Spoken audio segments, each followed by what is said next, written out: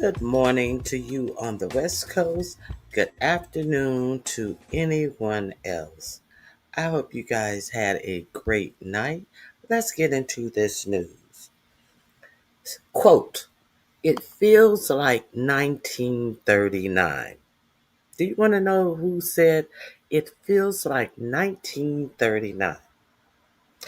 None other than the unqualified Secretary of Defense. They want you to call it Secretary.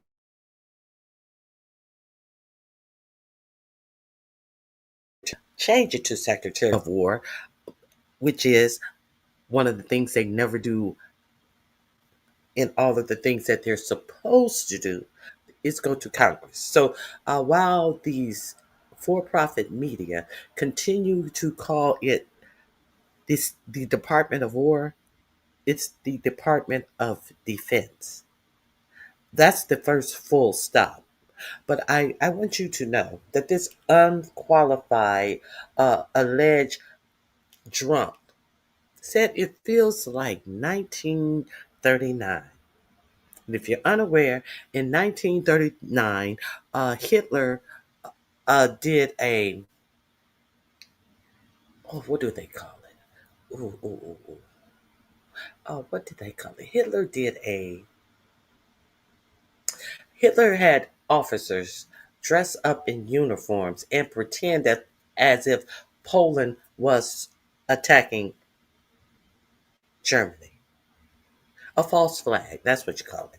There was a false flag in 1939 where uniforms were stolen and it looked like Poland was attacking Germany. So therefore, we have the right to defend ourselves. We had the right to defend ourselves. The World War II was started. Why am I talking about false flags, grand rising? If you're in here, please hit the like button. I would appreciate that. And if you, hey, you gotta chill. And hey, just my thoughts. Hey, Jazzy. Okay. And so that's how that's how World War II started. Why am I talking about wars and world wars and all of this? Because we have two unqualified idiots. And if you have not put together why the United States is putting out this lie that Venezuela has drug a narco terrorist, this new word, put terrorists onto anything, and we can strike and we can pretend like we're doing something noble. So first, they said they were sure about who they were striking.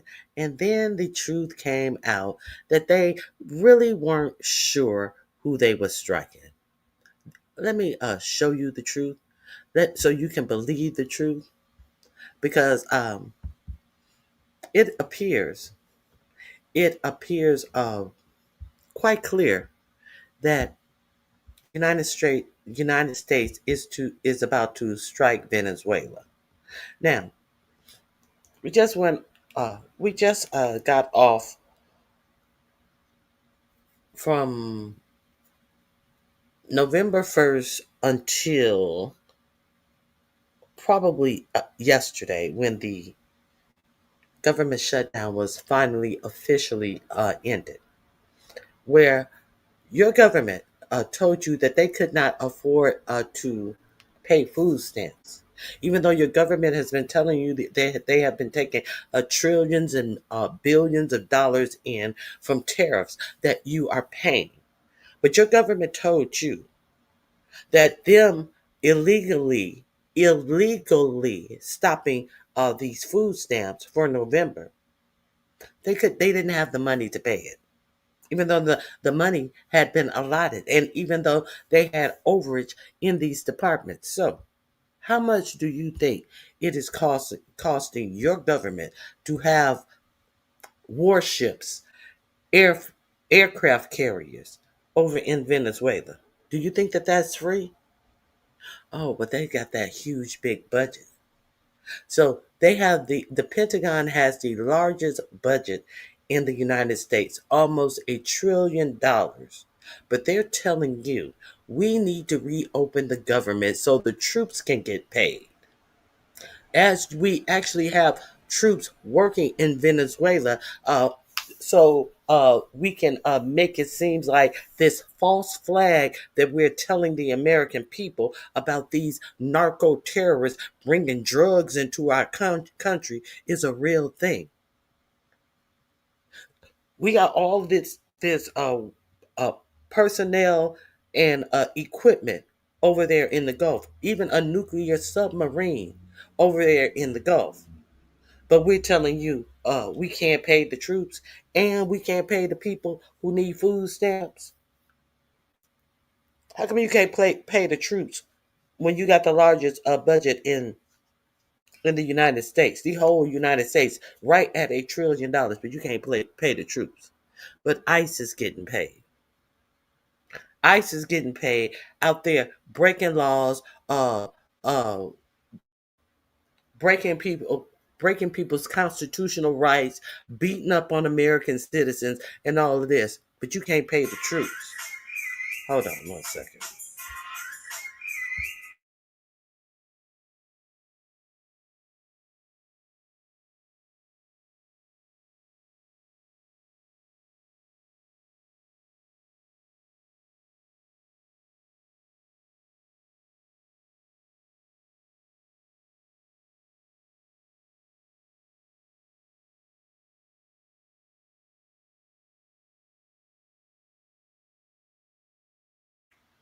Let me see what.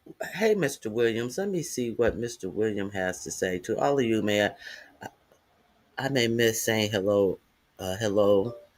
Thank you for sharing the video, Mr. William. So now these are some of the things that I'm very curious of trying to understand. So these are some of the things we're going to talk about today. Also, do you remember during when the first he didn't call it a State of the Union address, but he called it the State of Something address. Technically, it was a State of the Union address when they had the little boy up there who had cancer, and his father. They the same time that he was telling you that Elon Musk was this was early in the administration. Elon Musk was actively in the administration, and Elon Musk had actually cut child cancer research, and it had gotten out. So what did 45, 47 do? He got a dumb Negro to come up there and use his child as a shield. He got a dumb Negro to be a special guest to sit in the crowd from San Antonio, Texas. Is something in the water in San Antonio, Texas? That these motherfuckers are the biggest shields in the United States? Is it something about San Antonio, Texas, that these people are some of the biggest grifters and beggars in the United States? I'm just curious. He got somebody from San Antonio, Texas, to come up there with his red, white, and blue shirt on and his big old 20-gallon cowboy hat sitting on his knee. But this was a Negro. What was under that cowboy hat? He had a whole do-rag under his cowboy hat that he had to take off, sitting up there in the Wells of Congress with his red do-rag on. Okay. So then 45, 47 pans across him and says, hey, you know, we have a special guest, DJ, here. And DJ, DJ always wanted to be a cop. So this is what it's a blue do-rag. God forgive, I got that wrong.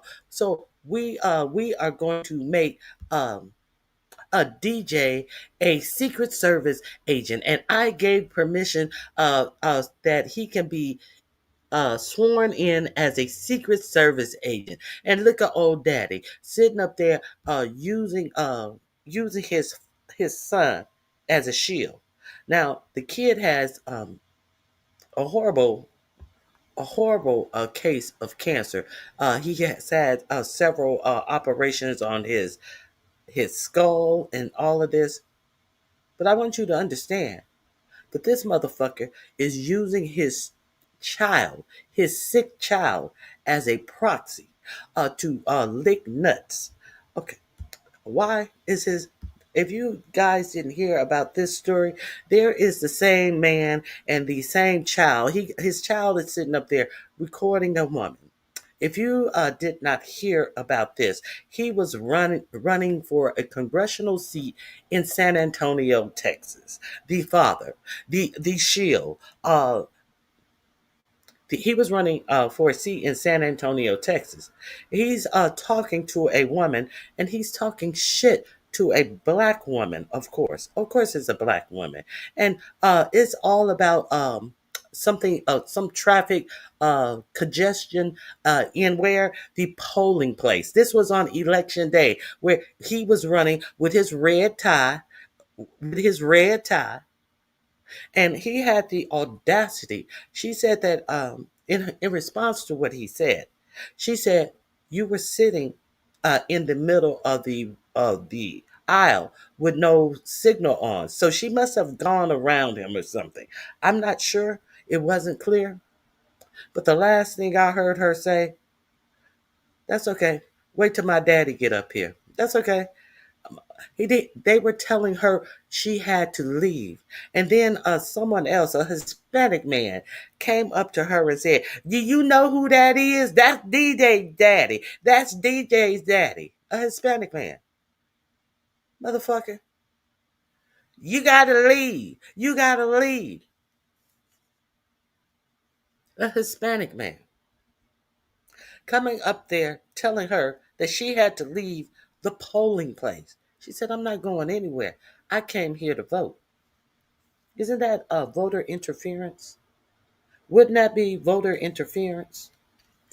If you have not seen this story, if you have not heard about this story, I hope you go over to Reese Waters and check out this story.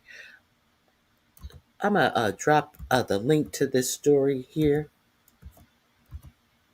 And then he said one of the things that really didn't insult her, really made her say, "Oh, you think so highly of me."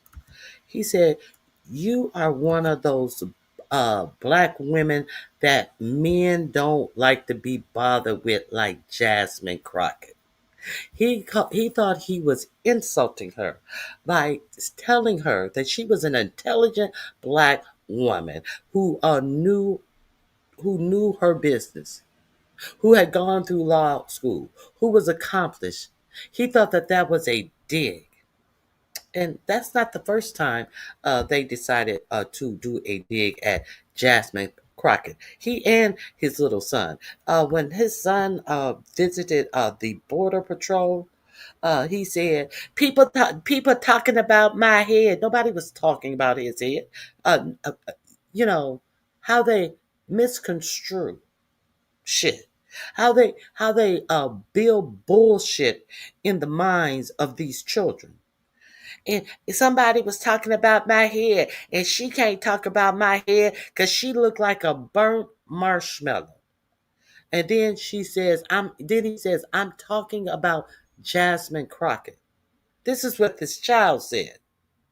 And then all of these non-black people, all these non-black border agents around him chuckled. Let me, let me, at least let you see this encounter, and go over there and check this bullshit out.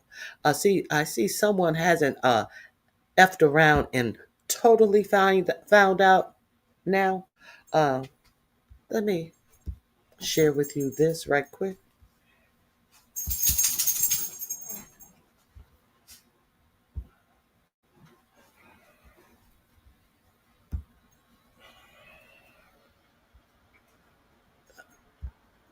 Let me just share the encounter, and I will give you the link. Here we go.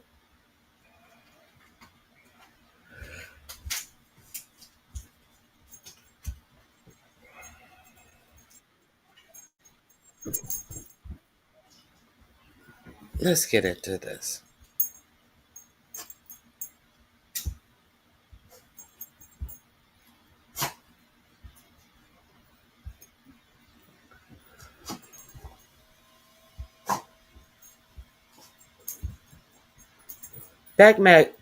Black MAGA candidate finds out after coming for Jasmine Crockett is the name of the video. I'm going to drop the link here. It will be the first link in my description box as well. Go over there and check out Reese Waters' commentary on this. Fortunately, he always will make you laugh at something that could totally leave you perturbed, I'll say. I'm just going to play a short segment of this. Who needed to be hollered at about that. MAGA congressional candidate blocks black woman from voting, calls her, quote, the Jasmine Crockett type. You're a stereotypical black woman that nobody likes to deal with. Now, apparently, this began as some sort of traffic dispute. And my question is, at what point is it helpful for you to throw out stereotypes on the opposing driver? Like if I'm just deciding, because I just got called for jury duty, so I had to get myself in the mind frame. I had to right away. No, I had to right away. You know how they are. Typical black woman that nobody likes to deal with. You know what? And you're door dashing. You know what? Why are you entitled to be here with an illegal car? You know what? You know what? You know what? I'm gonna award her damages, and I'm gonna give you some therapy. That's what I'm gonna do. I don't need to look at no exhibits. I've heard enough. Now, what would a stereotypical black woman that nobody likes to deal with look like? Because that's pretty much what I saw. You know what I mean? That's pretty much what I saw. Was he playing 4D chess? Is that exactly what you sketch? And nowhere. I came here You're being asked to leave. You don't know who that is? I don't give a. I mean, that could have been a Fox News sketch. And I know you like Fox News. Yeah, you don't know me. So how you doing? How you doing? What's going on? What are you going? First of all, why is DJ bothered for? Why? You know who that is? I don't give a damn who he is. You don't know who that is? I don't give a damn who he is. I didn't ask who he was. You don't need to be that bothered. That don't mean nothing We're not going to bother me. DJ. You need to go. I'm not going nowhere. I came here You're being to asked to go. leave. Am I being asked to leave by who are you? Yeah, you're being asked to leave right now. Okay, so no, we'll wait on my dad to get here. I'm not bothering anybody. He came and leaned on my car because he almost hit my car, and I asked him not to do that. He said, "Actually, I didn't almost hit your car. I was doing something, so and so, but he didn't have any hazards He on." just got a lot going on. He doesn't need this. That doesn't have anything to do with me, though. You gotta You're gonna respect the respect man. me, so don't worry about it. My dad's on the way. I don't play that. Now, first of all, I love the "Do you know who that is?" But Okay. I just kind of want you to see, uh, see he has a DJ out there. Now, it's unfortunate that all of this attention, the only thing that this attention brought to DJ Daddy who was running for Congress, DJ Daddy who is hiding behind his sick, cancer-ridden child for publicity and possibly a spot in this grifty ass Republican government. All he got was his daddy docs. All he got was DJ Daddy got docs. And come to find out, DJ Daddy appears by the court papers that were shown to be a woman beater. That's all they got for DJ Daddy. A number of convictions. Let me see. Can we? You need to go over here and check out Reese Waters. Let's see if we can get to the incident. that was pretty creative. If you notice his son is over there also recording, how ironic is it Trump cancels cancer research for children, and yet all he had to do was bring this little kid and make him an honorary ICE agent, which is wild considering the amount of children that ICE is ripping away from their families, beating up, pepper spraying, and deporting. And that doesn't even include Trump making PFAS legal again. That is And that doesn't even include the number of children with cancer who have been deported in the middle of their cancer treatment by ICE. But he wanted to show a little DJ and give him a honorary Secret Service badge. Okay, so what else has a little DJ? A disturbing clip circulated widely on right-wing social media shows DJ Daniel, a child cancer survivor. I thought that his cancer had come back, though. I'm not sure. I thought I heard that his cancer came back. A child cancer survivor who has been honored by 4547 and law enforcement agencies. Hey, hold on.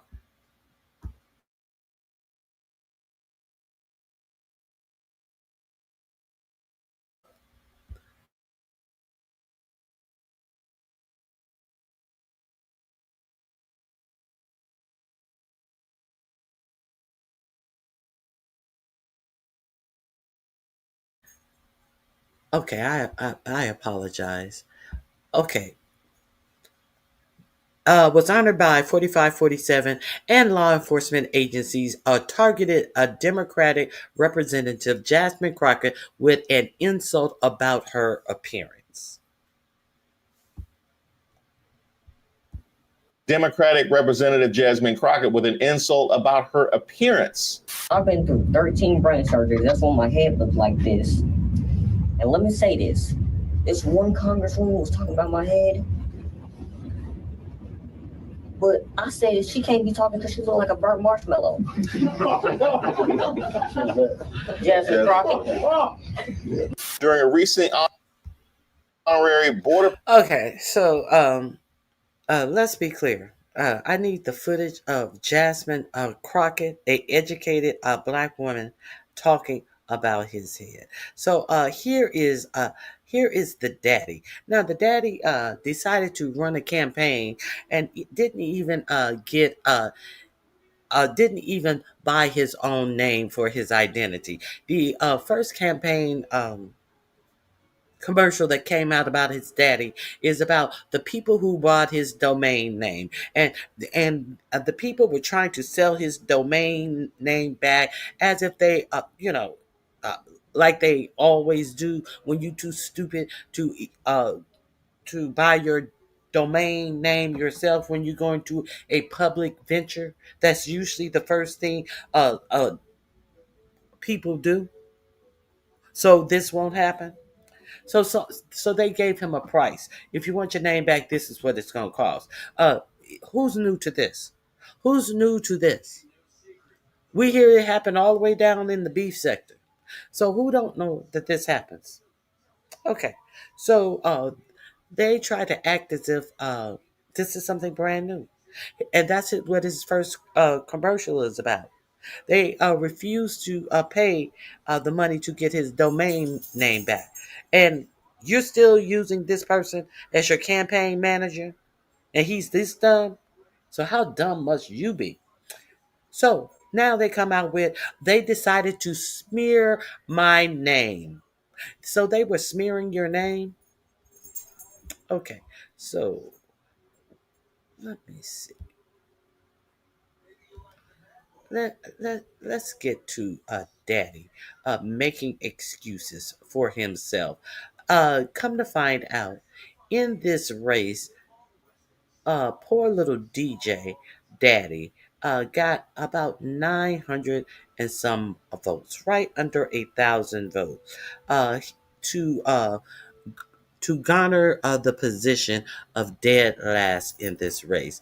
And then he came on saying what he would do, and just vote for me. And if you don't like it, I promise I'll step down. I have not heard not one thing that DJ Daddy said he would do for the people who he was asking to vote for. All I heard was woe is me shit, and I'm DJ Daddy, vote for me, woe is me, type of stuff.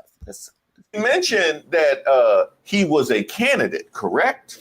We mentioned he was a candidate. My son here has terminal brain and spine cancer, and most parents. My son here has terminal spinal. I think he means spinal and brain cancer.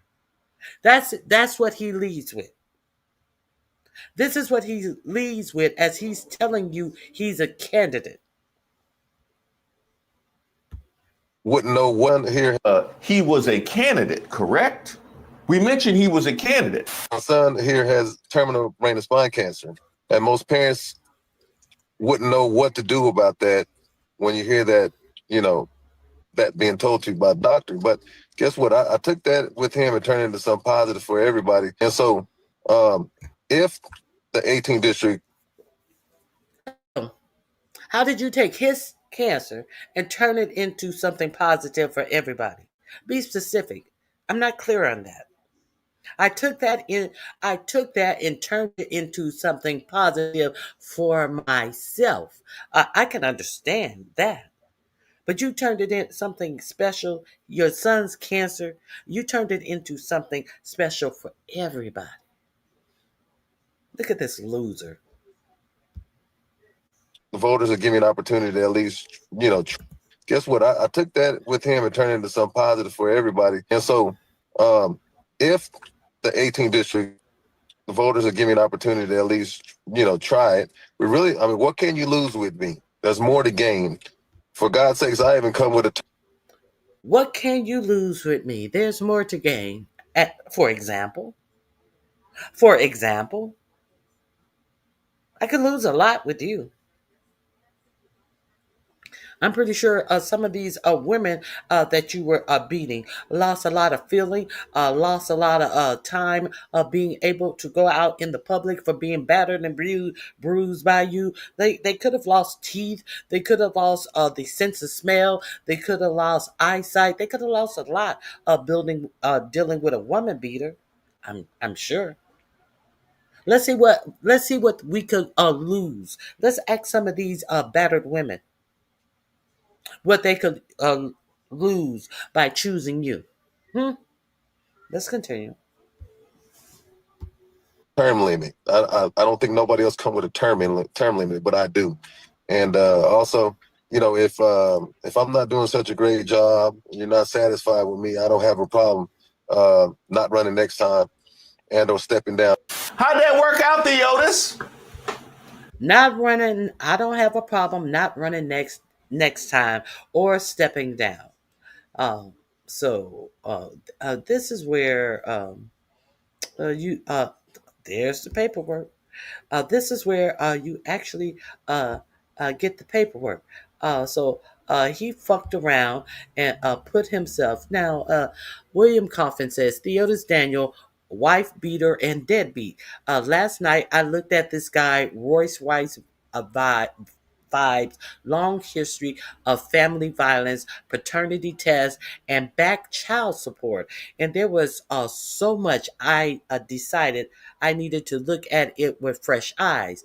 I absolutely wish all of the best for DJ, and I hope some of this money is actually going to his care. But his father is just another deadbeat, woman hating, beating, grifting, MAGA loser running for Congress. This is just a fact. Given all of the public assistance and court resources going towards him and his exes and his offspring, he would also seem to be a bit of a hypocrite. And that isn't even getting into the cutting cancer research funding. So there is that. Go over there. Funding. Go over there and check out Reese Waters if you want to see the receipts that came with that comment. So I dropped the link. Uh, this will be the first link also in my description box. Hey, Barn Dog. What's going on, Barn Dog? I hope everything is going well with you. This is also the first link in my description box. Isn't that horrible? It's you just sit there and let them talk and let them say that since the camera is on them, they are worthy enough to represent you in government. And we see how that's working out, don't we?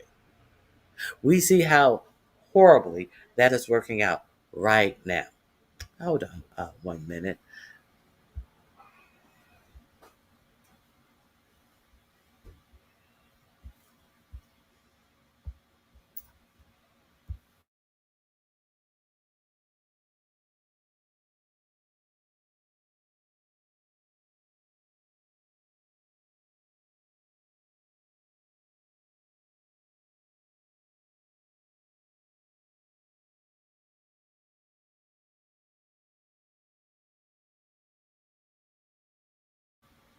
All right. So, where else did I have? Let me see what else I wanted to talk about. I got the DJ. Uh, did we talk about the emails? Yes, we talked about the emails already. We already see it for what it is.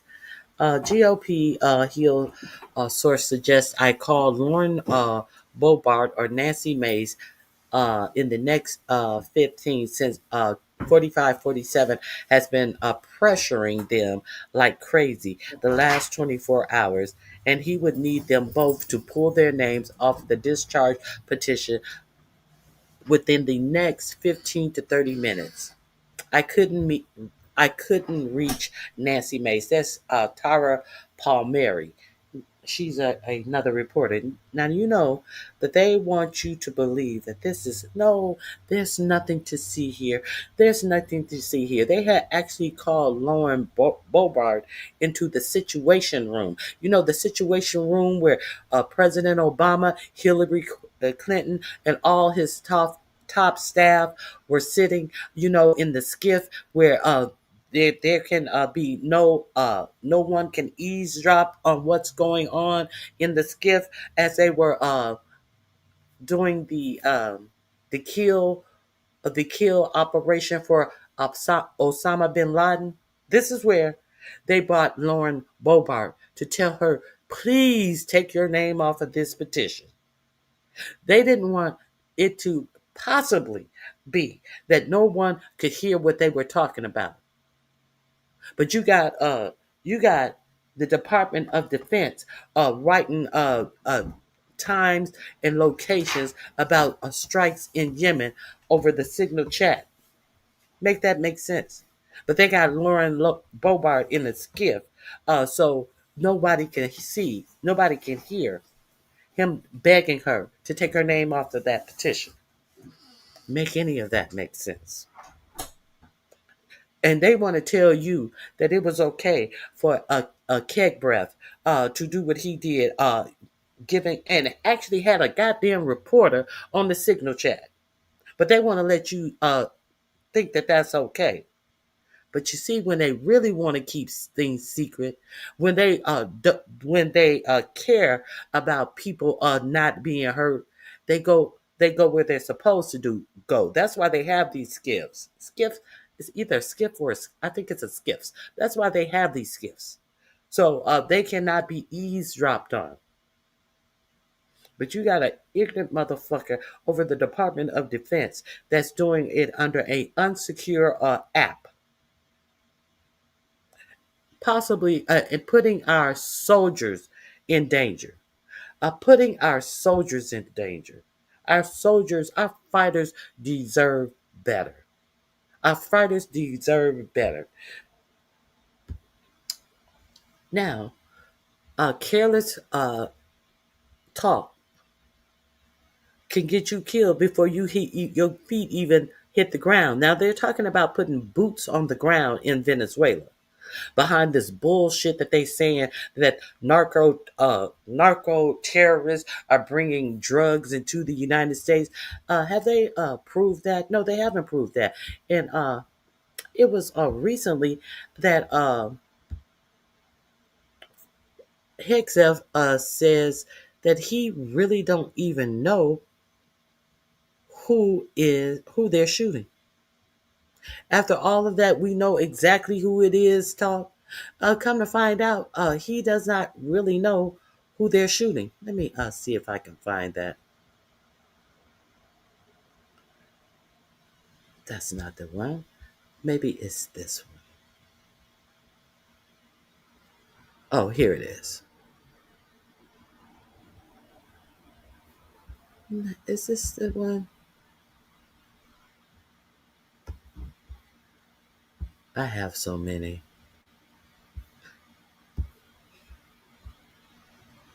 Let me see.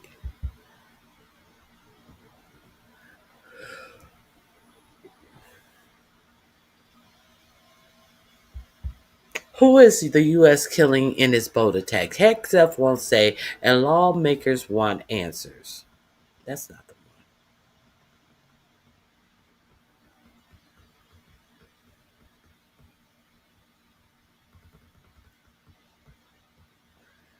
However, to date, the Department of War, formerly known as the Department of Defense, is officially known as the Department of Defense. They can't change the name until they go to Congress.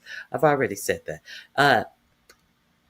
As concern boil over for some lawmakers that these strikes are illegal, 4547 administration officials have opted to withhold details, holding a memo justifying the military action close to their chest. The answers to what officials know and how they know it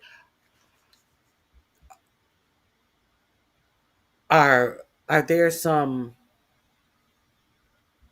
Wait a minute. The answers to what officials know and how they know it are there. Some have indicated, but the information is not yet accessible to anyone but Republican Senate insiders. Now, they said that they were going to brief Congress as Hexef was running out of the door. They said that they were going to brief Congress. They didn't brief Congress. They called themselves briefing Congress by saying that we let a couple of Republican only senators know what we were doing. So, you Republican only senators that allegedly know what he was doing, who want to cover for, hold on.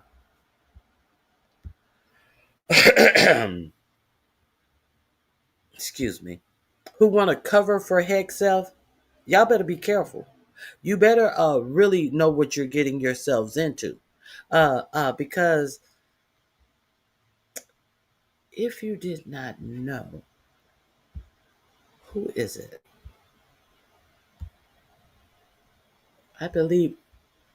I know is England, and the Netherlands have decided to cut classified intelligence sharing with the United States over, first of all, his ties to Putin, but the UK paused some of its intelligence sharing with the US over the Caribbean boat strikes. So are you guys aware that other nations feel that this administration is untrustworthy after seeing them act the way they are acting? The UK said we don't want no part of this because these are war crimes. These are war crimes. The United States has absolutely no right to go in and kill people that they cannot prove, and they are not trying to prove. They're pretending that they proved it to a couple of senators, Republican senators only. So, do these Republican senators also want to be in on this? Well, I guess Lindsey Graham does. Lindsey Graham said he is okay with everything because we're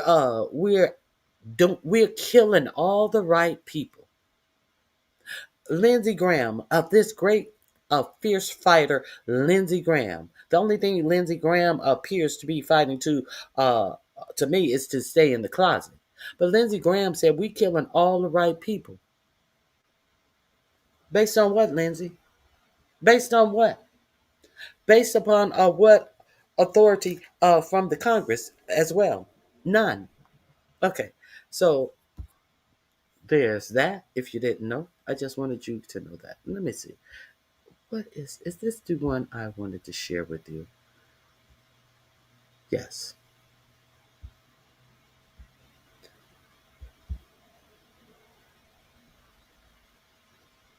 Okay.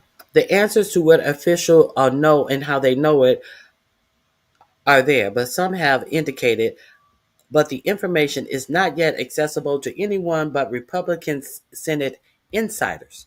Not even the Republican senators who are on any committee that should know it. Just insiders, Republican Senate insiders. One thing that's been highly misconstrued here is that in some way we don't know precisely who we're striking and why, Hegseth told reporters on October 31st. We know how to map networks and hunt enemies of our country, and in this case, that's what's happening, says Hegseth. So who are these people? So this is what he said when asked in front of a camera.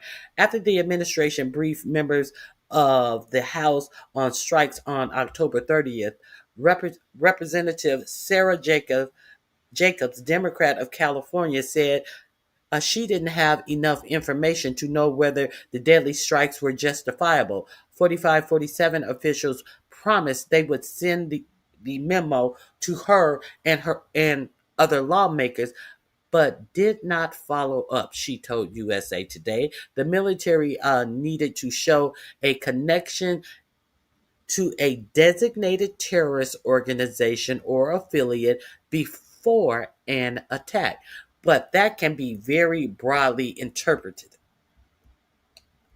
Okay. The boats are so wrecked after the strikes that any evidence they carried drugs has not been preserved, she said. Let me see. At least 61 people have been killed in the 2 months since the offshore attacks began. 3 people have survived them, and 2 of them were returned to their home countries, Colombia and Ecuador. Where's the third person? Now, these are terrorists. These are narco terrorists that were smuggling drugs, as I said. So if they survive, why aren't they under police custody in the United States to be tried? Hmm? Why they send them back home? Hmm? Okay. Ecuador officials released the man who survived the U.S. hit from custody detention, explaining that authorities did not have enough evidence to convict him of a crime. The repatriated survivors raise a new legal question. If the United States had enough evidence to attack their boats, why hasn't that evidence? Uh, uh, why wasn't that evidence sufficient to try them in an American court? Because this is a false flag. This is all this is. Venezuela has the largest oil reserves in the world. Now, you have Marco Rubio over the State Department, who was the one who had 45, 47 tried to get Maduro out in his first administration. Little Marco Rubio, little Marco. Now he's trying to get him out again. What are they saying? That he is a unelected official. That he has been propped up. He's not a legitimate leader of Venezuela. So who's telling you? What are you saying? He is unofficial. This is coming from a motherfucker who sent a whole mob to the Capitol so he could be an unofficial leader. So what we saying? So what are we saying? This is a motherfucker who refuses to say that he lost the 2020 election, who counts the 2020 election actually as a win, but somebody did something to him to keep him from office. It would be the judges who they brought these cases about the win being stolen, who told them that they had no evidence of the election being stolen. But this is somebody who's telling you that somebody in another country just happens to have the largest oil reserve is a illegitimate person sitting in office, and they're going to remove them. Regime change. The thing that America is known for most, regime change. This is a false flag. This is all it would, and it's weak. You would think that they would, like, what was that? Is that Chris Rock? Chris Rock say when the police shoot somebody and by mistake or it's the wrong person, they just sprinkle a little crack on them. They ain't even bothering to sprinkle a little crack on them. They're telling you that they are bringing in fentanyl when fentanyl absolutely does not come, and they know it absolutely does not come from Venezuela. They know that it comes from China. It comes from China via Mexico, but they want you to believe they're killing so many of our citizens with this fentanyl that's coming in, and we have their terrorists on our nation, and we have to stop it. And well, why does all your government reporting about where fentanyl comes in from? You're reporting. Says that it's coming in from China and Mexico. It's a false flag. How much money is this costing? As the United States is, they're not even giving out jobs report numbers. They were so abysmal that they don't even want you to know how many jobs were lost in October, trying to say that because somebody did something not clear, that they may not even have jobs numbers for October, and we may not even be able to find the jobs number. Who did what to the jobs number? Caroline Livet? Livet? Who did something to the jobs numbers? You guys took out the person who reports the job numbers because the jobs numbers were so horrible in, I believe it was August or September. Who did something to the jobs numbers that will make them probably not ever be able to be given out, Caroline? She said that somebody did something to the jobs numbers, and they may not be able to report the jobs numbers for October at all. Really, bitch? So With that being said, let's take that as if that's true. Let's take that as if that's true. Well, then, how smart was it for 4547 to fire the person who was giving out the jobs numbers in the first place? Hmm? We're going to say that somebody else did something that interfered with us even being able to ever give out October jobs numbers.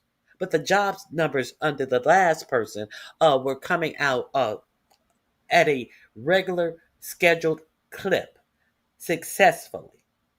So, what does that say about you and your governance? Because you didn't like the job numbers, you guys decided, and we're going to try to figure out a metric to make sure the job numbers. How's that working out? How's your government working? Your government, they're hiding the job loss numbers from you. That's how it's working out. While they're spending all of this money to set up a fucking fake ass government over in Venezuela so they can steal all their oil. That's how it's working out. That's how they think it's going to work out. But I told you about the Soviet Union plane that flew over there, the freighter plane that flew over to Venezuela last week. It's awful odd that a lot of for-profit media are not telling you about the big Soviet Union, Russia, Russia. I'm thinking about World War II. Russia, Russia freight plane that can hold tons of freight. What did they bring over to Venezuela? While America trying to act like it's all sweet. While America trying to act like, oh, we just bombing these fishing boats, these little dinghy boats, and they're terrorists, and they're we have a war against dinghy boats. But why everybody ignoring what that big freight aircraft brought over to Venezuela? Okay. Keep on playing stupid games. Keep on winning stupid prizes with this administration. Now, Hexelf has also said that Defense Secretary Pete Kegbreath said Friday the Pentagon is revamping how the military buys weapons, shifting the focus away from producing advanced and complex technology and toward products that can be made and delivered quickly. Why so quick? No more advanced or complex technology. They are trying to procure things that can be made and delivered quickly. Hexaf, speaking to military leaders and defense contractors in Washington, said the objective is simple: transform the entire acquisition system to operate on a wartime footing, to rapidly accelerate the fielding of capabilities and focus on results. Hegseth gave his address, which ran for more than an hour at the National War College. It delved much more into the military minutiae than a previous big speech to hundreds of military leaders abruptly summoned to a base in Virginia, where he declared an end to the woke culture and announced gender neutral directives for troops. Hegseth acknowledged the granulary Friday, saying, if folks are watching this on Fox, their eyes are rolling over. The defense secretary argues his chances are meant to move the military away from the more traditional process that prioritized delivering a perfect, if expensive and late product in favor of something that is less ideal but delivered quickly. So he wants to if something goes wrong, they will be able to blame it on a misfire, a misoperation of the weapon, and it won't be their fault. but they're going into this with the knowledge that they are getting weapons that are less precise in the first place. So they giving you a oopsie factor, oops, my bad factor, and it wasn't us, it was the weapon. The weapon fucked up, and we're going to do a thorough investigation, and blah blah blah blah, and that will be the last you hear of it. This is what the head of the Department of Defense is doing. We got to talk about the lawyers. What are the lawyers doing in the Defense Department? Well, 600 lawyers were okay to be used for immigration judges. That's what 600 lawyers were doing. Hexef, I told you either last week or 2 weeks ago, Hexef went through and fired a bunch of top JAG officers. You know, JAG officers are the attorneys in the Department of Defense. Also, Hexef came out with a statement talking about these strikes, and he said, we have all the lawyers on board. What lawyers do you have on board when you fired all of the lead lawyers on board? So you have, is he trying to say that he has lawyers on board, that the only lawyers that are left in the Defense Department are not experienced lawyers? He has what's her? Lindsay Halligan type of lawyers who never tried a case, who is an airhead bimbo that does what she's told, type of lawyers in the Department of Defense. Okay. Let me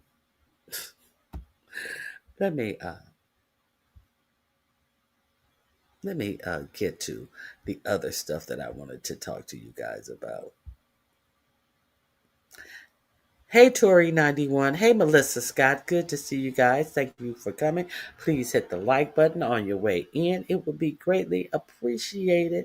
Let me check something else out.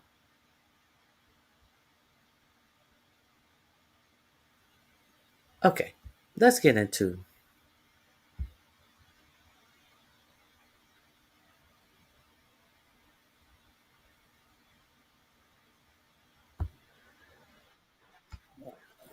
If you don't believe what I'm saying, we will get into it.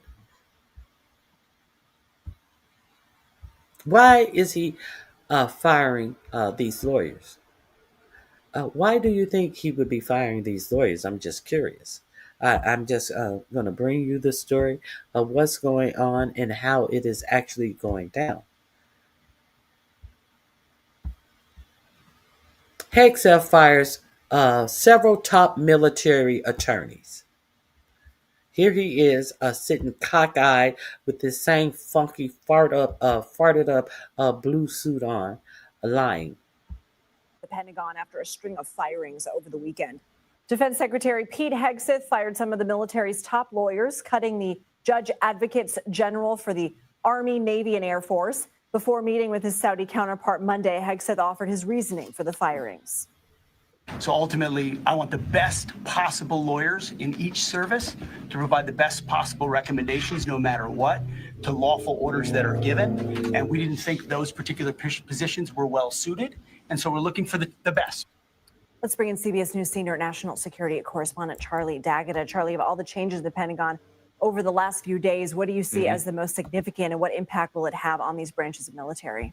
Well, the people that I've spoken to, Lindsay, say this may be one of the more significant. You know, in many ways, we're expecting the Joint Chiefs of Staff to be dismissed. We're expecting Chief Naval Officer Lisa Franchetti to be dismissed, Admiral Lisa Franchetti. But this may be more about messaging about U.S. policy in the short term, opening it up, as the Secretary suggests. He's looking for more like-minded individuals. But, you know, I spoke to a think tank advisor who expressed her concerns that relieving those lawyers would encourage lawlessness, or maybe, you know, tolerance of lawlessness by the forces, because these are the people who sort of advise military commanders on the ground of what is lawful and what is not. You can see. And we also heard that the admiral that was over that division where they are shooting these boats decided to retire after the second strike that they made on these boats in the Caribbean. A black man who spent his whole career in the Navy, up and got to be an admiral in the Navy. Said, "Oh no, I'm out of this shit. I'm out of this shit." There's also a report that a lot of enlisted military people are contacting outside attorneys because they want to be sure that what they are doing is within the law. Lawful military orders. I will show you that. There's one more thing. There's a lot of things that goes into this because there's a lot of things that goes into the ignorance and cockiness of this motherfucking Fox News weekend co-anchor being in charge of the fucking military. They say they reported striking another narco-terrorist boat. There's no more information. This is what your fucking for-profit media has to tell you about what's going on with the United States military as motherfucking aircraft carriers are sitting over in the Caribbean waters.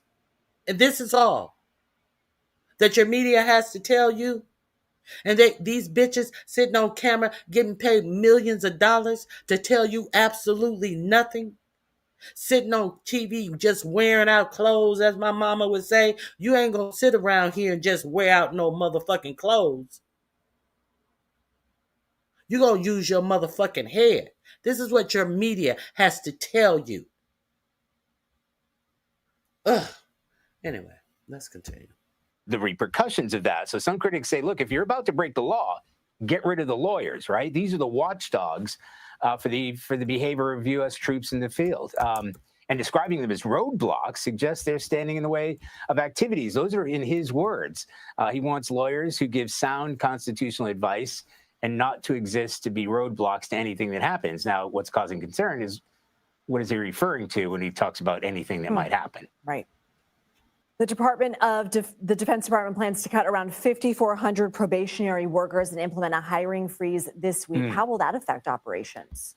Yeah, it sounds like big numbers, but these are scaled back numbers from what we were expecting at the end of last week. Those are more than like 50,000. Wow. And that was based on like 5 to 8% of the civilian workforce. Remember, this is huge. It's the biggest federal department, roughly 800,000 people. So we're told that still is the goal, but that might take time. There are all kinds of legal obligations that they have to fulfill to get rid of that many people. So that 5,400 number. Okay, so that's all I wanted you to hear on that. Let me see what else I have. Yes, let's get into this. I have something else I want to share with you regarding Hegseth and his orders, which should concern you.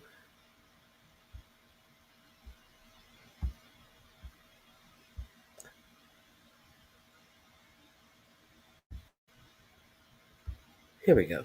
Let me start it over from the beginning. Pete Hegseth's message to the military, we have it, and this is why it should terrify you. If what he and President Trump said yesterday becomes truth, the American military will develop a culture that not only allows, but also fosters violations of domestic and international laws. And I'll go in depth in my Substack, but for now I plucked a few direct quotes by Hegseth that paint a very clear picture. America will now openly attack whomever it considers its enemy without regard for rules of engagement or international laws. And we know this because we heard what Hegseth had to say. For example, he said, "We fight to win, not to defend." This violates the most basic tenets of international law as well as NATO and UN Charter rules. There is aggression and there is defense. And Hegseth is patently clear the new military will be guided by aggression. And regarding rules of engagement, he said, no more politically correct and overbearing rules of engagement. Pete, there's no such thing as politically correct rules of engagement. There's engagement that is lawful under international law and engagement that violates international law. And Hegseth apparently chose the latter. This is absolutely terrifying considering that the United States already has been accused dozens of times in the last 20 years of violating humanitarian laws.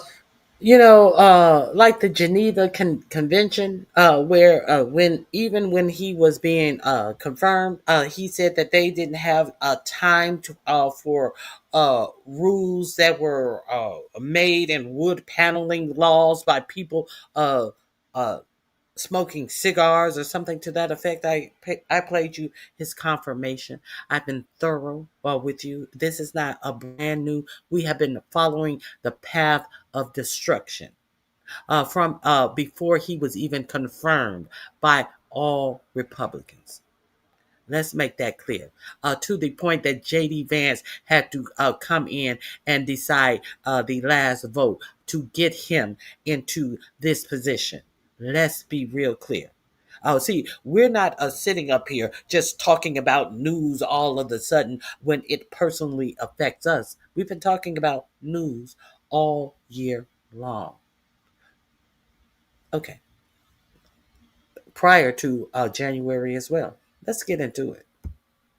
But the United States is not party to the International Criminal Court, which means that the military cannot be made to answer by the international community. Oh, and by the way, Hegseth made it very clear that he wants to build a military that savors violence. And we know this because during his speech, he said that yes, drill sergeants can put their hands on recruits in basic training. So what we're doing here is train so that future combatants will be taught that the only possible engagements is through unbridled violence. And of course, all this will happen in the context of a culture of silence. And Hegseth said it clearly when he said no more anonymous complaints, no more repeating complainants, and an overhauling of the Inspector General. No more anonymous complaints clearly means fear of reprisal, so less complaints. And let's remember that the Inspector General's job is to investigate internal and external misconduct, including violations of rules of engagement or the law of armed conflict. So that's it, ladies. So that means that you can be you as a soldier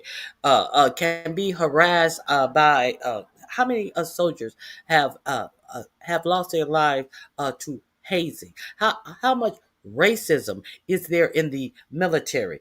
You cannot complain. What is a complaint? What is a complaint?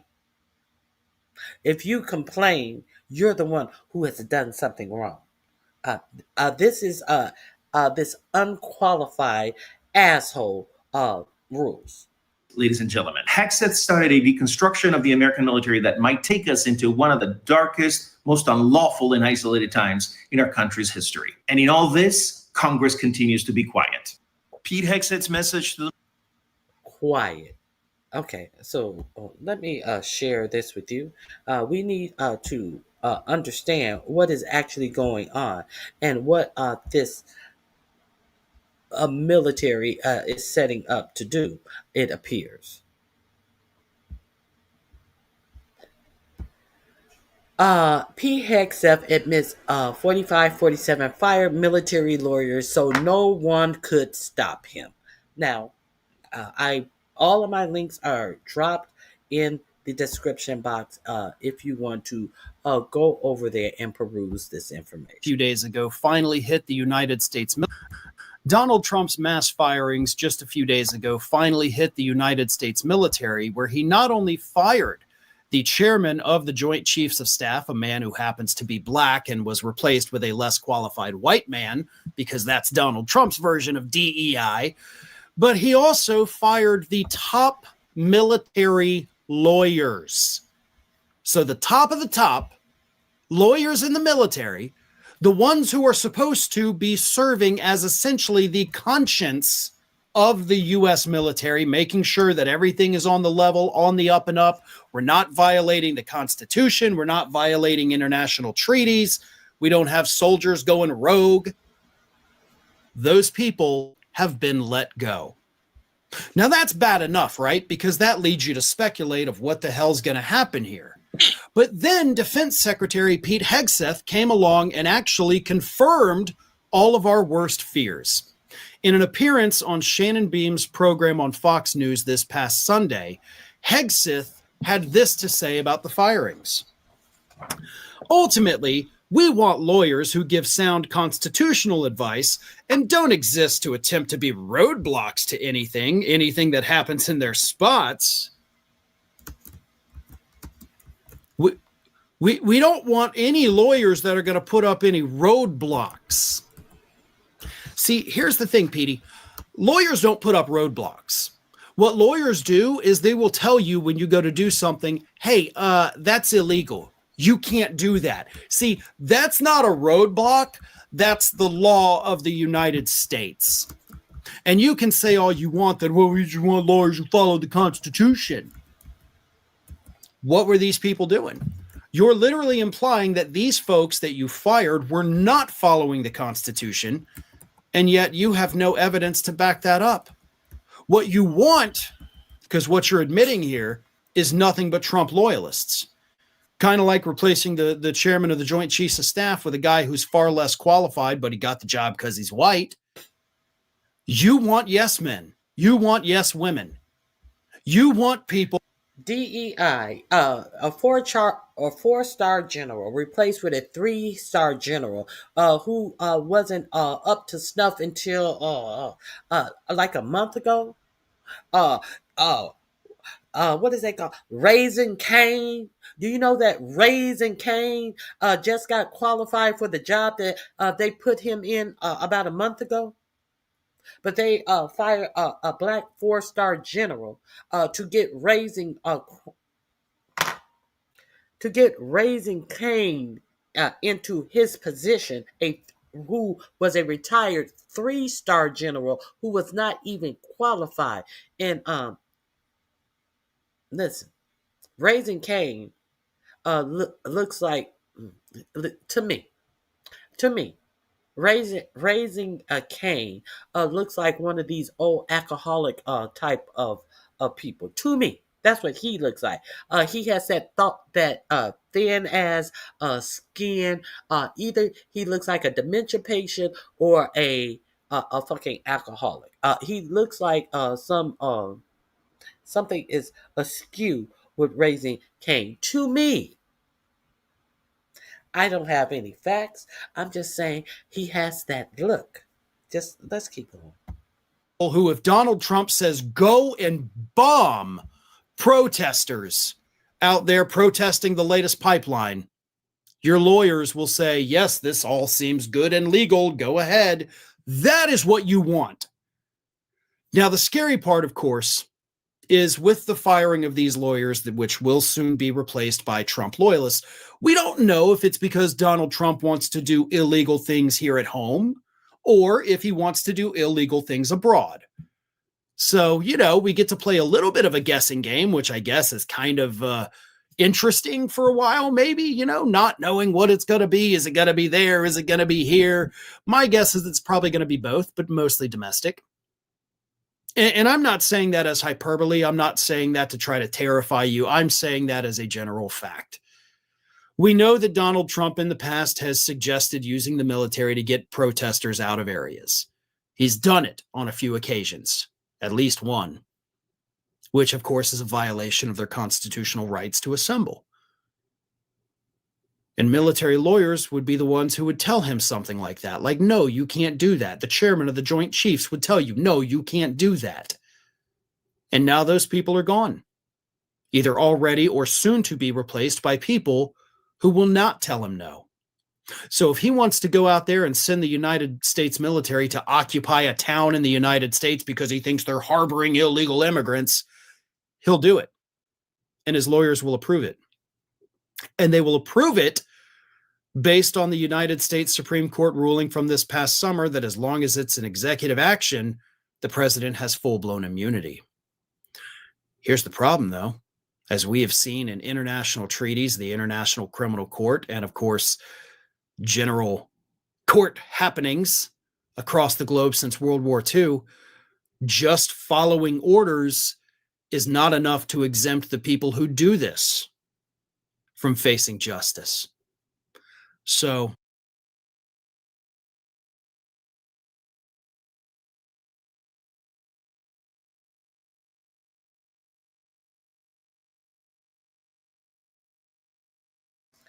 let's now get into the people who are taking orders are actually now seeking their own legal advice.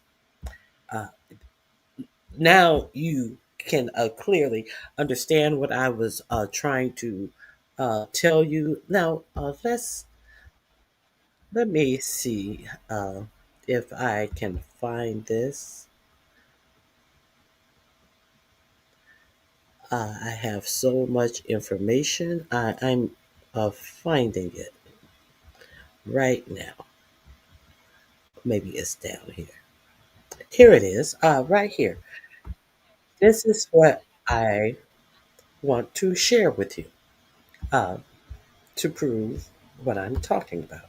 Um, your military is afraid that they are getting illegal orders. Let me share this with you and let's get into this. Outside military service personnel have been seeking outside legal advice about some of the missions the Trump administration has assigned them. The U.S. strikes against alleged drug trafficking boats and deployments to American cities have sparked a firestorm of debate over their legality, and some service members are turning to nonprofit organizations for help. In grainy footage from above the Caribbean Sea and the Pacific Ocean 20 times since September, the Pentagon has shown the same thing: a flash of light and a boat allegedly carrying drugs into the United States incinerated by a U.S. military strike. In all, dozens of people killed on board the vessels. But that is the extent of what the Trump administration has disclosed publicly. No confirmation of any drugs on board or the identities of the people killed. President Trump has justified the lethal strikes and the fog of war that's clouded them. They killed 300,000 people last year. These drugs coming in. They killed 300,000 Americans last year. Hold that.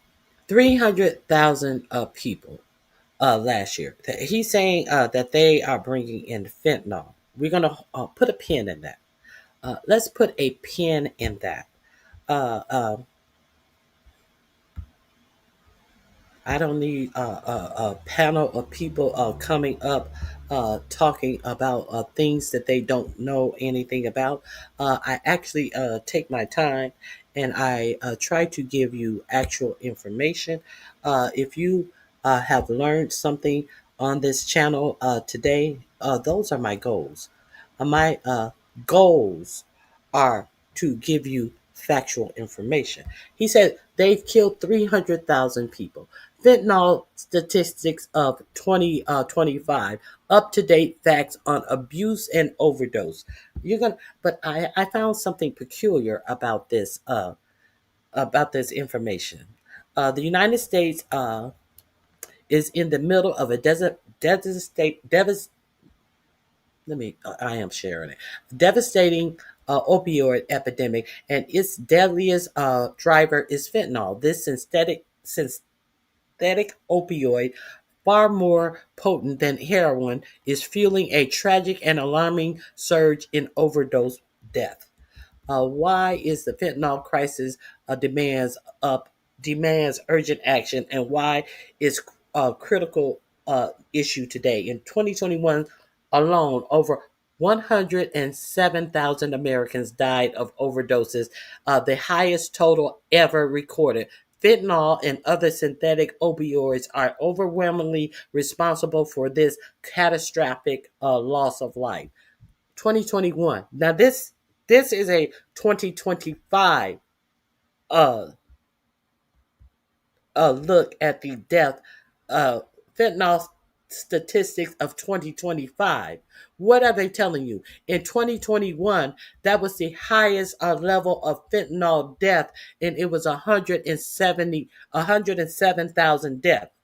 But you just heard your lying ass president say that there have been over 300,000 deaths this year.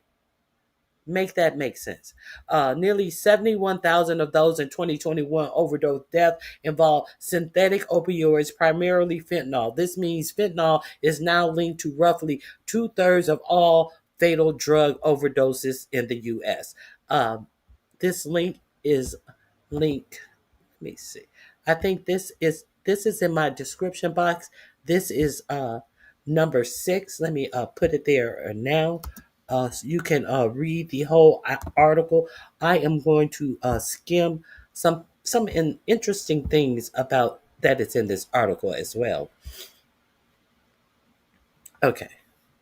No demographic is immune to fentanyl devastation. Deaths are spiking among various racial groups, younger population, and other older adults. The crisis cuts across state lines, impacting rural and urban areas alike. Okay, quick facts about fentanyl. Okay, you can read the quick facts about fentanyl, the rise of fentanyl, key overdose trends. Uh, Overdose deaths involving synthetic opioids, including fentanyl, increased by over 22% from 2020 to 2021. In 2021, almost 71,000 overdose deaths involved synthetic opioids. Uh, this rate is a shocking 22 times higher than in 2013. Since 1999, over 1 million people have died from drug overdoses. They didn't say fentanyl specifically. They could have died from heroin overdoses. I find that odd. Now, they only have the graph going up to 2022, but the title is a 2025 statistics of fentanyl overdose. This is what I found interesting. I want you to tell me what is missing here. Fentanyl impact on different populations. Fentanyl impact on Black Americans between 2013 and 2020. Fentanyl overdose rates for Black males increased by 6,980%. I think that's how. What is a 6,980%? That's what it says. And for Black females, it increased by 2,140%. I thought you could only increase something by 100%. Is this supposed to be 6,980 deaths or 6,980%? I guess that's what it means. I thought it would be easier to increase things up to 100%, and anything over 100% is crazy. Okay. In 2020, the fentanyl overdose death rate for Black Americans was more than twice that of Hispanics and 27% higher than that of whites. Okay. Fentanyl impact on Hispanic Americans. In California, fentanyl was involved in 40.2% of overdose death among Latinos in 2017, followed by heroin at 31.2% and cocaine 26.8%. You notice how all of these percentages are percentages within the 100% range, but when we get the statistics on fentanyls on Black, we got a 6,980% increase. That makes absolutely no sense. A 2,140% increase. So they're trying to pump up Black people as the reason of the increase in fentanyl. They're trying to make you believe that Black people are the people who are ingesting all of this fentanyl. That's what they're trying to make you believe. That's what this study is trying to make you believe. Okay, so we got it on Hispanics. We got Blacks, Hispanics, fentanyl impact on Native Americans. The American Indian and Alaskan Native population had the highest drug overdose death rates in both 2020 and 2021. These rates are 42.5 and 56.6% death per 100,000 person, respectively. No 6,000 percentage, no 2,000 percentage. You notice that? But they had the highest. They had the highest death. But there's. How does that make sense? Their rates were 42.5%, but they want you to believe Black men fentanyl death increased 6,000 something percent. But these people had the highest death. Make that make sense. I'm telling you how it makes sense. They're trying to pretend like Black people are the majority users of fentanyl. That's how it makes sense. Okay. Drug overdose death within the American Indian and American Native population increased by a staggering 33% from 2020 to 2021. Okay, now, fentanyl impact on young and older Americans. General trend: 70% of all deaths involving benzodiazepine in 2021 also involved fentanyl, highlighting the increased co-occurrence of these substances. Opioid involved overdose death skyrocketed from 21,089 deaths in 2010 to 80,411 deaths in 2021, with much of the increase driven by synthetic opioids like fentanyl. Impact on youth and adults. In Washington state by 2020, fentanyl-related deaths among those under 30 had doubled to eight people per $100,000. In Los Angeles County, most fentanyl overdose deaths occurred in adults ages 40 to 64, 46%, and between 26 and 39%, with young adults aged 18 to 25 accounting for 11%. None of these 6,000% deaths in all of this. You notice the only one that has outrageous increase in percentages are this bullshit that they're trying to put on black people. The increase in their fentanyl use, 6,400 and some percent. Impact on older adults, adults age 65 and up, 5% fentanyl overdose death in Los Angeles County. In 2020, fentanyl overdose death rates per 100,000 people. Between 26 and 39, it was 36.5%. Ages 40 through 64, 26.4%. Young adults 18 to 25, it was 19.4%. Older adults 65 and up, it was 5.9%. Youth, it was 0.5%. But you notice what is not on here? They have broken it down on by races, and what race is missing? What race is missing? They've even broke it down by ages. But what race is not in this statistic? The white race. There is no statistics, nothing to tell you about how the white race is using this.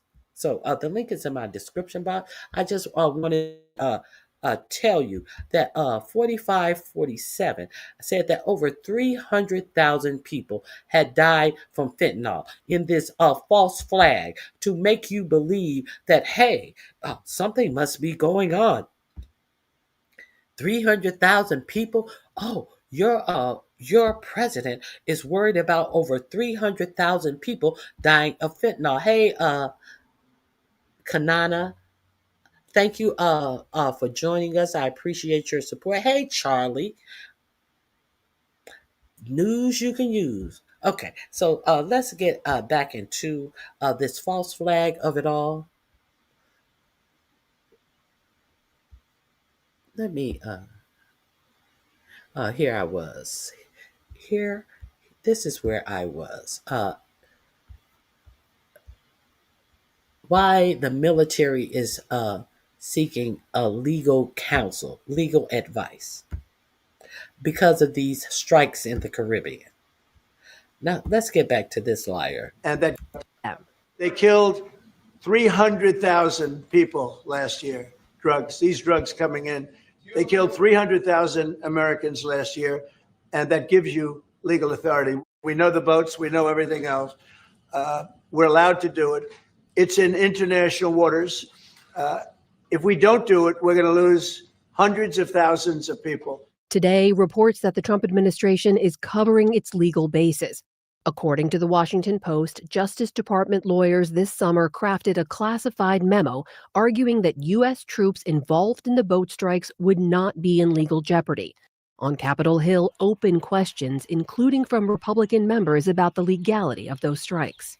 People were not happy with the level of information that was provided, and certainly the level of legal justification that was provided. Calls to organizations like the Orders Project, which provides free legal advice to military personnel, are on the rise from staff officers involved in planning the boat strikes, as are calls to a separate hotline from National Guard personnel concerned about domestic deployments to American cities, and even calls expressing concerns of complicity in a possible genocide in Gaza by virtue of U.S. weapons sent to Israel, signaling heightened concern from within the U.S. government that the U.S. military is exposing those who serve to legal harm. For perspective on all this, we turn to retired Lieutenant Colonel Frank Rosen.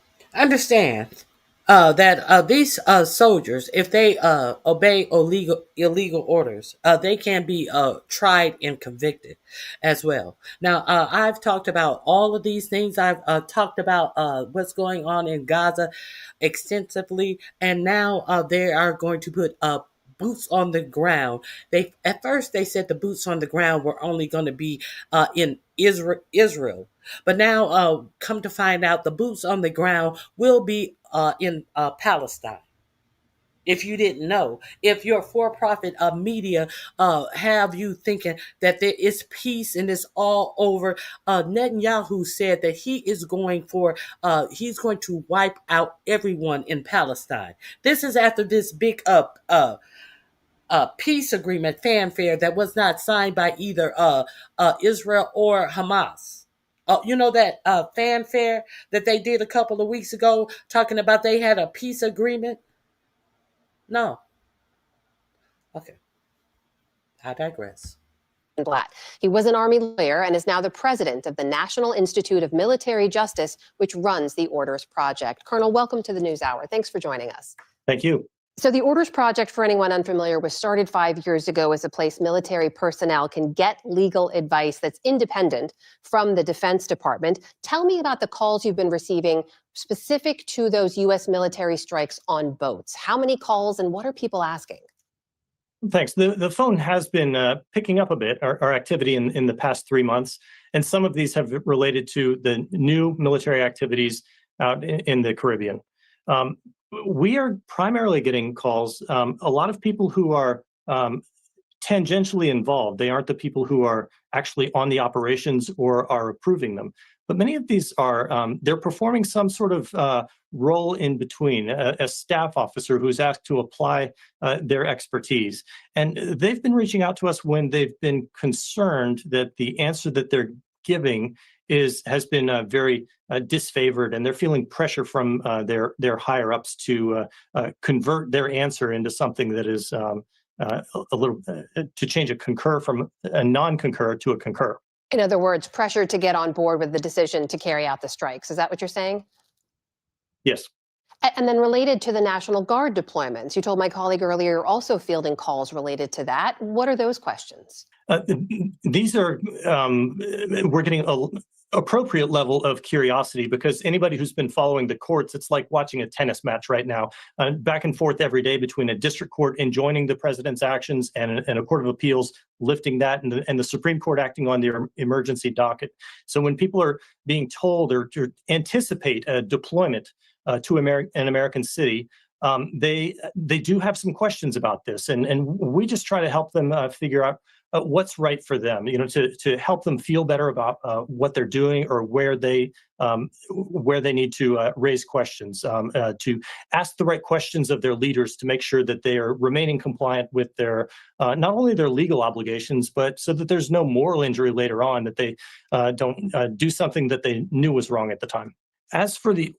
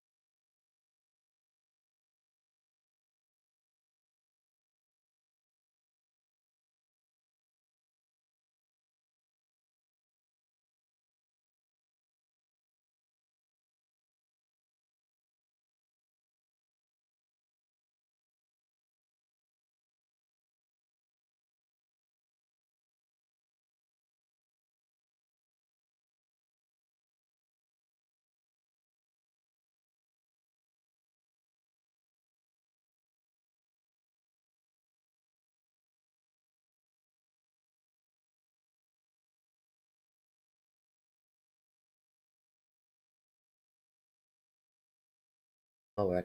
Now, the reason why that is important, I'm sorry I was on mute by mistake. I didn't say my whole spiel. The reason why that is important is because Pete Keckbreath was asked in his confirmation hearings, would he take an unlawful order? And he poo-pooed it as if that 4547 would never give me an unlawful order. Even after the senators who's asked him would he take an unlawful order reminded him that his predecessor, the last Secretary of Defense who worked with Trump, was asked to shoot peaceful protesters in the legs when they were protesting outside of the White House. And his predecessor refused to do it because he knew it was an unlawful order. And after uh, after verifying that 4547 in fact had already asked a defense secretary to do an unlawful order, Pete Hegseth refused to answer if he would take an unlawful order from the president. That's why you should be concerned as they are talking about people, United States citizens, being terrorists. If they consider them to be Antifa. If you guys missed my reporting on that memorandum that they put out, what was it? Something MS something 7. I talked about it. If you guys missed that, that it was a whole memorandum put out to distinguish American citizens who may have the audacity to walk within their constitutional right and protest their government. If they were anti-Christian, anti-capitalism, traditional family values, if they were Antifa, and it's hard to figure out who Antifa is because it's not like the regular people that are anti-American, who Americans at war at, because Antifa people don't have regular uniforms, and so basically they were saying you can swoop up anybody. You can swoop up anybody and just say they're an Antifa terrorist. What was that thing?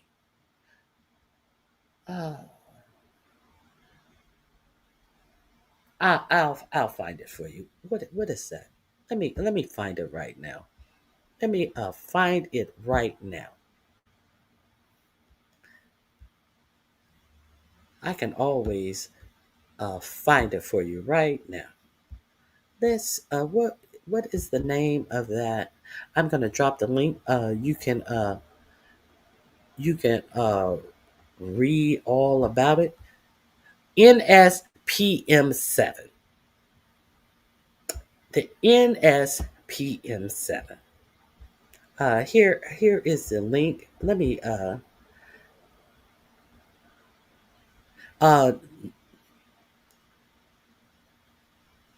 Trump's national security directive with an enhanced federal presence searching for Antifa terrorists and an entire intelligence apparatus looking for so-called indicators of future terrorist act.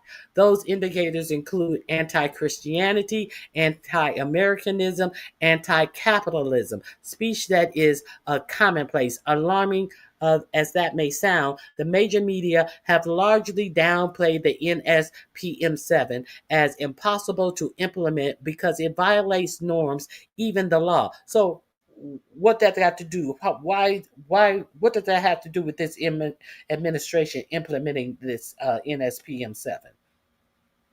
Why they don't realize that the NSPM7 is already resulted in several arrests at protests, just like the No King's Day protests.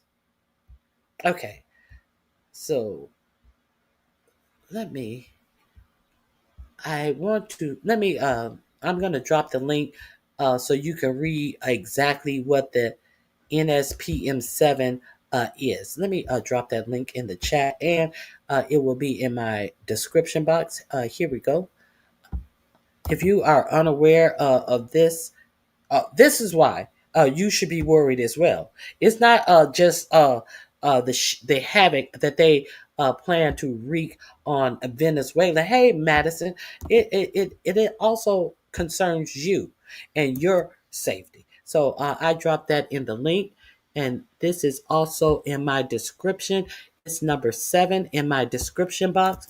I am, as I give you this information, I am telling you the link to these things that are in my description box. So go to my description box and check them out. That's the whole memorandum on the MS NSM7, NSMP7, NSMP7. It's so hard to remember all of this. NSPM7 labels common beliefs as terrorism indicators. They are actually saying that they can indicate if you are going to commit a crime. This is what your government has done. Let me move on. Let's move on. Right here. Let me share this with you.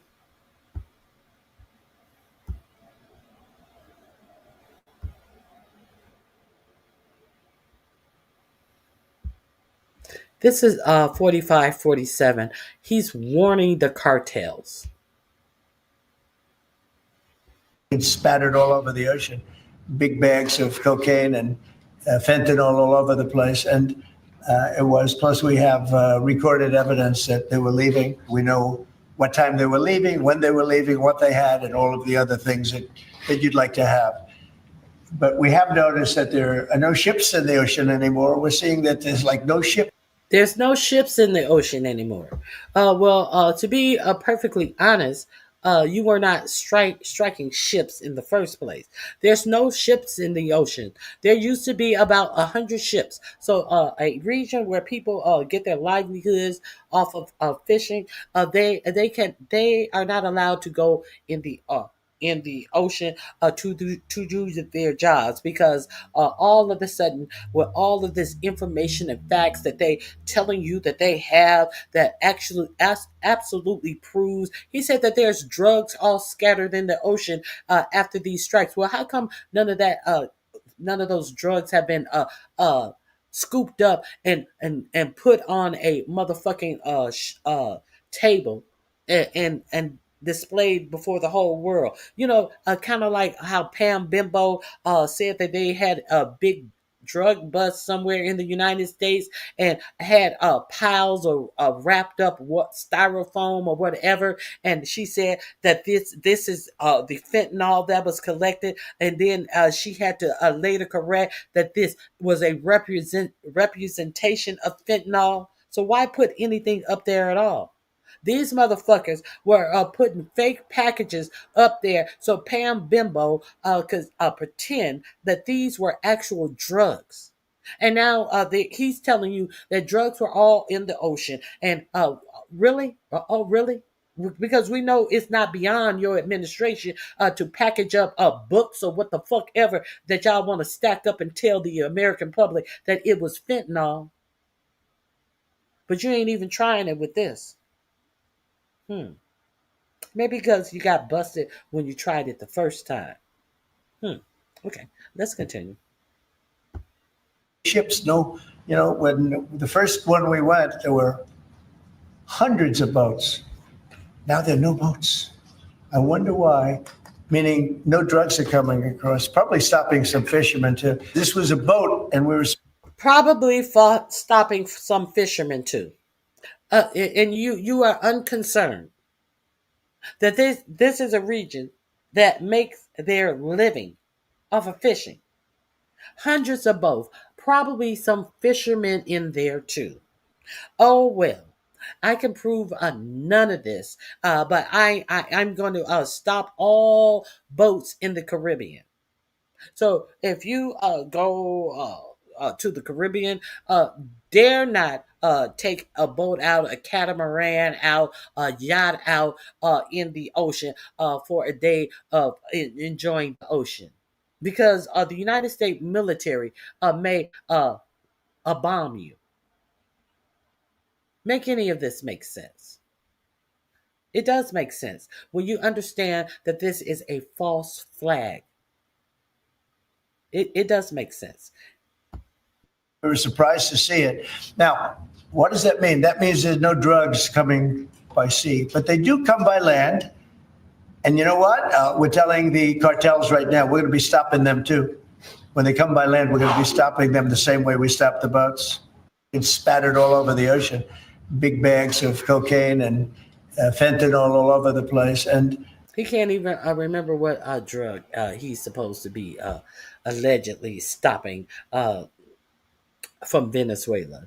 Cocaine and fentanyl. Cocaine and fentanyl. Okay.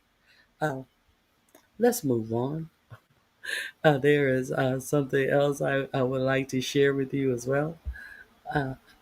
Let's hear Cake Breath declare that they have the absolute right to kill these people that they say are committing crimes, not warn them, not try to capture them.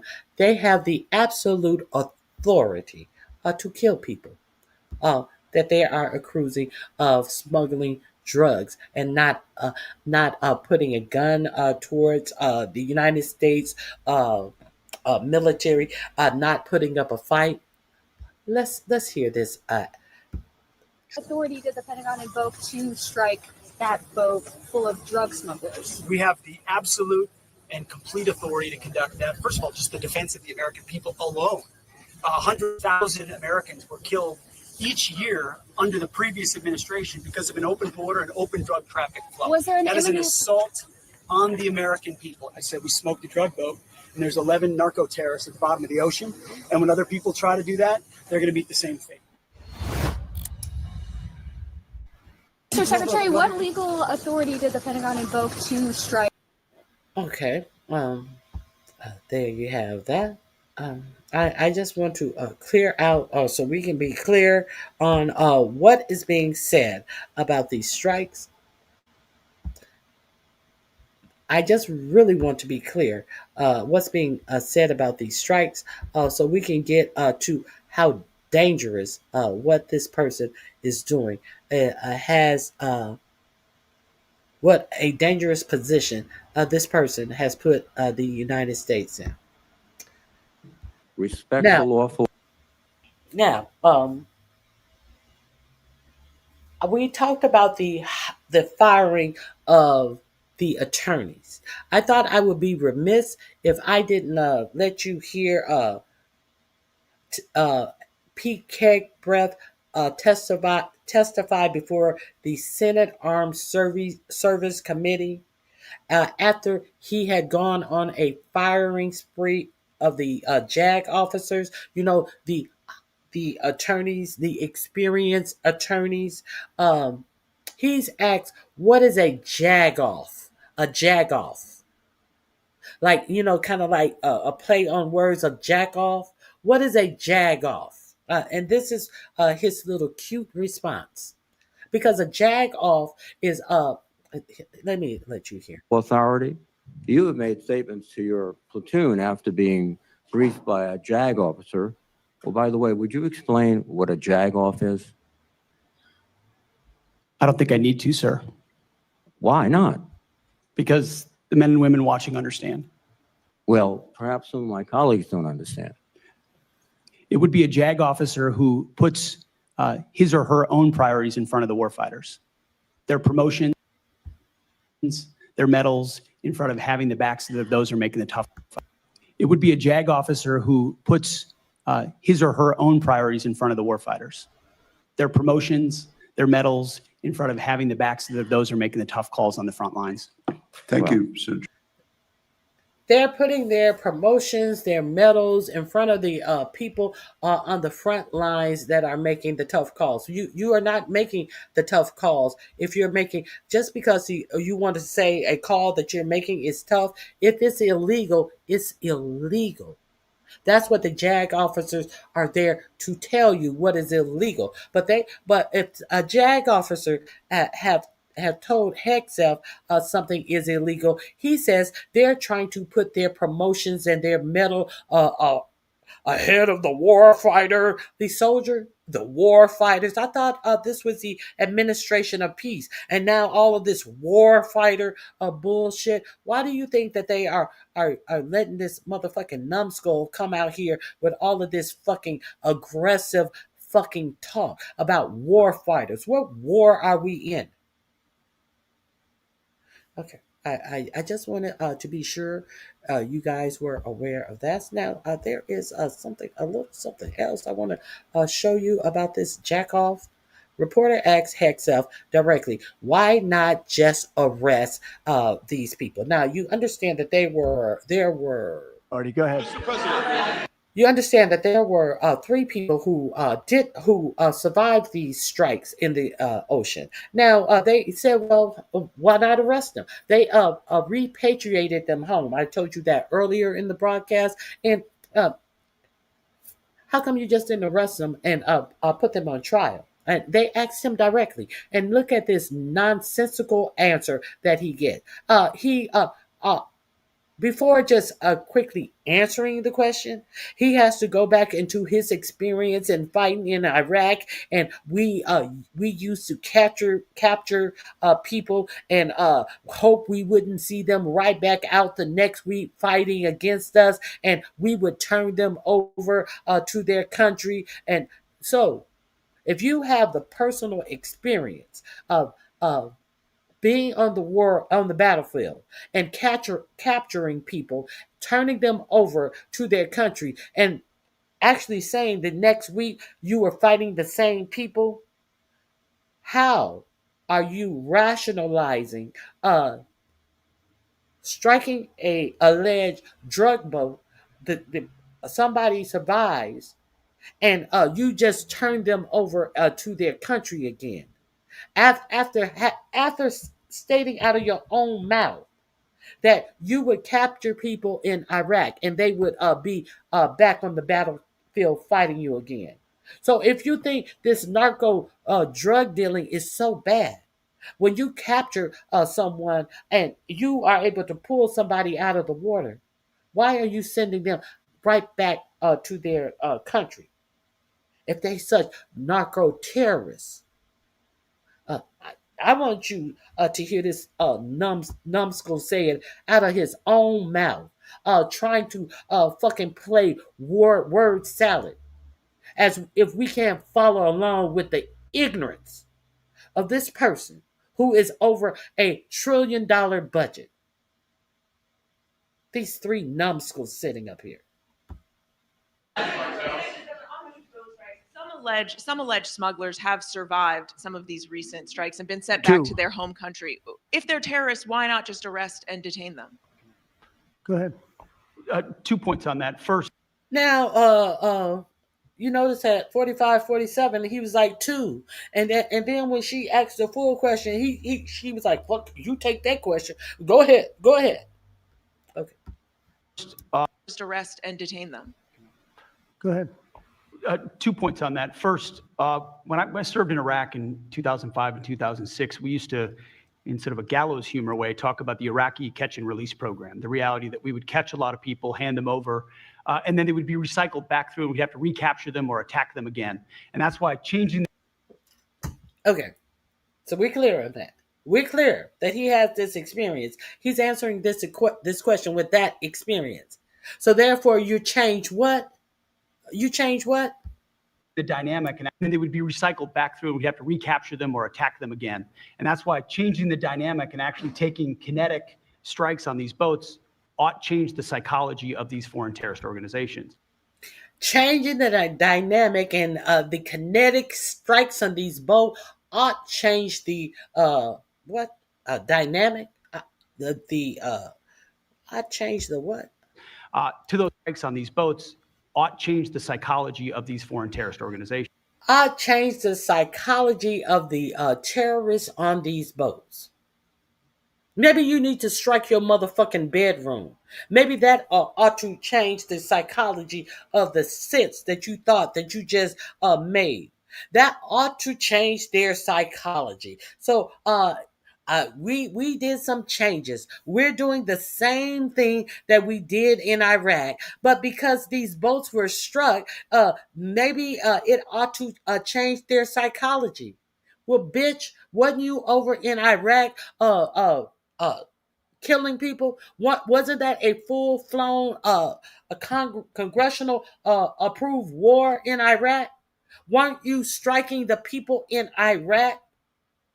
What psychological change did these strikes in Iraq had when you say they were ushered right back onto the battlefield when you turned them over?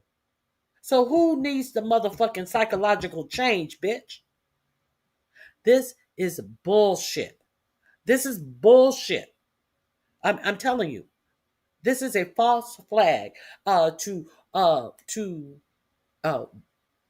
have a reason for you guys to be called unpatriotic. And if you're found to be unpatriotic during this strike on Venezuela, they already have something in place to say that you are being un-American if you don't support this bullshit that they are about to do.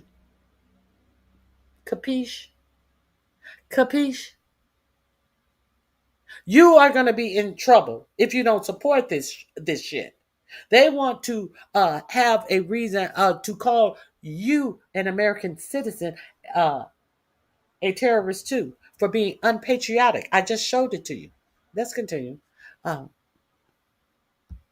fracture them or attack them again. And that's why changing the dynamic and actually taking kinetic strikes on these boats ought change the psychology of these foreign terrorist organizations. To those two that survived the shot on the semi-submersible, think again, compared to Iraq and Afghanistan, the vast majority of people that we captured on the battlefield, we handed over to the home country. Did we always like how it shaped out? Sometimes we did, sometimes we did not. But 99% would go to the Afghan authorities or the Iraqi authorities. So in this case, those two, they were treated by American medics and handed immediately over to their countries where they came from, hopefully to face prosecution, which is a very standard way of handling something like this. It's a standard way of handling something like this. But you're in charge now. You said sometimes you like it, sometimes you didn't. You said that these are narco-terrorists. You could approve it. But you just hand them over to their home country. Make that make sense. Make that make sense. You said out of your own mouth, sometimes they will be back in the battlefield. So are you saying that sometimes these people that you turned over to their home country will be right back in the ocean, allegedly trying to get fentanyl to the United States, fentanyl that don't even come from that region? Is that what you're saying? Are you stupid, or do you think we're stupid? I just hope you guys pay attention to the bullshit and on the eve of Lindsay Halligan, who took over as the what is she as the person who brought the case on James Comey and Letitia James. They are demanding to know what she presented to the grand jury. An unqualified person who was illegally put into her position because 4547 thought that he was doing a direct message to Pam Bimbo, and all of a sudden, Lindsay Halligan is holding grand juries for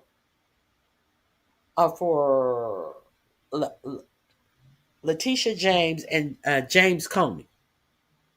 So if you are unaware, 4547 has also last night, in the heat of trying to deflect from all of this Jeffrey Epstein shit that's come out, he's also demanded demanded the Department of Justice to do some investigation into some Democrats because of what he was caught doing.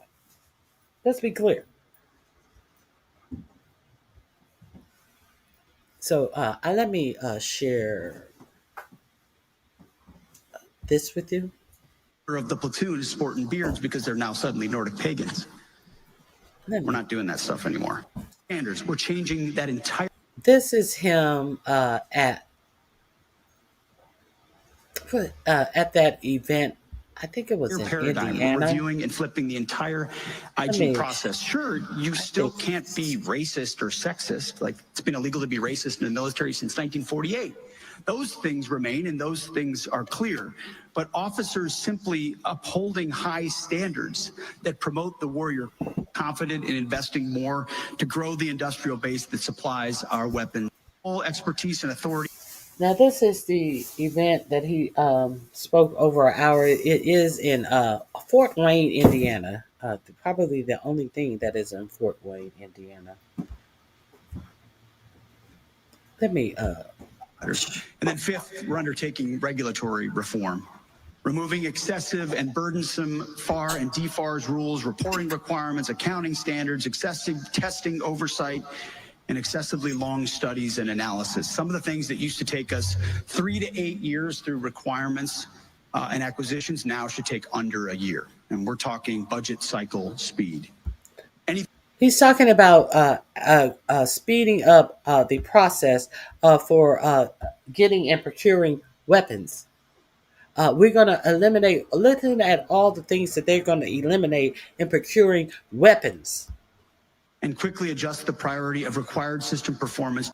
We will empower our program leaders with the control, expertise, and authority to direct program outcomes, move money, and quickly adjust the priority of required system performance to deliver on time and under budget. Fourth, we will inject urgency and excellence into the defense industrial base. We're only going to do business with industry partners that share our priority on speed and volume above all else, who are willing to surge American-made manufacturing at the speed of ingenuity to deliver rapidly and reliably for our warfighters. And then fifth, we're undertaking regulatory reform, removing excessive and burdensome FAR and DFARS rules, reporting requirements, accounting standards, excessive testing oversight, and excessively long studies and analysis. Some of the things. So they're eliminating accounting standards for procuring weapons quickly. We don't have time to wait. We're going to do this quickly. We're going to do this quick. You are taking away accounting standards from the fucking Pentagon that hasn't balanced a budget in the last 7 years. That can't tell you where all of these billions of dollars have gone in the past 7 years. And now are you going to eliminate standards in accounting because you're trying to get things done quick? So we're supposed to understand that, hey, you got to cut some corners when you're doing things quick. We don't have time to get into all of that rigmarole because we need to do this.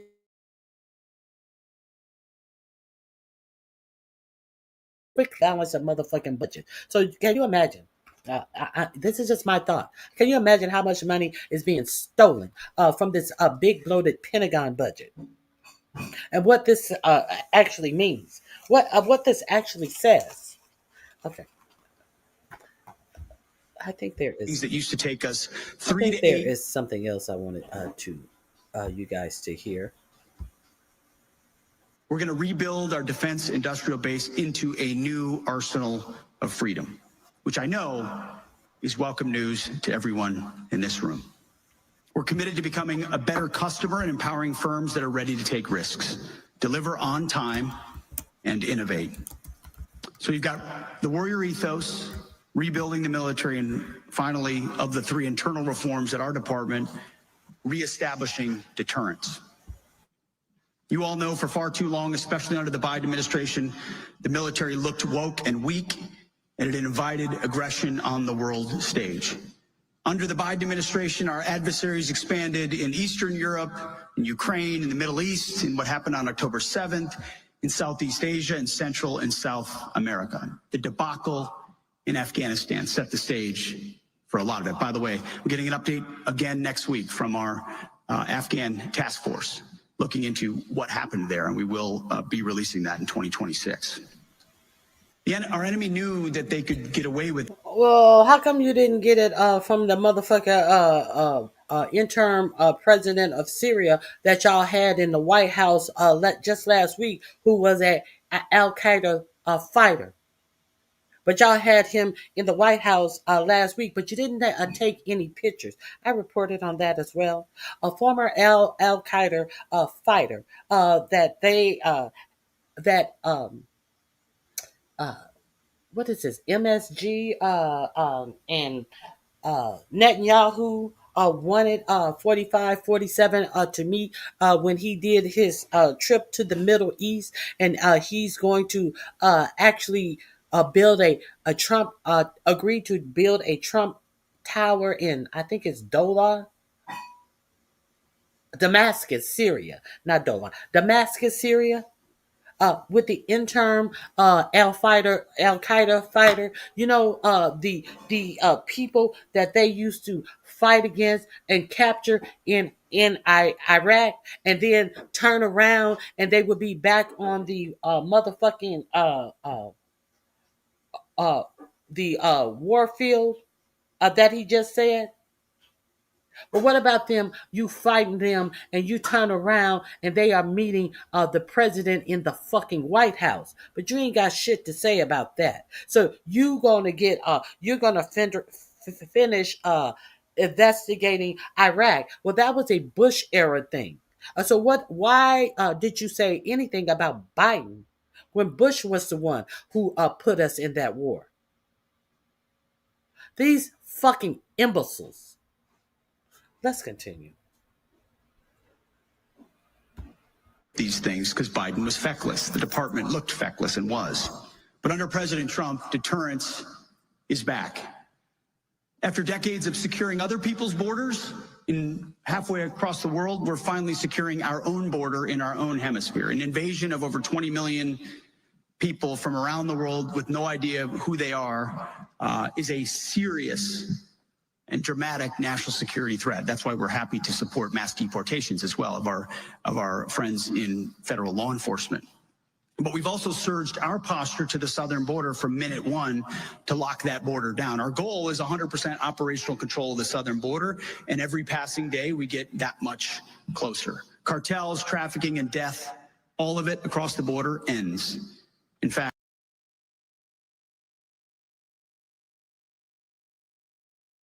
so it seems like the MAGA people are quite upset because it doesn't seem like they care about the borders at all. They're using the border issue is another false flag.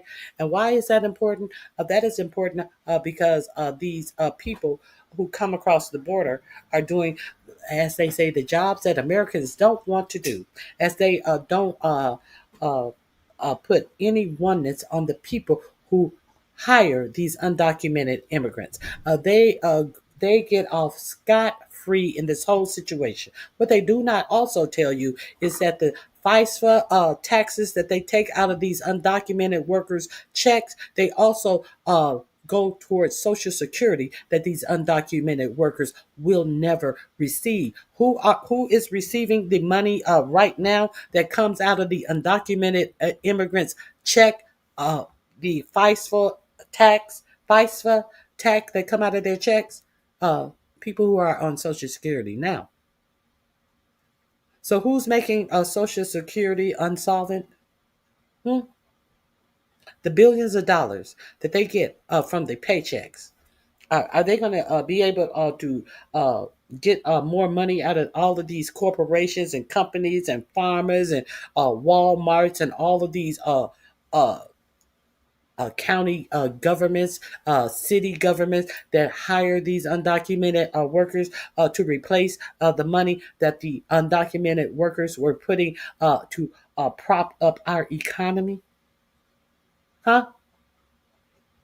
Are they going to be able to do that? So we find out this is a farce anyway, because 4547 said above the 300,000 Chinese immigrants that they have coming to our universities, that they're going to boost that up to 600,000. And Laura Ingram's clutched her pearls and said, surely we can have American students go to these universities. And he said, no, we need the people from China.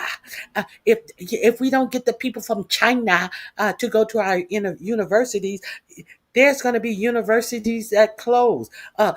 HBIC universities will be shuttered. Let me tell you, I went to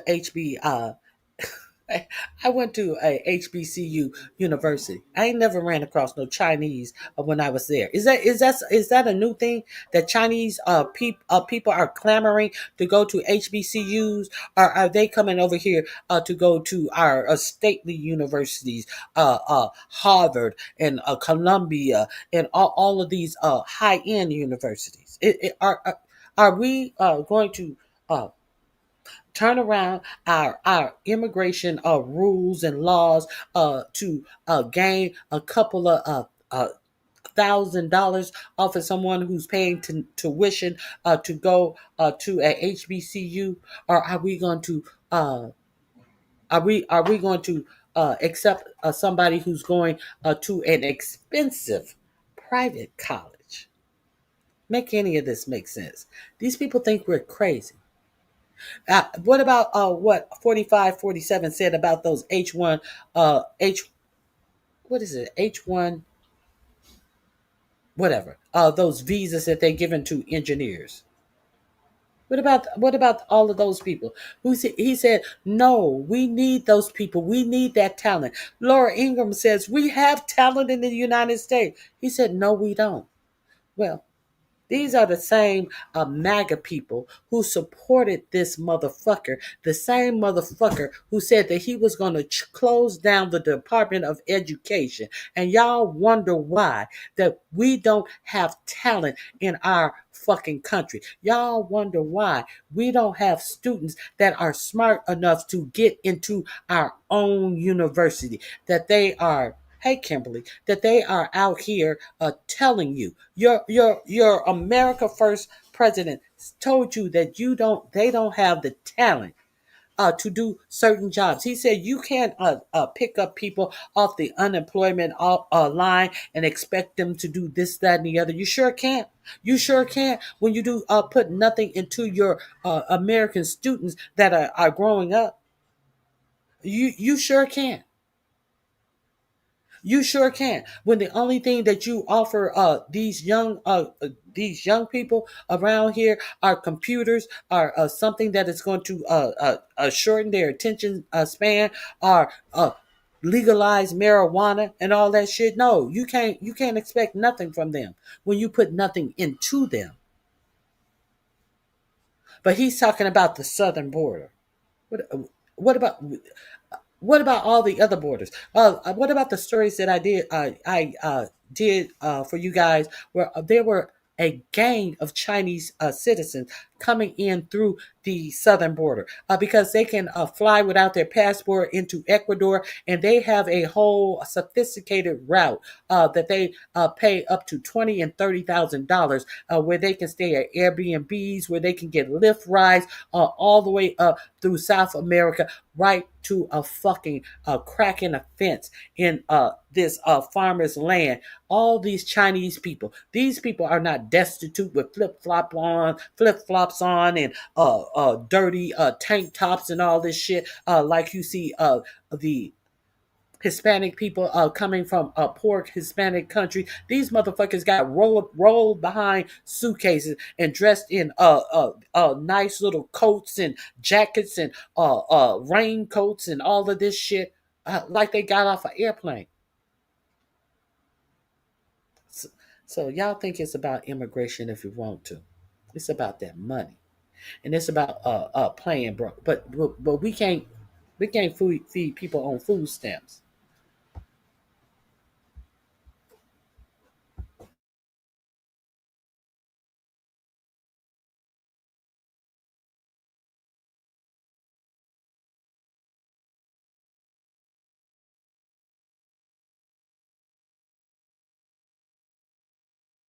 For the past 5 months, as I hope you've heard, there have been 0 crossings across our southern border. We know who's coming in.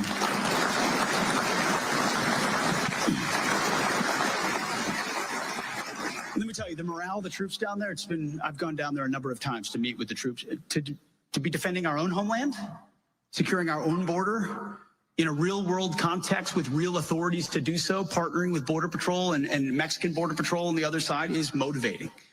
Our men and women down there love what they're doing, and that's why we revived the 1918 Mexican Border Medal to pin on their chest when they're done with a 6-month tour down there securing the border. These are not guys, with binoculars who don't have actual authority.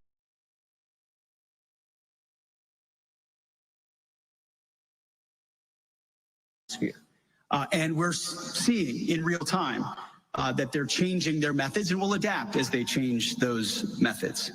But again, another signal of deterrence, locking down the border, taking on the cartels. 60 days to the day, bombs drop. America says we'll do something, we follow through. Iran, and then on the 60-day mark, but imagine the power of the signal of that truth, of the fact that the president had said, Iran, you have 60 days. And then on the 60-day mark, bombs dropped on their facilities, destroying Fordo, Esfahan, and Natanz. 60 days to the day, bombs drop. America says we'll do something, we follow through. Iran, he's said from the beginning, Iran will not have a nuclear weapon. He gave them 60 days. They didn't comply. The B-2s took care of business. The world sees that America's word matters.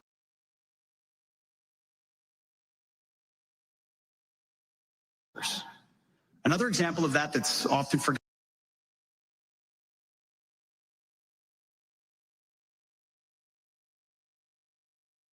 Yes, we saw the illegal strike on Iran, only to not be able to tell the nation if you destroyed their ability to actually produce a nuclear weapon. We know that that's what you guys have said. But that's not what some people in your own administration, your own military, has said. They could not confirm if all of their nuclear capabilities were hampered, if they were not able to get their uranium out of these caves. We know what y'all want the story to be, but we also know that you guys are just vicious liars and greedy. Gotten is the Houthis. Do you really want to talk about the Houthis? No, you don't want to talk about the Houthis. I don't know, would it be Thomas Jefferson? Our ships have been able to sail at the high seas without us accepting interdiction or pirate. Since, I don't know, would it be Thomas that America days, they didn't comply, the B-2s took care of business. The world sees that America's word matters. Another example of that that's often forgotten is the Houthis. I know you wish the Houthis were forgotten, but what I do remember clearly about the Houthis is that's where you were on your Signal chat app disclosing that you were going to strike the Houthis. I do remember that. I also remember that you guys were so insistent on striking the Houthis. Excuse me, one second. That you guys were so insistent on striking the Houthis. Hold on.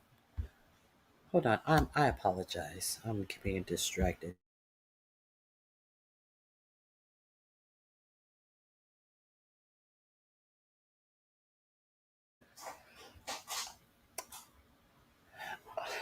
hold on one second. He was so insistent on showing off during his first bombing that he did it on a unsecure app that was also had a whole a whole reporter on the app and was able to tell us about the strike and then pretended as if there was no confidential information on there. They talked about the strikes and all of this. Now he's going to go into all of this. Why were they striking the Houthis? Because the Houthis were for the Palestinians, and the Houthis were blocking vessels from going in that were supplying that region. They wanted to block that region to try to stop Netanyahu from striking in Palestine. In my words, genocide that was going on in Palestine, funded by the United States. The bombs funded by the United States, but they can't fund your health care, but they can fund bombs to go into Israel. But Israel has universal health care. Understand that. Understand where they do have money to go. Understand who they can support, but they can't support you, the American citizen. So they couldn't get through that channel because the Houthis were striking, and then lost two whole fucking warplanes right into the ocean under this numbnut. Two planes got swiped off of aircraft carriers. Gave information, gave times of attack. Over an unsecure app that could have been intercepted about a group of people who absolutely had anti-aircraft defense mechanism that could have shot these soldiers out of the air. This numbnut. You want to talk about the Houthis? Let's talk about the Houthis. And after all of this fucking keystone cop a type of bullshit that went on over in striking the Houthis, what happened? All of a sudden, 4547 said, oh, okay, we're done with that mission. The Houthis said that they will not do anything else. The Houthis says that, they will not do any more strikes in that region. And I'm going to take their words for it. And we're done over there. Now, in their when Hegseth went before Congress again, he was asked, "Since you have left, has any ship been able to get through that channel?" And he hemmed and hawed until the senator who was asking that how many ships have been able to get through that region since you guys have left that region. And he hemmed and hawed, and the senator answered none, zero. So the same amount after all that blood and treasure that was spilled over there trying to get, hey Leonard, trying to get at the Houthis, the same result remained. There have been no ships that have been that has gone through that region. Are we clear? So let's see what since he brought it up, let's see what his story gonna be. No, would it be Thomas Jefferson? Our ships have been able to sail at the high seas without us accepting interdiction or pirates or those ships being threatened. The idea that freedom of navigation, American freedom of navigation was sort of taken as a given until under the Biden administration, Houthis started shooting at our ships and I don't know, we shot a few missiles into some huts, but didn't do anything about it, just accepted the fact that we can't sail there anymore. And when President Trump came into office, he said, no, we're going to reestablish freedom of navigation. And so we dropped bombs on the Houthis for 45 days until they cried uncle, and now our ships sail wherever we want. That is a reestablishment of deterrence, that you do not tangle with the United States Navy or Air Force or our people. And if you do, you will get the vengeance of the United States military until... Okay, so All of this is a absolute lie. Hey, Leonard, all of this is an absolute lie. So he said that Biden struck a couple of huts and or whatever. Basically, Biden did nothing. But what did you do? What did you strike? You struck a person who was going into his girlfriend's hut. Since you want to call their living arrangement huts, that's exactly the same thing you did. Let's continue. We get our way and our ships sail freely. All of these things are reestablishments of deterrence that had to be done given the backsliding of what occurred during the Biden administration. Now, we're also reestablishing deterrence, as the senator mentioned, in the Indo-Pacific and around the world. We're supporting allies and partners out there as force multipliers to strengthen their own capabilities. In March, I took my first trip to the Indo-Pacific as secretary and the first trip to Guam in 20 years from a Secretary of Defense or Secretary of War. Traveled to the Philippines, to Korea, to Japan, to Singapore, to Vietnam, to Malaysia. We are deterring China's influence around the world, not to mention the Panama Canal, where we're freeing that canal from malign Chinese influence, ensuring that American ships can sail freely. We're also increasing the burden sharing of our allies. I think a huge signature of what the Trump administration, what President Trump's been able to do in his first term and the second term is reawakening NATO to their actual mission. You're not an alliance if you don't have capabilities. And if you're not willing to spend on your own militaries and you're dependent on the United States, you're not actually able to step up when an adversary threatens you. Yes, Ukraine was a wake-up call for Europe, but more significantly, it was President Trump saying, you need to pay up. It's not enough just a free ride on us. I mean, what happened in June from President Trump in NATO members committing to 5%, 3.5% of hard military spending and 1.5% in infrastructure is historic. If America's going to have to take the primary burden of what happens in the Indo-Pacific and deterring China, then Europe needs to be prepared to step up in its own continent and ensure that forces like Russia or others are checked properly. It's common sense. You can't be everywhere.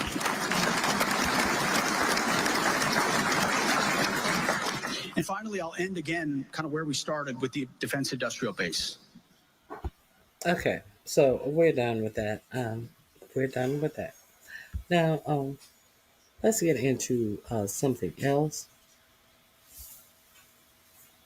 The Trump administration is now escalating its fight against drug cartels. The Pentagon carried out yet another deadly strike on what Defense Secretary Pete Hegseth says was a boat carrying drugs off the coast of Venezuela without providing any evidence. Hegseth said the strike, which happened yesterday, killed 4 people. It is the 4th known U.S. attack against what the Trump administration says are narco-terrorists smuggling drugs. But the moves are also raising major red flags to some who say the Trump administration failed to provide any legal rationale for these strikes. Joining us now, former Army Captain Margaret Donovan. She is a former assistant U.S. attorney and Army lawyer who has deployed to Iraq and Syria. She is now in private practice and a visiting lecturer, at Yale Law School. No one better to talk to about the legality of this. Just give me a sense of how you read this from a legal vantage point. What authority does the president have to carry out strikes? But more importantly, when the administration is not providing any evidence, not briefing members of Congress, not seeking specific authorization, and using this kind of ambiguous term, narco-terrorists, to kind of sneak it into the broader war on terror, which has its own legal problems. What do you make of all of this? Sure. I mean, I think the answer is actually quite simple. He has no domestic or international legal authority to conduct these strikes. And when you don't have domestic or international legal authority to conduct these types of strikes, what you are doing is murdering people. And that is a real problem. I think, to your point about labeling these individuals narco-terrorists, it seems like somebody is advising Hegseth or the president that if you call these groups domestic terrorist organizations, suddenly you're allowed to kill them wherever they are. That is not true. That is not an authority that you get when you designate somebody or a group of people as a terrorist organization. So what you're left with is just unauthorized killing, and that could leave people subject to criminal prosecution in the United States or a court-martial, depending on who is actually clearing these airstrikes. Could you talk about that a bit, about the process? You were a JAG officer in Iraq and Syria. Can you talk about the process that goes into authorizing one of these strikes on an enemy combatant, which these are not defined as enemy combatants, they are narco-terrorists? Yeah, of course. Narco-traffickers, rather. So first of all, before you even go on a combat deployment, you go through training, you learn the rules of engagement, you learn about something called a declared hostile force, right? So you have something or a group of people, an entity that is engaged in armed hostilities against the United States, and you learn about when and where and how you can engage that enemy. And so when you actually go into country and you're working in a strike cell, for example, I worked in one in Baghdad and I worked in one in Syria. You're in basically a centralized room where there are a lot of different people that are involved in a strike. You have somebody who's maybe clearing airspace, you have somebody who's giving you intelligence, you have somebody who's talking to either the unmanned aerial vehicle operators, the drone operators, or the aircraft. And then you have a lawyer and a strike authority, the person who's actually authorizing that strike, right? So there's a lot of analysis going into a strike before you actually execute. But the upshot of all of that is that you are there based on international authority or domestic authority to be engaged in facilities in that country, right? That is your legal cover for conducting airstrikes. And you don't have that here, right? You have sort of this patchwork of what I think the administration thinks is legal authority, calling something a domestic terror organization, saying that somebody's a narco-terrorist, but that's not actually authority. And so that's the problem here. One, I think, significant tell here is that Maduro is indicted, right, under Trump 1. So the Trump administration has already said Title 18, the penal code, the federal criminal courts, that's the way we deal with drug trafficking, with narco-terrorism, right? And then you step back a little bit and think, all right, let's just pretend that the people on these boats were actually drug traffickers, right? Even in America, drug trafficking is not a capital offense. So how do we make that jump, that we could have a drug trafficker in America who isn't even subject to a capital offense, to whoever is on these boats? And that gets to the other point that you made, which is that we have no information, right? We have almost no transparency as to who these people were. I don't even think the administration has said what DTO they are affiliated with, right? We don't even have the name of the cartel. Well, there are some concerning signals. The New York Times sent reporters there who spoke to one person who said that their husband, who's a fisherman, was actually on one of these boats. That's okay. So let me put this link in my description box. If you're going to finish the rest of this, I'm just giving you a little information. This is, I forgot to put a couple of the links in the description box. This is link 8. I apologize. You're just going to have to come back to the video. You just have to come back to the video and check it out. I have dropped this one in the description box.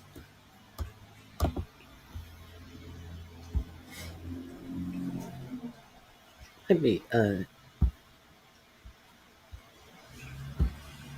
me get back into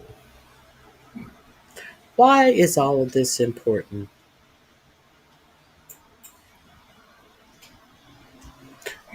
Let's talk about because all of this is a false flag for the attack on Venezuela.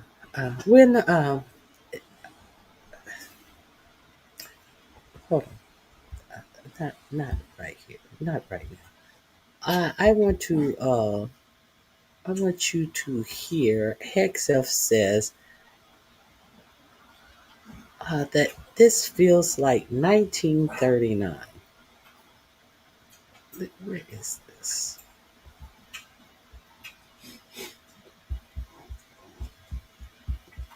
And we're going to find out why that's important in this conversation.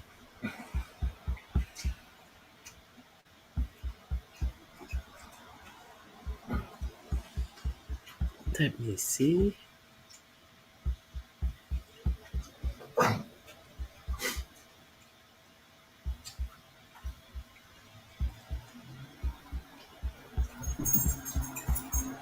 Ooh, I have a lot of stuff I haven't gotten to.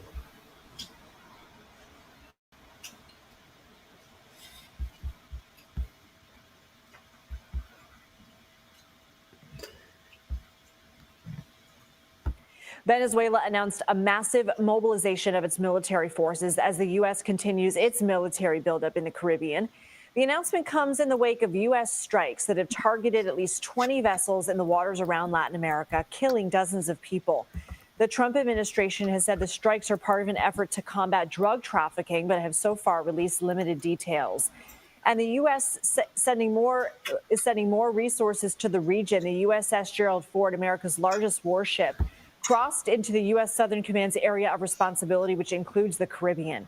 CBS News senior national security correspondent Charlie D'Agata joins us for more. Charlie, what exactly does Venezuela's mobilization look like? Yeah, well, this came from the defense minister in Venezuela, who said that he had ordered up 200,000 troops, actually a little bit more than that. And that means the ground forces in Venezuela, but also air defense systems, whatever maritime forces that they have, which is not substantial, but essentially everything that they've got in preparation for a U.S. invasion or to defend against U.S. airstrikes.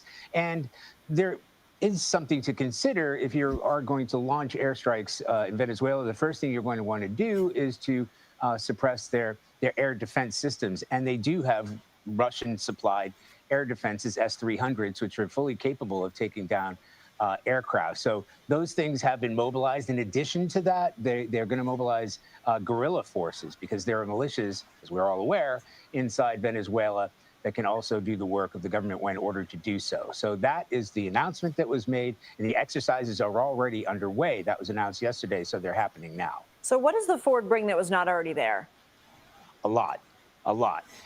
What the order of the mission right now is drug interdiction, and we've been seeing strikes probably from Reaper drones, probably from some of the aircraft, AC-130 gunships, taking out some of those fast boats.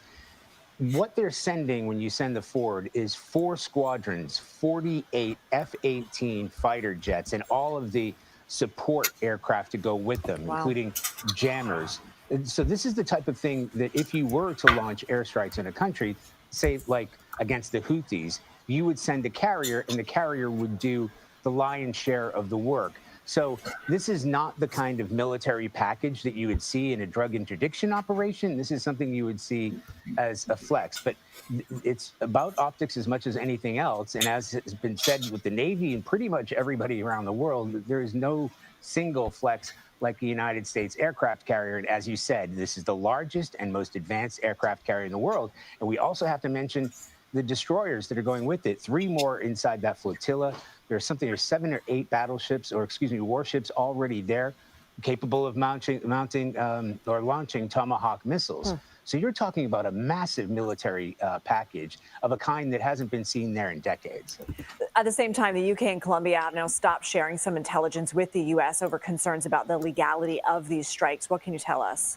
Yeah, well, first of all, Secretary of State Marco Rubio said that this idea about the Brits not sharing intelligence is fake. In terms of the Colombians who have announced that they're no longer sharing intelligence with the United States, that actually could have a significant impact because the United States is reliant to some degree on Colombian intelligence to stop drug runners from Colombia into Mexico and then to the United States.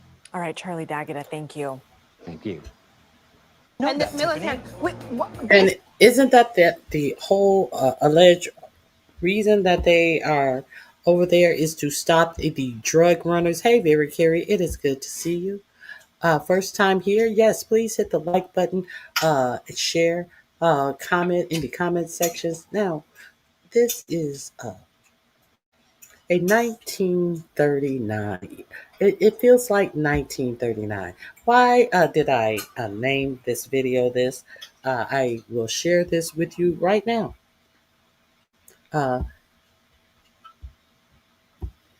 I have given you all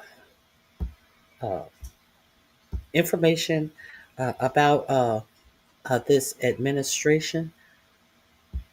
So here we go, right here. This is a 1939 moment. Pete Kegbreath discusses the urgency needed to prevent war. In 1939, we're going to see if any wars were prevented in 1939, though. Let's get into this. Mounting urgency. Enemies gather, threats grow, you feel it. Is simple. Transform the entire acquisition system to operate on a wartime footing. To rapidly accelerate the fielding of capabilities and focus on results, our objective is to rebuild the arsenal of freedom. American industry and its innovative spirit are begging to be unleashed to solve our most complex and dangerous warfighting problems. We need to get out of our own way, out of your way, and enter into real partnership with you, rather than overprescribe and decelerate your natural progress. In turn, industry needs to perceive business with the Department of War from the perspective of growth and assume risk to partner with the United States. Speed and a focus on outcomes are fundamental to successful deterrence. Our warfighters require the depth of capabilities. Just go in all willy-nilly. Speed is the most important objective to get you fucked up. That's what speed is going to do for you. Get you fucked up. To deter any aggression and, if necessary, decisively defeat any enemy that dares to challenge America. We are talking here about transformation, not toothless reform, and we're seeking it fast. Now, some will say that any effort to reform the Pentagon bureaucracy is punishment for real or perceived slights. We think that's nonsense.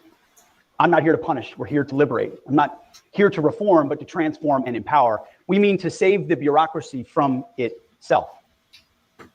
Because the chairman and I talk about this all the time. This is a 1939 moment. Or hopefully a Who is the chairman? The chairman chief of staff, who the 3-star general with his Rudolph the Red-Nosed Reindeer nose and thin facial skin, who was not even qualified for the position that they took from the 4-star general who had his position, the black man. They talk about it all the time. This is a 1939 moment. Let's be clear. Save the bureaucracy from itself. Because the chairman and I talk about this all the time. This is a 1939 moment. Or hopefully a 1981 moment. A moment of mounting urgency. Enemies gather, threats grow, you feel it, I feel it. Now he's talking to the military. What threats have grown? Hands, please. Hands, please. Are we going around the world doing strikes?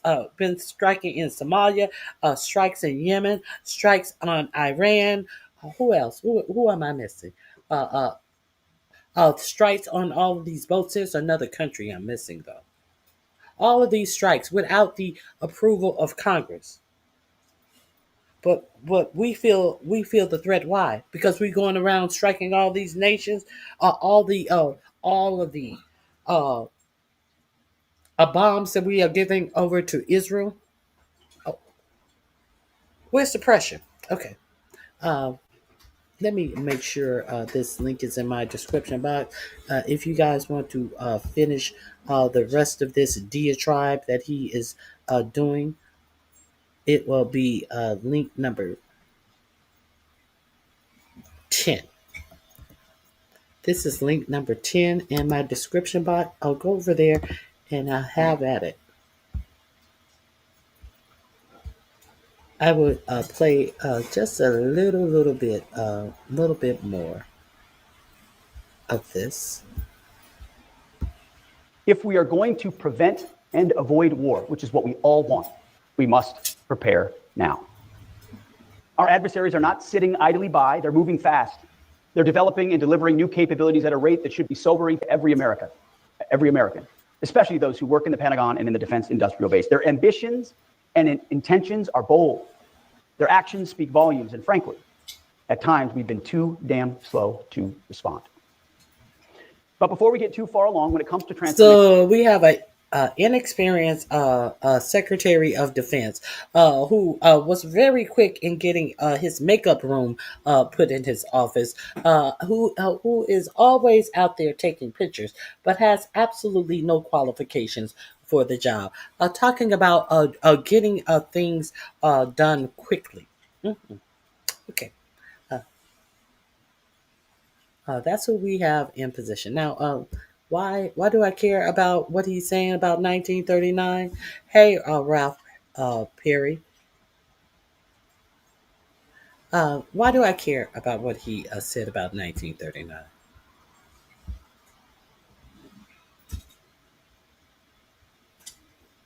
This is why I care.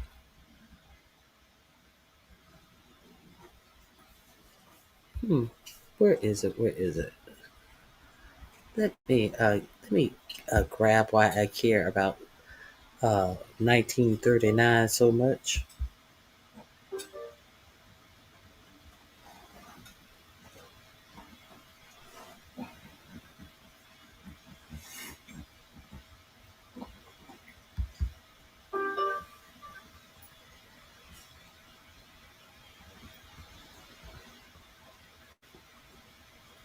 Who Operation Himmler, false flag operation. I want to share this with you. Here we go. Let's understand. There was no peace going on in 1939.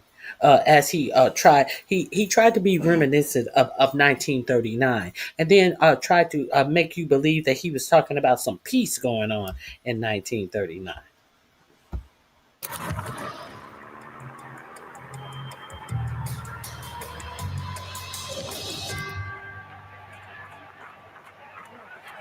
By August 1939, Adolf Hitler had been German Chancellor for 6 years. Under the Führer's iron hand, the empire had expanded its territory in Europe, with Poland the next target. Hitler had a social Darwinist view of the world and of humanity, believed that humanity was split into so-called inferior and superior races, the most superior being, in his eyes, of course, the Germans, the most inferior being Inferior and superior races. Are we not clear that Pete Hegseth is a Christian nationalist? Are we not clear that I played for you a his actual pastor saying that slavery people who had slaves were not inherently bad people. They were just men of their time. They were just doing what everybody did. It's not illegal and immoral until it's deemed to be illegal and immoral. So as long as the law allows it, what you're doing is not immoral. This is a pastor who is. He said the Bible never said that there's anything wrong with having slaves. Okay. Full stop. The same Christian nationalist church that said women should not be able to vote. Let's. Are we understanding that he has this big Christian nationalist symbol on his chest that's damn near bigger than his head? Okay. I'm just asking questions. the Jews, called inferior and superior races, the most superior being, in his eyes, of course, the Germans, the most inferior being the Jews. But So how do you think they feel about all of those Venezuelans sitting on all of that oil? You think they superior? Do you think that they think that any Hispanic from South America is superior? What do you think about that? As this money grubbing administration tries to take every penny that they can steal and scam. Who is their secretary of scamming? Is she from Louisiana? Is it an old lady from Louisiana that need a smoothie over the secretary of scamming? Let's continue. Atrocities. To wait a minute. They wish to what? Fool the people into the fact that war was unavoidable. They wanted to fool the people how in 1939. What Kegbreath is opining about. Let's hear that again. hostility, leaving He was only attacking Poland because it had been provoked to do so. They wanted you to believe that the Polish were attacking the Germans. How did they do that? How did they do that? A whole lie that started what? World War II. So should you be concerned that the lie that you're being fed now may start World War III? Because we are not going to forget what the for-profit media don't highlight, that there was a whole Russian cargo plane that flew into Venezuela and dropped off a little something for Venezuela. We are not going to pretend like Vladimir Putin has already said that he will use nuclear weapons. But who are he going to use these weapons against? Are we going to pretend like the latest thing that came out in these Epstein files is Epstein told the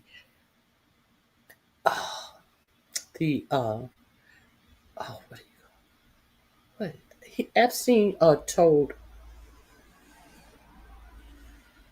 Epstein told the what do you call the people who are what do you call the people who sit the ambassador from the U.S. in Russia? If he wanted to know anything about 45, 47, to tell if Putin wanted to know anything about 45, 47, to get in contact with himself, Epstein. That is one of the latest emails that came out.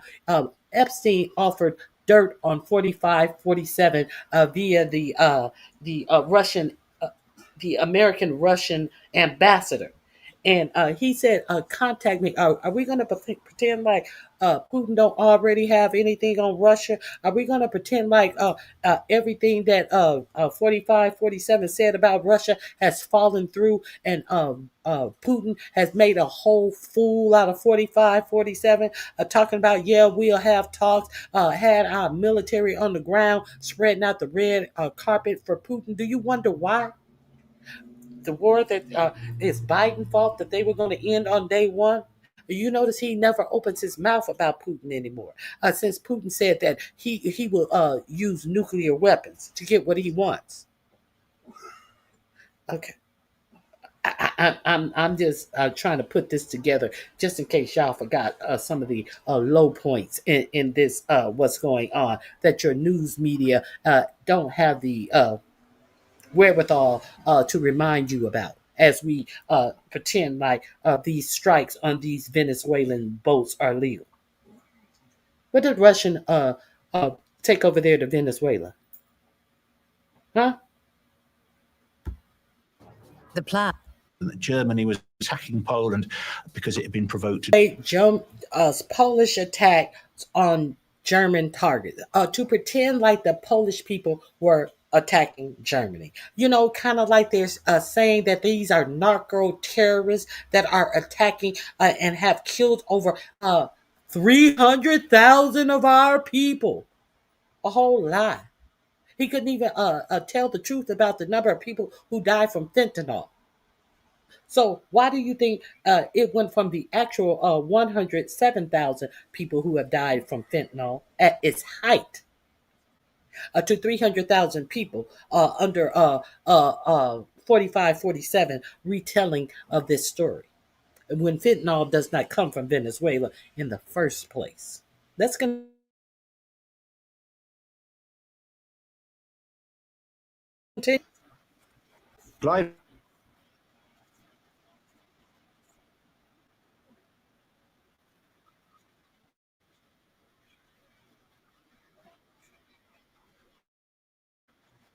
of the rather farcical An amateurish false flag, that very amateurish. We know that these people are terrorists. They are bringing drugs, but we have no proof. We're gonna brief Congress, but we're only gonna have certain Republican Congress people in there. Kind of amateurish, right? Kind of amateurish. The final thing that bought on World War II was an amateurish false flag. I just want you to hear. This ain't my history. This is the history. Tragic consequences that they went on as greater loss of life, but it's perhaps emblematic of the rather farcical amateurish nature of these false flag operations, but never tragic consequences that they went on to have. Hitler announced the news of an offense as a justified retaliation to Polish attacks on German territory, including the attack on the Glavitz station. When in fact there was no attack. When in fact, this was some bullshit. If you guys didn't know how this all started, I want you to understand why it's important for you to understand why the unqualified Department of Defense sat up there and said that this is a 1939 moment. On German.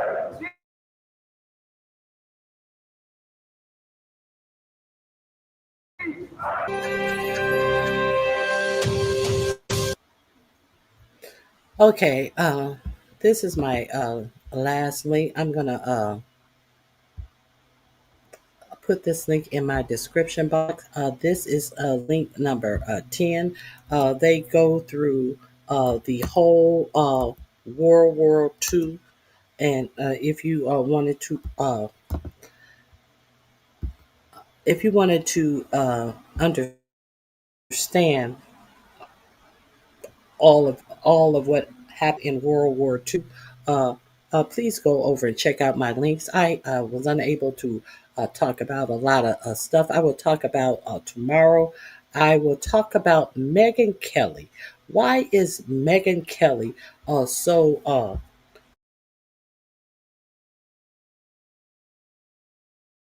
Carter? It's good to see. Why is Megyn Kelly so hooked up on Michelle Obama? Why is Megyn Kelly can't keep her lips off of Michelle Obama? I'm going to come tomorrow to talk about this because it is disgusting how Megyn Kelly is always talking about Michelle Obama. Let me go through this. I think she won a piece of Obama's meat.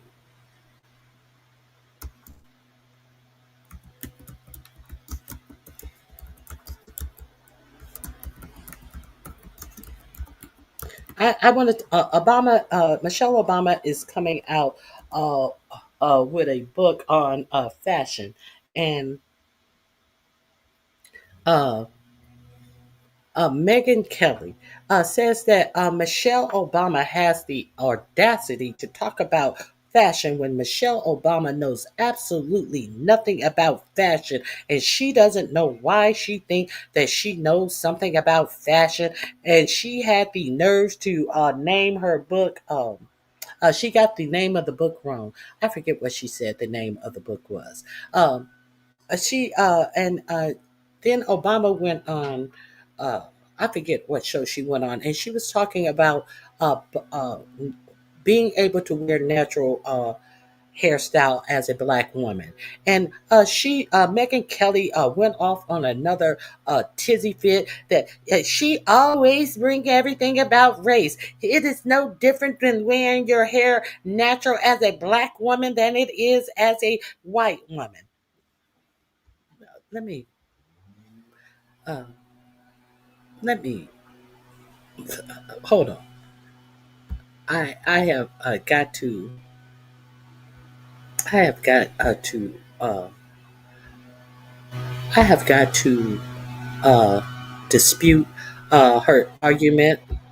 I have got to dispute her argument about what it is to have natural black hair in the United States. If it was no big deal, the Crown Act would not have been enacted to try to ensure that black women could wear their black hair.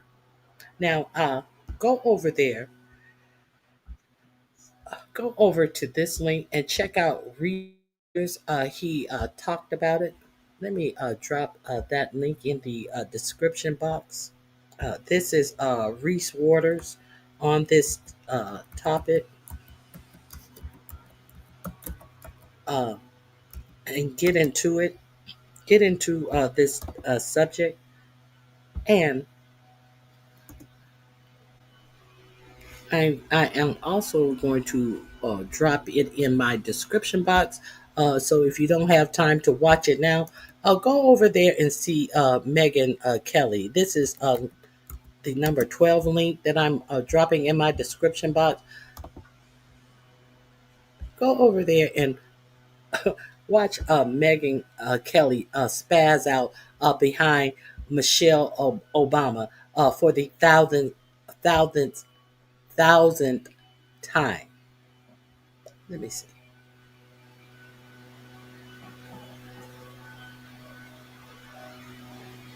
Let me see. Let me.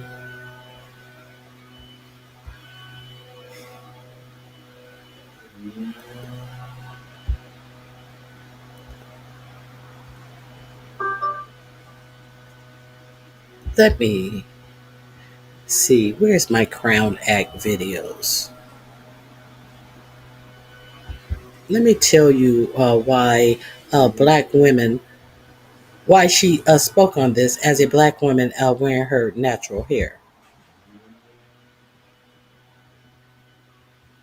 Don't tell me I didn't share it. I will talk about that tomorrow. Let me see.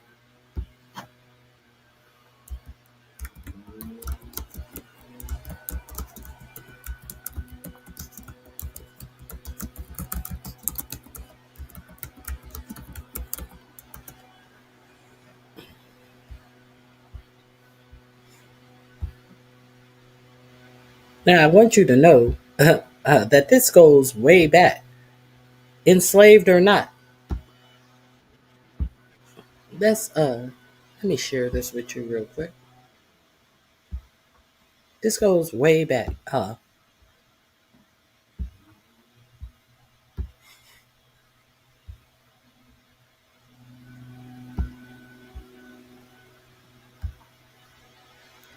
The law that banned black women from wearing their hair open and Mid out. 18th century, laws restricting the lives of black people were so common that almost every colony had one. The French colonies had the Code Noir.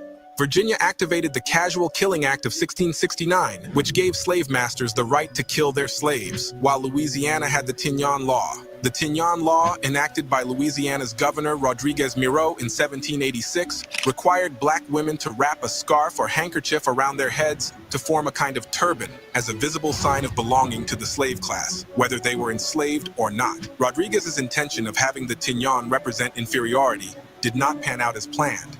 In fact, it had a slightly different effect. In response to the laws, black women wrapped their hair in the finest, brightest colored materials that were at their disposal and adorned it with ribbons and pearls. They basically turned the headdress into a mark of distinction and a part of their fashion, which ultimately ended up enhancing their beauty.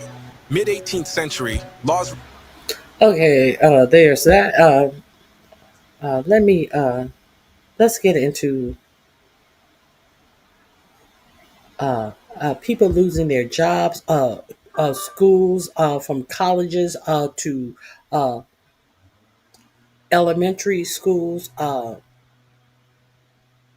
forbidding certain natural black hairstyles.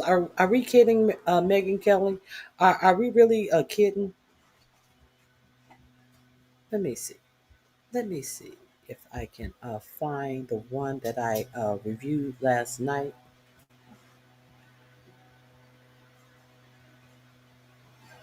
Oh, let me see.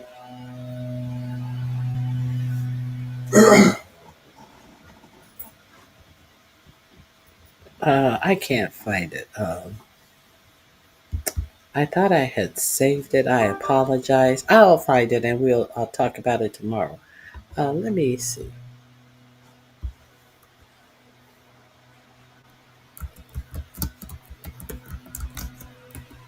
The Crown Act, they're still waiting on that to go up for a vote. Of course, they didn't put that up for a vote.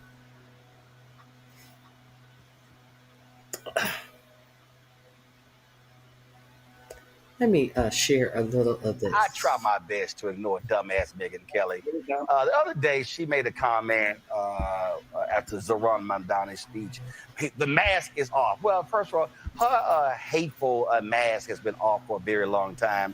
We knew her ass was twinning at Fox News, and then when she went to NBC, we knew she was full of shit there. That's why she lost her job there. Now she walked away with $69 million. I don't know what the hell Andy Lack was thinking her ass was going to appeal to anybody at NBC and gave her all that damn money. Also, now she is Abby Phillip. She is trying to drag Abby Phillips and says that Abby Phillips' show is so boring just because she goes viral with clips. She needs a whole panel of people to make her show exciting. They saw that having her on by herself, Abby Phillips is on. She has two shows, and she comes on the weekends as well. Megyn Kelly is doing her podcast and her YouTube show at home in her fucking basement. But she's hating on Abby Phillips as well. Let's continue. Never, they don't never give black folks those $69 million work for a year and a half. Work for a year and a half, then you walk away with $69 million. So now she's doing her own thing. She run around, got her own network. She on Sirius. New York Post promotes any dumbass thing this fool says. And so she always is weighing in on black shit. And if there's anybody who should have a big ass sign that says shut the fuck up when it comes to black stuff, it should be Megyn Kelly. Okay? So before I even get into her comments, let me remind y'all, this is what the dumbass Megyn Kelly had to say about Santa Claus when she was on Fox News. I want to get to the hair. Claus should not be a white man anymore. And when I saw this headline, I kind of laughed and I said, oh, this is so ridiculous. Yet another person claiming it's racist to have a white Santa, you know? And by the way, for all you kids watching at home, Santa just is white, but this person is just arguing that maybe we should also have a black Santa. But, you know, Santa is what he is, and just so you... Well, I know her ass is falling out if she go into any CVS, Burlington, and see all of those rows and rows of black Santas. Now that they are afraid that black people are going to cancel Christmas, they got black Santas all over the place.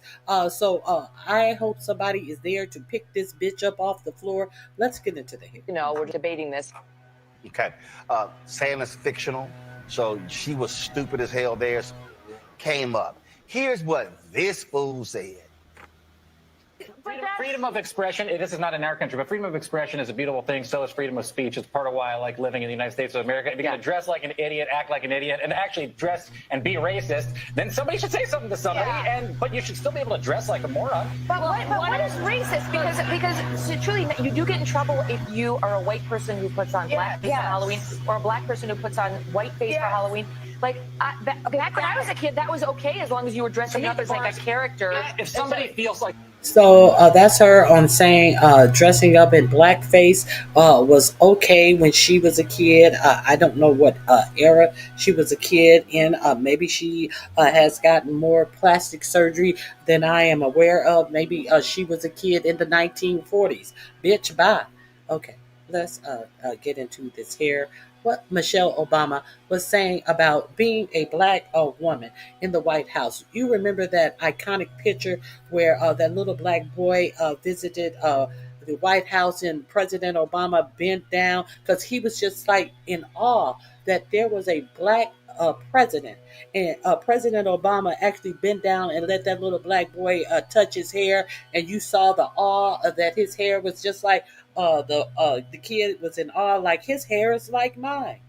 So Michelle Obama is talking about her wanting to be her authentic self. However, being the first black first lady, she didn't want the heat of the hate of this nation on her about having natural hair. And she said I'll let you hear what she said. Beautiful, but if we struggle to make it look like the standard, that means we are spending that the way our Go to my iPad.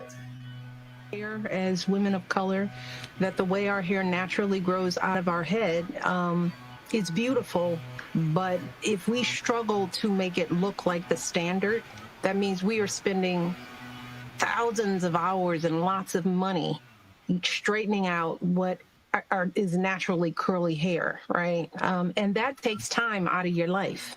It costs money. Interview that she did. That wasn't one with Robin Roberts.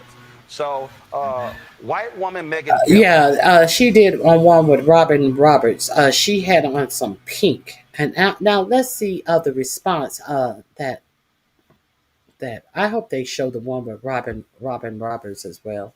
Let's see the response from this man jaw hag. Decided to weigh in. Once again, we haven't lived up to their high standards, and we're essentially being called racist. Here's Michelle Obama, who's promoting a new book on her special fashion, and sat down with People magazine and said the following in SOT 26. Hair as women of color, that the way our hair naturally grows out of our head, it's beautiful, but if we struggle to make it look like the standard, that means we are spending thousands of hours and lots of... Why did she say the standards?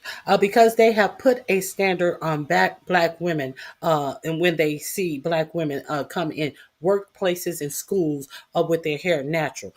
The standard is put upon black people to conform their natural hair to a standard that does not encase the black woman's hair. That's why she said the standard. It's not our standard. It's these standards that that black women who have headshots on their resumes, they make sure that they have a straight hairstyle so they won't automatically be refused the job, refused an interview. Those are the standards. So let's be clear. While Megyn Kelly wants to ride Michelle Obama with her hating ass, straightening out what is naturally curly hair, right? And that takes time out of your life. It costs money. Okay, so what she's saying is she's bitter because society's standards, in her view, don't allow black women. She's bitter because of society's standards in her view. These are the standards of society. So this is a whole false argument. If she they were paying her millions of dollars, and when she couldn't make it on NBC, she says that Abby Phillips is so boring on CNN, but bitch, you couldn't make it on NBC when after Fox News fired your hard face ass. Let's start there.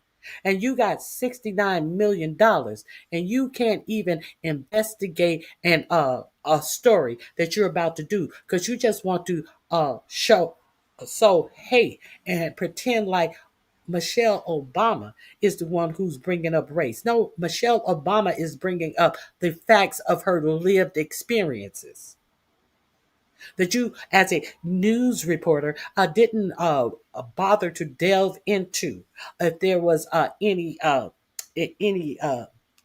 truth into her lived experiences. To just walk around with their natural hair. That is bullshit. Black women can walk around with whatever hair they want. Only in Michelle Obama's warped mind do white people not like them unless their hair looks like white hair. And here's the other thing.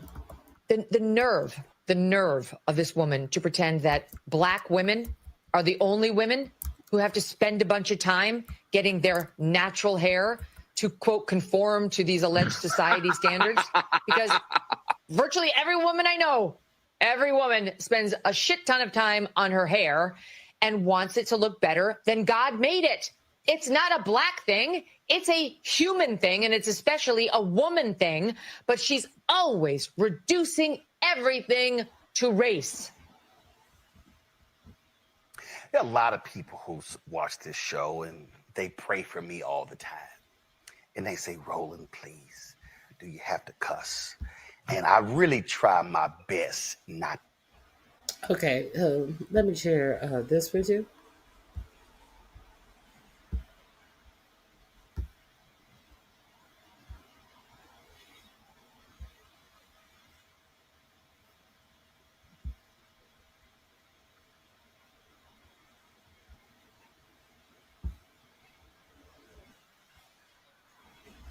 Let me share this with you.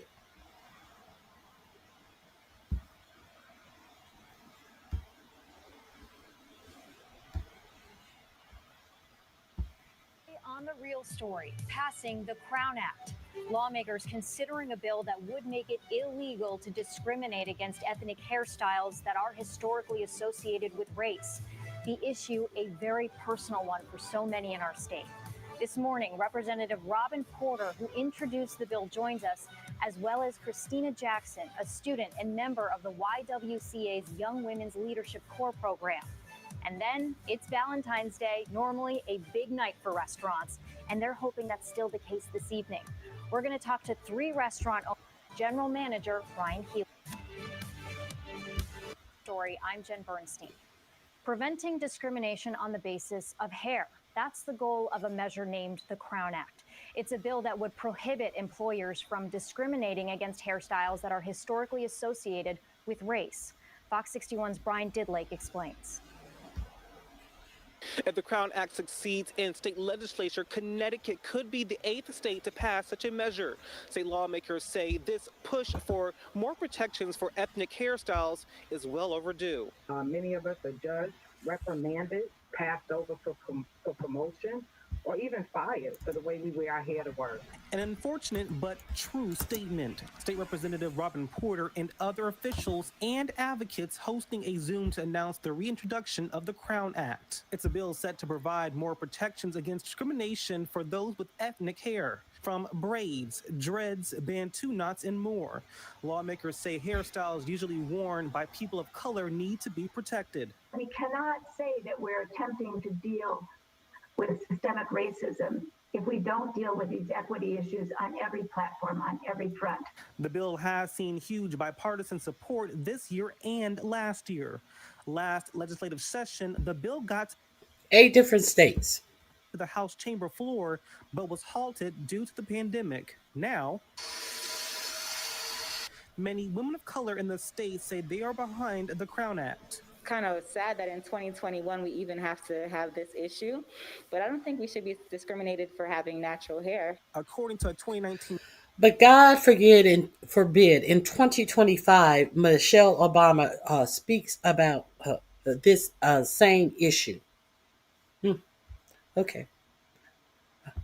Could that, Ronnie Q, could that just be one odd story that you're talking about? Could that be one odd story? Let's see. Legislation to prevent discrimination is sweeping across the country. It's called the Crown Act. People are talking about a proposal that's aimed at protecting people's natural hair. We want to bring in Savannah now because you're saying that the crown is really what you call your hair? Yeah, so that's what people online are saying. They're saying the hair on your head is also a crown.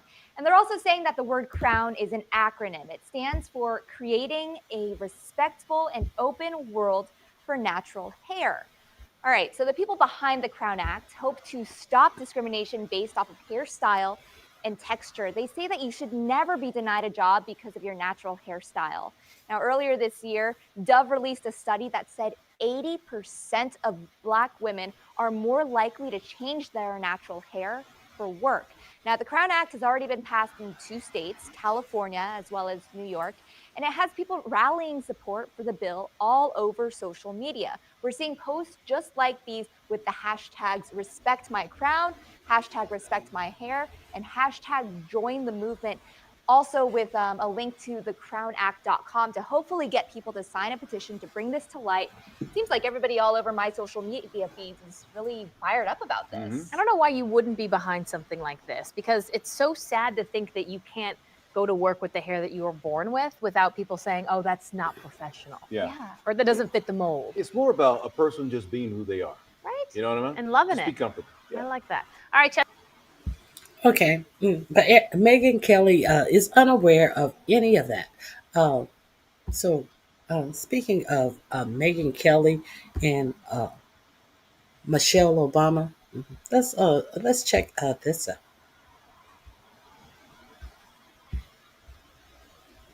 out. Let's go down her page.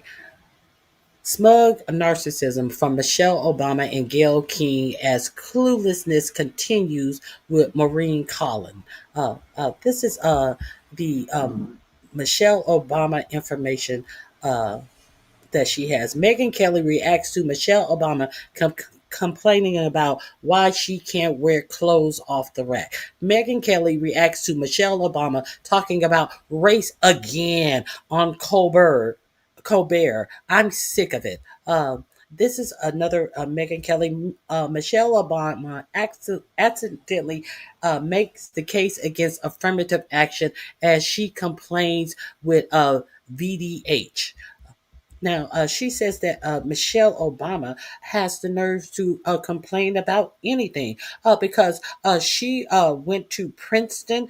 She got her law degree. She married the man who would become president. Michelle Obama has the audacity to complain about anything.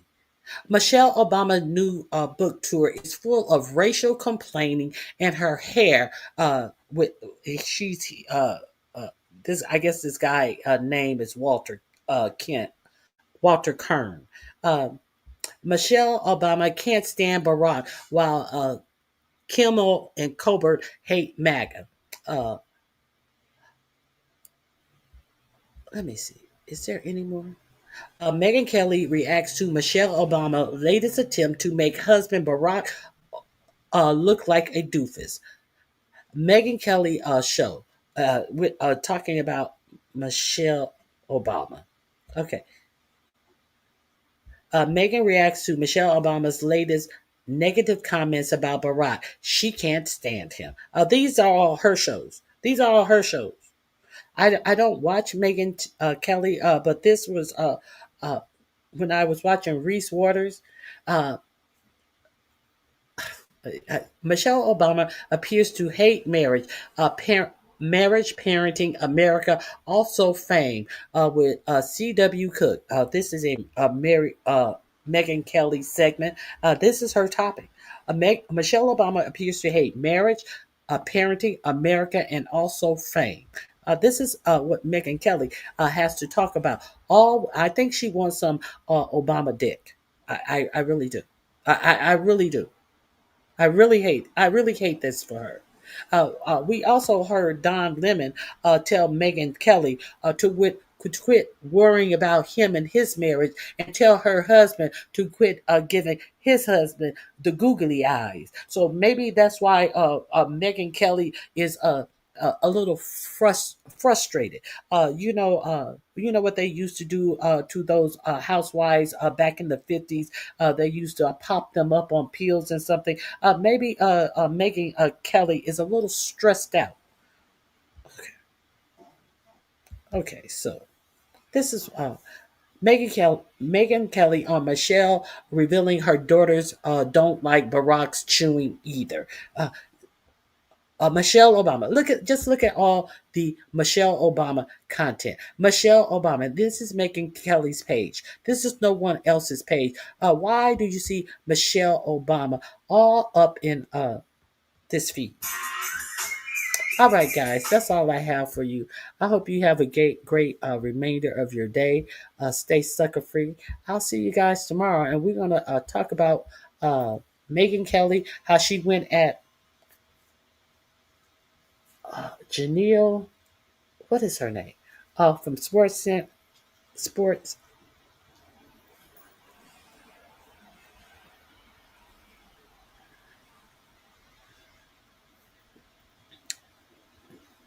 Vera, if people need to be able to talk about what they want, do you think I'm not going to talk about it too?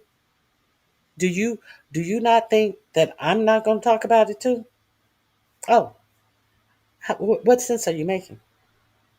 Exactly, what sense are you making? Hmm? Oh, none. Absolutely none. Okay, I got it. I'm going to talk about what I want to talk about. Now, Megan needs to get a life because I'm talking about what I want to talk about.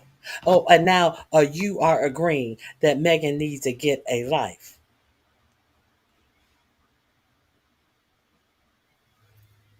Girl, bye. All right, guys.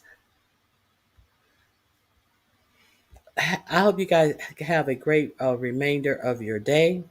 Thank you guys for coming over. And since you're here, please hit the like button if you'd like to donate something to help with the commentary, $ Ronnie Q, or make a comment and share. I appreciate you all coming out. Leonard, it was Megan is a bird brain agent. A bird brain agent indeed. She's trying to figure out which side she's going to be on. Is she going to be on the Nick Fuentes side, or is she going to be on the what is that? The Yamaka guy. What is his name? Is it Benny Johnson? Not Benny Johnson. The other one. Nick, not Benny Johnson. The one who talks like this, and the Israeli Dubois. What is his name? Who Nick Fuentes and Shapiro. She can't figure out Ben Shapiro, whose side she's going to be on, because Ben Shapiro, look, they thought that Ben Shapiro would be the rising star of the MAGA uh, um, influential people, but they found out that Ben Shapiro's star is now sinking. Now it seems like MAGA has decided to go full on uh, anti-Semitic, Nick Fuentes, Jewish hating party. So Megyn Kelly is trying to decide which part of the party she's going to stand on, and it seems like Kelly has, kind of uh, Ben Shapiro, because Ben Shapiro came on, well, they were on one of the other shows together, and Ben Shapiro said that Candace Owens is out here saying that Charlie Kirk's wife was in on him being unalive, and the only thing that she had to say in that in real time, this whole news journalist, this whole I have a show, I'm a journalist, take me serious ass bitch. The only thing that she had to say at the time when it was said to her was, I don't police the media. I don't. She Jay Wilson the situation. I don't watch these people. I don't. What's going on? I don't watch these people. But now, since Ben Shapiro's rank has started sinking and sinking, she came back days later and said, "Well, it's not true. Shapiro told me that Candace Owens had said X, Y, and Z, because God forbid she's not going to say what she really means and say what she really knows, that she already knew that Candace Owens never said that outright. Outright, she ain't never said that. But so she come back days later as if she has finally done her homework. I finally have done my homework. And Candace Owens never said that. But wait a minute. I cannot leave. I cannot leave without. Did you guys see what Megyn Kelly said about underage people being with Jeffrey Epstein? Did you guys hear her say that she had a good friend who was in on it and he would know everything? And she wasn't trying. Let me, I have got speaking of Megan speaking of Megan Kelly, I have got to play with you, trying to rationalize Jeffrey Epstein being with underage people. She said, I don't think he was a pedophile, but I do think that he liked the oh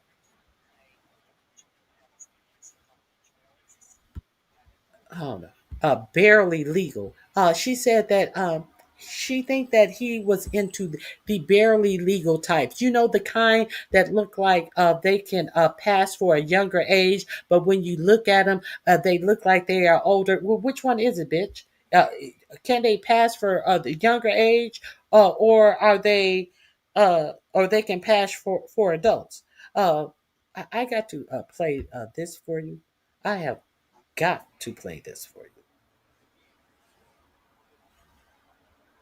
Let's get into this.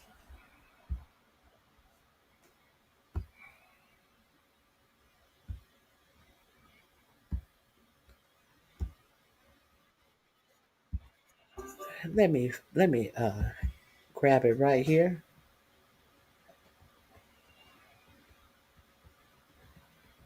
Let me grab it right here.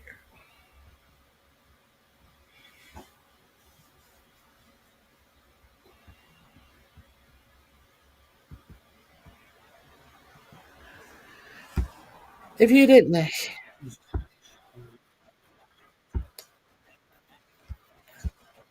now she's making excuses. She says that her friend told her that Epstein possibly got together with a 15-year-old when he absolutely did time, if I'm not mistaken, for being with a 14-year-old. But she's like, either or. You know, they were almost legal. Almost legal means they were illegal. It was illegal. So let's hear exactly what she said. Let's hear it from the horse's mouth, and I do mean horse. Let's go. Kelly. How's that for alliteration? Reluctant. All right, folks, this is pretty shocking. Former Fox News host and mega MAGA podcaster, Megyn Kelly, how's that for alliteration, reluctantly acknowledged that the latest Epstein bombshell was pretty bad for Trump. Looks pretty bad. On the other hand, she also dedicated a surprising amount of time to try to desperately downplay this scandal. And in doing so, she may have made a career-ending move when you see what she said to try to downplay it. It's pretty bad. But before we unpack all that, if you end up liking this video and you want to support the channel, please be sure to hit the like, subscribe, and alert bells before you go. All right, friends, we have some clips to play of Megyn Kelly here, and again, a potential career ender here. And she has, even though I think she's awful, she has a lucrative career indeed. But you be the judge. First, let's play the part where she acknowledges this isn't good for Trump. Okay, and let's not dismiss who this face is sitting up on here next to her.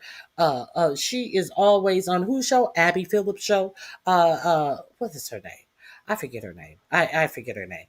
She's a Israeli, and you know, Israel where when Israelis are convicted of that. Just here recently in Las Vegas, there was a high-ranking Israeli official who was accused to trying to hook up with a 15-year-old in Las Vegas when he was here on a convention, and he was caught up in a police sting and arrested. And then who did he call? The Israeli government. He was supposed to show back up in court, and did he show up? No. And the prosecutor in Nevada actually was trying to cover for him as well. She's supposed to be prosecuting that case, but she was trying to cover for him.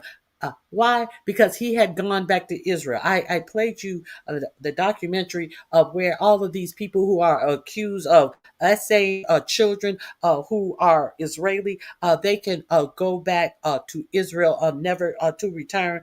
Mata or something is her name, who always support the killing of the Palestinian children as no big deal.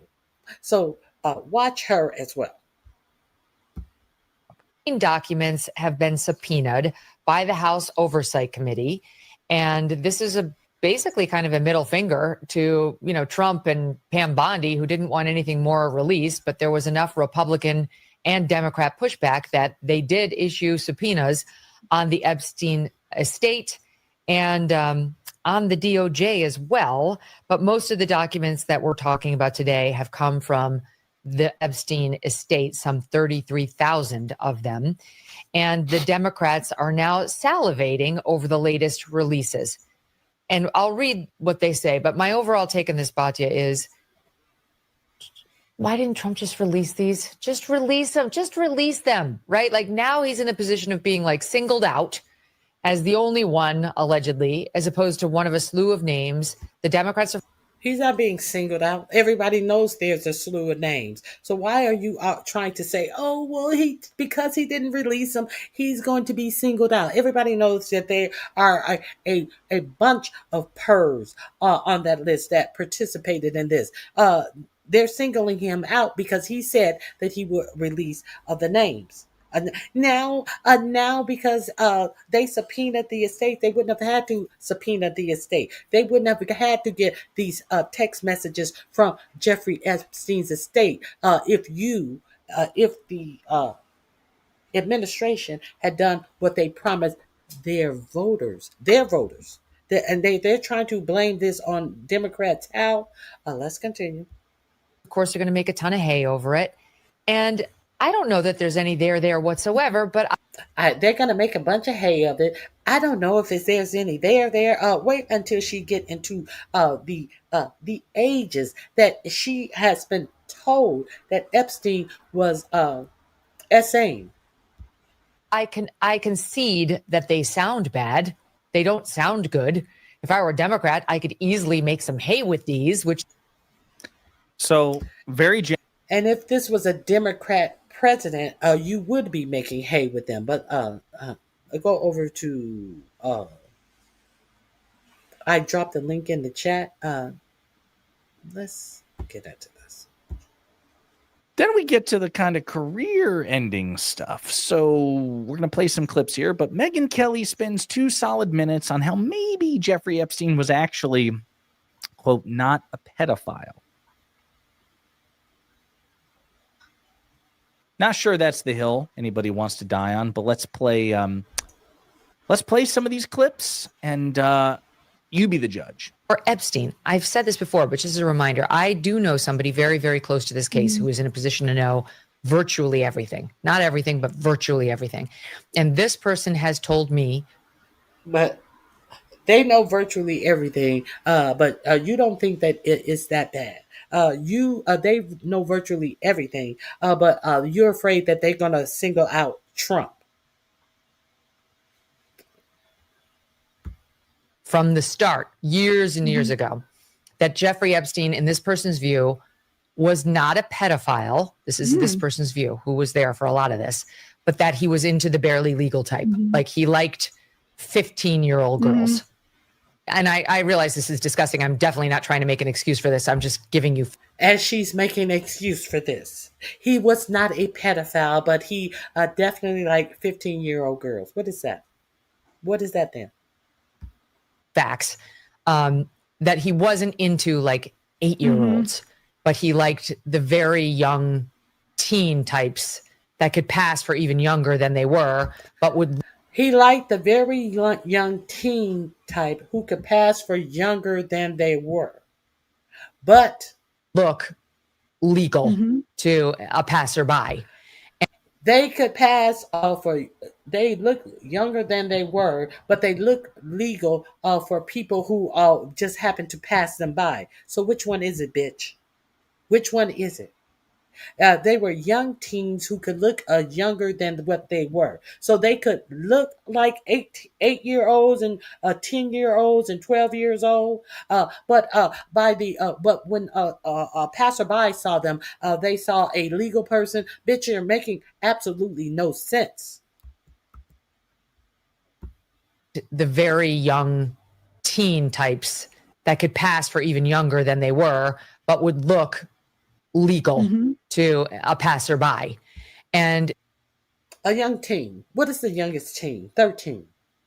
It is alleged that he was arrested for a 14-year-old.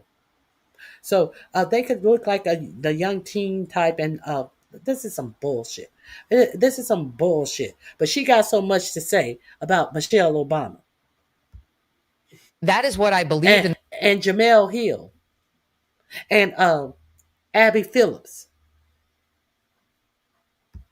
That was what I really types that could pass for even younger than they were, but that he wasn't into like 8-year-olds, but he liked the very young teen types that could pass for even younger than they were, but would look legal to a passerby. And that is what I believed, and that was what I reliably was told for many years. And it wasn't until we heard from Pam Bondi that they had tens of thousands of videos of alleged, forgive me, they used to call it kiddie porn. Now they call it child sexual abuse material on his computer, that for the first time I thought, oh no, he was an actual pedophile. I mean, only a pedophile gets off on young children abuse videos. She's never clarified. And look at Bata. Look at this face. Like, unfortunately, yes. Bata, you give absolutely no fucks about children. I don't know whether it's true. I have to be honest. I don't really trust Pam Bondi's word on the Epstein matters anymore. So now Pam Bondi's recurrence. I understand why I don't accept Pam Bondi's word on anything about anything. But now all of a sudden you can't trust Pam Bondi about what was on the computers, but you can trust your friend that he went for the more younger teen, the ones who could pass for younger ages, but when you pass by them, it looked like they could pass for an adult age. Bitch, you're making absolutely no sense. We're being an apologist and trying to rationale a adult man in his 50s diddling young children. So I have a question for Megan. I have a question for Megan Kelly. Hey, Simply Success. I'm really curious. Megan, this is all I want to know from you, Megan. Because none of that shit made sense. The link is in my description box. I'm going to drop his link again if you want to go and check out this horrible person that thinks that she has the audacity to always question black women. Her hating ass. I hope she has no female children. She's contradicting herself and looking like a fool and sounding like one. I concur. Let me. That's the link to this. Nor should you. Pondering politics. Matters or anything else. Anymore. Nor should you trust Pam Bondi on anything. But yeah, this has gone viral. We'll get into the reaction of it. Let's see what Media has to say. Epstein dominated the news after Democrats and Republicans each released tranches of emails from the Epstein estate, many of which involve shocking or mysterious revelations about Donald Trump. The news was followed by completion of the long-awaited discharge petition to force a vote on releasing more Epstein documents.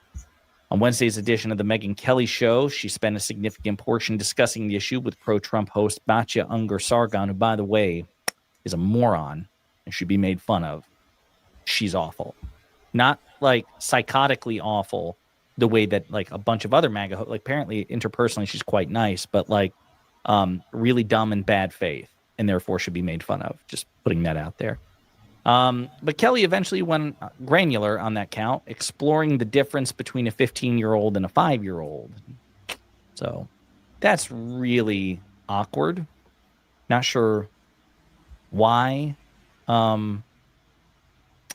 Not sure why you would go down, again, that particular road. I want to play another clip here, and in which, again, I think Kelly is sanitizing Donald Trump's past. So take a look. We have not seen some slew of young women come forward to say, me too. on Donald Trump molesting them or having paid for sex with them when they were barely legal or otherwise. It just hasn't happened. Yeah, in fact, at that same press conference, the lawyer for a group of the women actually said Jeffrey Epstein would prey upon women when they were underage, true and disgusting and horrible. And then the lawyer said, and when they came of age and he was no longer interested in them, he would then pass them on. So there was no pedophilia ring. Excuse me, bitch. Excuse me, bitch. They also said that he would let other people when they were underage engage with these young girls, and then he would pass them on. He would pass them on from his personal uh, uh, deviance. But he would also pass them on when they were underage to other rich men. So do you see these bitches sitting up here trying to make you believe that there was no pedophilia going on here? Well, go to the Florida court and try to have his conviction overturned. Oh, you can't, because didn't he plead guilty to that? Didn't he himself plead guilty to that? But they dropped down the charges to prostitution. But when he was in there, and Robert, Acosta was able to get him a sweetheart deal without the knowledge of the children that were involved. And he spent a year in jail, where he could leave the jail for 12 hours a day. And Acosta then got a job in the first administration as the over the Labor Department, until that dirty little secret came out about the sweetheart deal that he had arranged for Jeffrey Epstein. Are we gonna still try to pretend like Jeffrey Epstein and 4547 were not still buddies? Caroline Leavitt came out on the podium and said that once she found out he was a pedophile, he cut ties with him. Not according to the emails. That's not what the email said. I believe it was a 2019 email that said somebody asked Jeffrey who was he spending Thanksgiving with. He gave two names, and the third name was Trump. But they want you to believe that this is why they cut ties with each other. No, they cut ties with each other over a real estate deal that Epstein was unworried that Epstein was talking about doing, and he had 4547 to come over and ask him about doing some renovations or moving the pool or something, and then 4547 outbid him on the property. And he said he wasn't concerned about anything like that when he initially bought him over, because he knew 4547 didn't have the money to buy the place. And then miraculously a year later, 4547 sold that property to a Russian for over $50 million than what he purchased it for. We know that 4547 is down for a quid pro quo. And he didn't have them. This is some bullshit. These motherfuckers. Look at, she looks like a snake. Don't she look like a snake? Look at the look on this bitch's face. She looks exactly like a fucking venomous snake. Nobody. Well, there is no evidence. There's no conclusive evidence that Donald Trump engaged in the exact same crimes that Jeffrey Epstein did. Now, Epstein said in those emails that Trump knew about the girls, indicating that he was aware of Epstein's conduct. But set that aside for a moment. This isn't exactly encouraging either. Like, hey, Donald Trump didn't engage in, like have sex with, minors. He just waited until his sex trafficking best friend was done with them. Then once they aged into maturity, they were no longer legal minors. Then he would allow his sex trafficking best friend to pass them on. That's not exactly a sterling defense of Donald Trump's character in any way that a sane person should acknowledge as rather the sane person would find commendable, right? That's pretty gross at best, and again insinuates that Trump was aware of the heinous crimes of Epstein, which would be a moral indictment, condemnation of Trump. But again, when Megyn Kelly's like, well, we haven't had these Me Too moments, perhaps not of underage women or of girls, but Trump has been credibly accused of all sorts of sexual impropriety by like more, I think it was 24, I believe, maybe more women. So again, how granular, how and why are you getting this granular? For what purpose? Well, this again went viral. It's all over Twitter. Megyn Kelly minimizes Epstein's teen victims after Trump emails release. House Democrats released emails, blah, blah, on our Sirius XM show. Megyn Kelly stated that Epstein targeted 15-year-olds rather than younger children, distinguishing between ages to argue he was not a pedophile, which drew sharp criticism for downplaying sex trafficking. So let's take a look. Ali Samarco. This is career ending for Megyn Kelly. 15-year-olds are children. They can't drive. They can't see R-rated movies. But disgusting 50-year-old men. They can't consent. They can't consent with someone that they are staying with. They absolutely have no consent. Go look it up. I dropped the page I had up earlier. I'll find the page. Should be allowed to have sex with them without their consent. Again, I don't want to violate terms of service. Goodbye forever. They think Trump had sex with 15-year-olds and they're getting ready to defend it, said another Twitter user. The Epstein files must be worse for Trump than we thought if his allies are already making the case that rape, that sexually violating, having sex with somebody without their consent with kids is not that bad. Quote, he wasn't a pedophile. He just like 15-year-olds is not the defense you think it is. Megyn said, Alex Cole. Sarah Longwell of the Bulwark said, I'm sorry, what the hell is this? Shannon Wass says, Megyn Kelly is trying to convince her listeners that sex trafficking girls is less offensive if they've gone through puberty. Adam Park Homenko says, so Megyn Kelly is fine with pedophiles now? It's fine to, again, I don't want to violate terms of service here, with that word, to have non-consensual sex with minors. It's not just Trump and Epstein we're learning about. Jeet here says, let history record. I called it in 2017. GOP 1984. It's morning again in America. 2000. Compassionate conservatism. Conservatism 2020. The proper term is ephebophilia. Predictable, but still amazing to watch people who spent literally years accusing every librarian, teacher, and trans person they can find of sexually grooming children suddenly throw themselves in with, quote, it's actually ephebophilia. Tim Miller. He's an ephebo, not a pedo, was the Roy Moore campaign slogan as well. Roy Moore, famous and infamous Republican lawmaker who had similar such scandals. Tennessee Holler, seriously, WTF is wrong with these people. Matthew Gertz, the new motto of MAGA is, quote, actually, it's ephebophilia.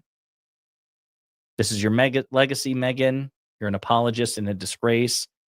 Yeah, folks, again, this is it's not good. I'm not sure, again, why she decided to get this granular. I don't know if it was an effort to downplay the scandal for Trump, given that she's Trump alive. Two of the victims named Trump directly. Thank you, Keith, for that information. Their culture. Okay, now I don't know. This is the new breaking news that I told you about, that 4547 has demanded that Pam Bimbo do an investigation about this Epstein stuff that has recently come out. Let me find that right quick. I have it right here. Now, he's trying to put a whole lot of stuff on Democrats and all of this stuff. Let me share this link with you.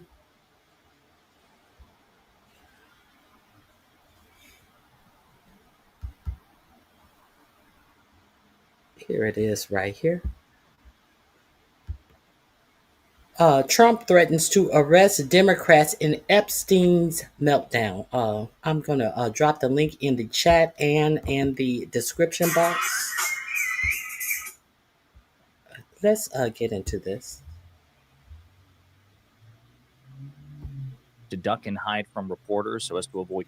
As the Epstein files scandal continues to worsen and Donald Trump continues to duck and hide from reporters so as to avoid questions on the topic, he's ranting and raving on Truth Social, threatening Republicans and threatening Justice Department action into his political opponents about the situation, just going to show how desperate and panicked Donald Trump really is. But before we unpack all that, if you end up liking this video and you want to support the channel, please be sure to hit the like, subscribe, and alert bells before you go.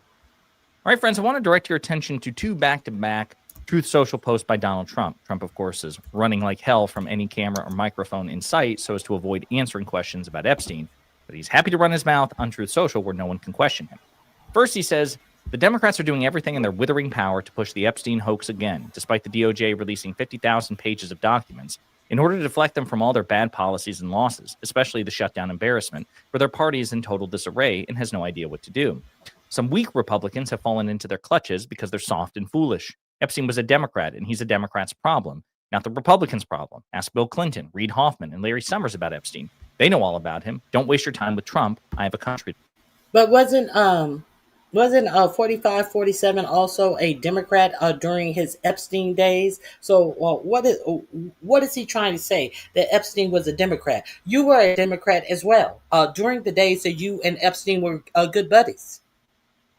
In particular, let's continue. To run. So pretty pathetic, pretty transparent, right? The fact of the matter is that Democrats, even though I was not pleased with them caving or capitulating to the Republicans vis-a-vis the shutdown on the public sentiment regarding the shutdown, the polling, the political battle of the government shutdown, the Democrats won. The polling indicated that far more Americans blame Trump and the Republicans than the Democrats on the shutdown, and that they did recognize that healthcare was the central issue. And on that issue, before the shutdown and after the shutdown, polling is atrocious for the Republicans compared to the Democrats. So again, I don't like how these 8 Democrats defected weakly. I felt like they should have pressed their advantage. But that aside, there's no question that strategically, in terms of the polling perception, in terms of the politics, Trump lost the shutdown. Trump himself admitted that after the recent off-year elections, which were a total crushing blue wave. Now, this other part here is really funny. Again, Trump is lashing out at Republicans, specifically the 4 Republicans in the House of Representatives, Thomas Massie, Lauren Boebert, Nancy Mace, and Marjorie Taylor Greene, who are voting on a discharge petition that will force the release or attempt to force the release of the Epstein files. It will almost certainly pass the House. Then, of course, it has to go to the Senate, and then it has to be signed into law by Trump, or if Trump vetoes, then you have to have a veto-proof supermajority in both chambers to take it out. So it's unlikely that gets through, but it will almost certainly make it through the House and thus put more political pressure and public scrutiny on Trump and the Republicans to get this through. So Trump says, actually, no, you need to ask Bill Clinton. You need to ask Reid Hoffman, a major Democratic donor, Larry Summers, who's a former labor secretary, Treasury or labor secretary under, I believe, President Obama, President Clinton. I'm getting my presidents confused here. But even if we grant Trump's premise that all 3 of those men were inappropriately affiliated with Jeffrey Epstein, Trump was Epstein's best friend. Trump and Epstein were far closer than Clinton and Epstein, Hoffman and Epstein, probably even Summers and Epstein. Number one. Number two, it was Trump who was impugned and implicated in the bombshell email leaks that we discussed yesterday and the day before. So Trump can say whatever he wants, but there's no way in hell he will be able to successfully pivot to President Clinton or Larry Summers or Reid Hoffman. And I think Trump knows this. So then that brings us to the second post, where he doubles down and then gets the Justice Department involved. So he says, now that the Democrats are using the Epstein hoax involving Democrats, not Republicans, to try and deflect from their disastrous shutdown and all their other failures, I will be asking Attorney General Pam Bondi and the Department of Justice, together with our great patriots at the FBI, to investigate Epstein's involvement and relationship with Bill Clinton, Larry Summers, Reid Hoffman, J.P. Morgan, Chase, and many other people and institutions to determine what was going on with them and him. This is another Russia scam with all the arrows pointing to the Democrats. Records that show these men and many others spent portions of their life with Epstein and on his island. Stay tuned. So now he's like, shit, this isn't going to work. So what might be able to work is if I order or pressure the Justice Department to successfully probe my political opponents. And I can try to kill two birds with one stone. Neuter or undermine the Epstein scandal, what he calls the Epstein hoax, which is pretty gross, the Epstein scandal, and punish my political opponents, Democrats that I don't like. Now, I would be surprised if Pam Bondi doesn't take her cues from Trump and doesn't try to do this, but I'm still not convinced that this is going to work. Again, it's Trump who is actively using all the levers of power at his disposal to prevent the release and disclosure of the Epstein files, and has been doing so since the very beginning.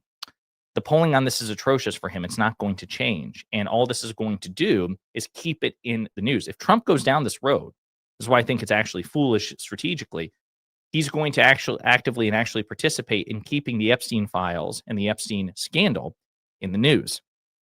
Because if there's a high-profile political probe into, for example, former President Bill Clinton, that's a high-profile target. You bet your ass Democrats who are not enamored with Clinton, right? It's not like President Clinton's the leader of the party anymore. He hasn't been president in 25 years, right? But that will give us the opportunity to keep talking about the Epstein files. It will give CNN, MSNBC, Fox News all the opportunity. And Fox News is desperate to not talk about the Epstein files. They don't want to talk about it with respect to Clinton because And if Clinton is in the Epstein file, he gets what his hand called for. Ain't no Democrats in here trying to minimize the age of if he had been with underage girls. Nobody is trying to make it appear that it's okay. He gets what his hand called for if it is discovered. All of them should get what their hand called for, not based upon their political identities. Are you kidding me? Of Clinton and the Epstein files is just going to invite further Google searches and questions and potential pivots back to Trump. So this is a disaster decision by Trump, to say nothing of the fact that these prosecutions will almost certainly fail. But set that aside. Caitlin Collins of CNN puts it pretty well together about how this is not good for Trump, and Trump running and hiding from the press has been really bad for him in terms of crisis management. Also coming as a bunch of polls show that the majority of Republicans actually do not approve of how the president has been handling the whole Epstein saga. The House Oversight Committee's release of some 20,000 pages of emails yesterday, where, as we reported, the president's name appeared several times, has also renewed scrutiny on why the White House is fighting the release of the Epstein files so hard. The president has never been charged or accused of a crime. He has repeatedly denied any wrongdoing here. He has actually not even been accused of wrongdoing here. But in Jeffrey Epstein's own words, as we read in these emails, he said of Trump, of course he knew about the girls, as he asked Ghislaine to stop. It seemed to be a reference to what we heard from the president himself this summer, that he had kicked Jeffrey Epstein out of his Mar-a-Lago club in South Florida for poaching the young women who worked there. Now, Speaker Mike Johnson is about to bring this vote to the House floor earlier than he has to because he wants to move on from all of this.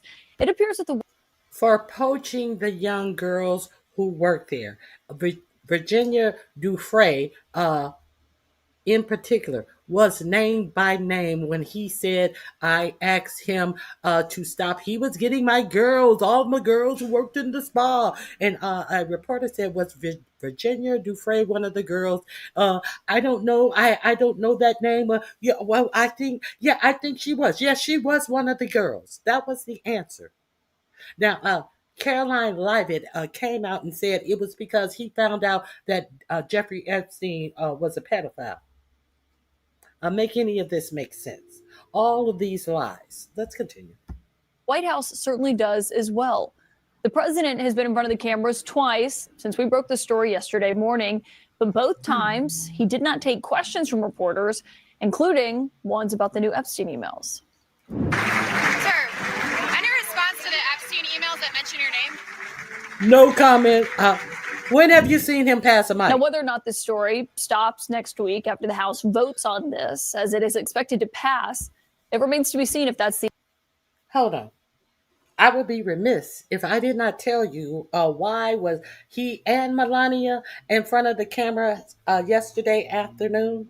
Because they wanted Melania to read a new initiative that she is allegedly putting forth.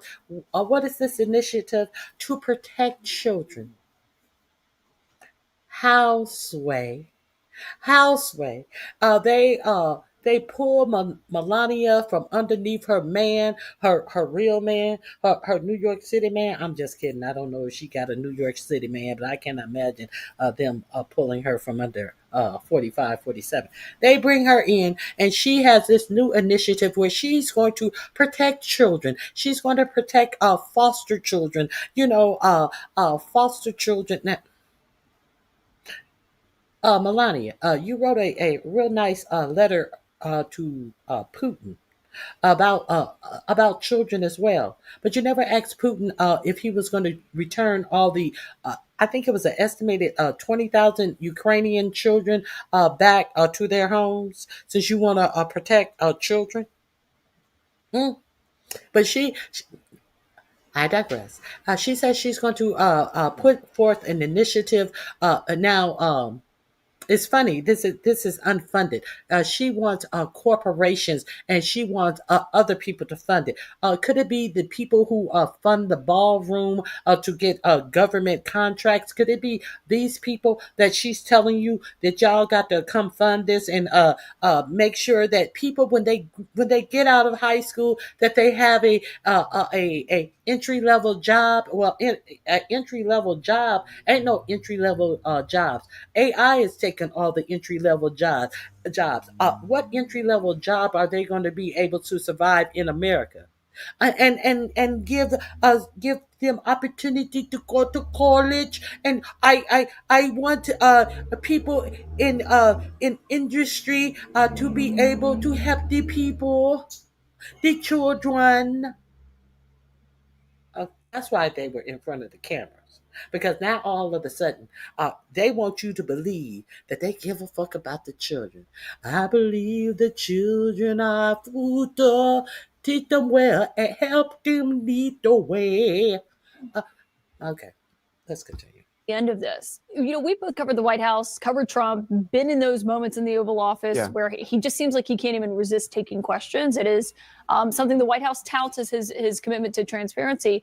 I wonder what you think. It says that he didn't take questions last night, and he also didn't take questions today as he was walking out of the East Room. I mean, that was a very revealing piece of tape. I mean, when he's right there, the reporter is right there, the camera is there, and it's something that's in the news, Trump usually talks.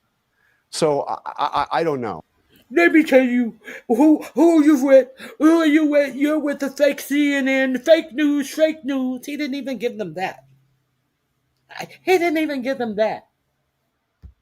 And look, this has been a long process. I mean, I think you were there with me when in the first term when Trump just randomly said that he wished Ghislaine Maxwell well. He did say that. It was an interview with the then Axios reporter. I'm blanking on the guy's name. I think he's Australian. God, I'm blanking on his name, but it's one of the iconic interviews. Maxwell had just been arrested for suspected sex trafficking, and then of course she was later convicted. And Trump seems to be keeping a potential commutation or pardon for her on the table.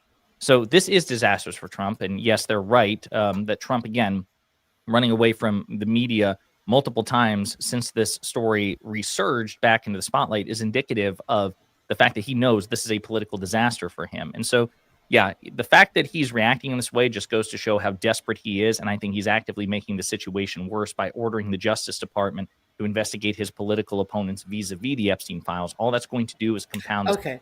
I forgot this name of this person. What is that name that they were throwing around? Read for elections, which were a total crushing blue wave that will force the release, but it will almost certainly make it through the House, Secretary of Treasury, or Labor Secretary. Hoffman and Epstein, probably even Summers and Epstein. Reid Hoffman. Epstein, with Jeffrey Epstein. Trump was Epstein's best friend. Trump and Epstein were far closer than Clinton and Epstein, Hoffman and Epstein, probably even Summers and Epstein. Number one. Number two, it was Trump. Hoffman and Epstein. Reid Hoffman name came up a lot in this. Now, 4547 wants Pam Bondi to investigate Reid Hoffman.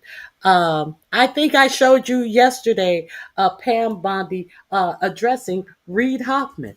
who knew that 45, 47 would be telling her to investigate Reid Hoffman on today? Who knew that Reid Hoffman name would be on 45's 47 Truth Lie Social fingers this very morning? I also showed you when Pam Bondi was questioned, because I do show you a lot of these hearings that are held in Congress, because that's where all of the information. Now, understand that Pam Bondi was under oath. She was actually under oath the last time she went before the Senate and was questioned. Now, understand that Sheldon Whitehouse is not going to ask her anything about anybody except for if she, in her DOJ position, has she ever ran across any pictures of 45, 47, and girls. So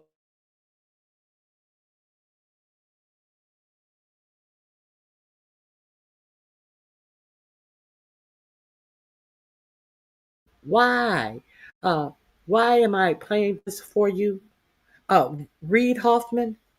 Reid Hoffman. What does Reid Hoffman have to do with the question that's being asked Pam Bondi right on this clip that happened a couple of months ago, last month?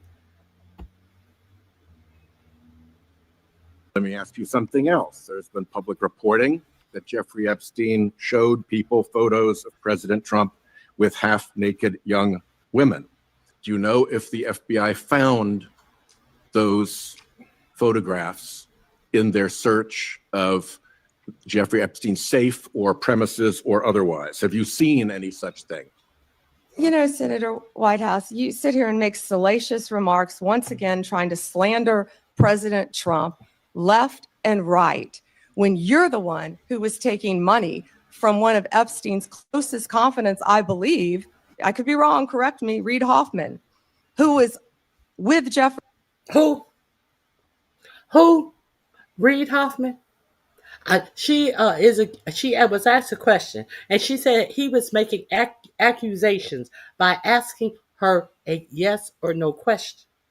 And then she decided to pretend as if she knows that she's accusing him of taking money from one of Jeffrey Epstein's best friends. I thought that 45, 47 was his best friend. Are we serious here? And then who does she bring up? Reid Hoffman. That's who she brought up. Reid Hoffman. On all the notes that she had to make zingers on people for questions that she refused to answer. Okay, so she said that. Let's see if she answers the question that was asked of her. So this is not the first time we've heard Reid Hoffman's name. Why did he even have to even put out a truth social about Pam Bondi investigating Reid Hoffman?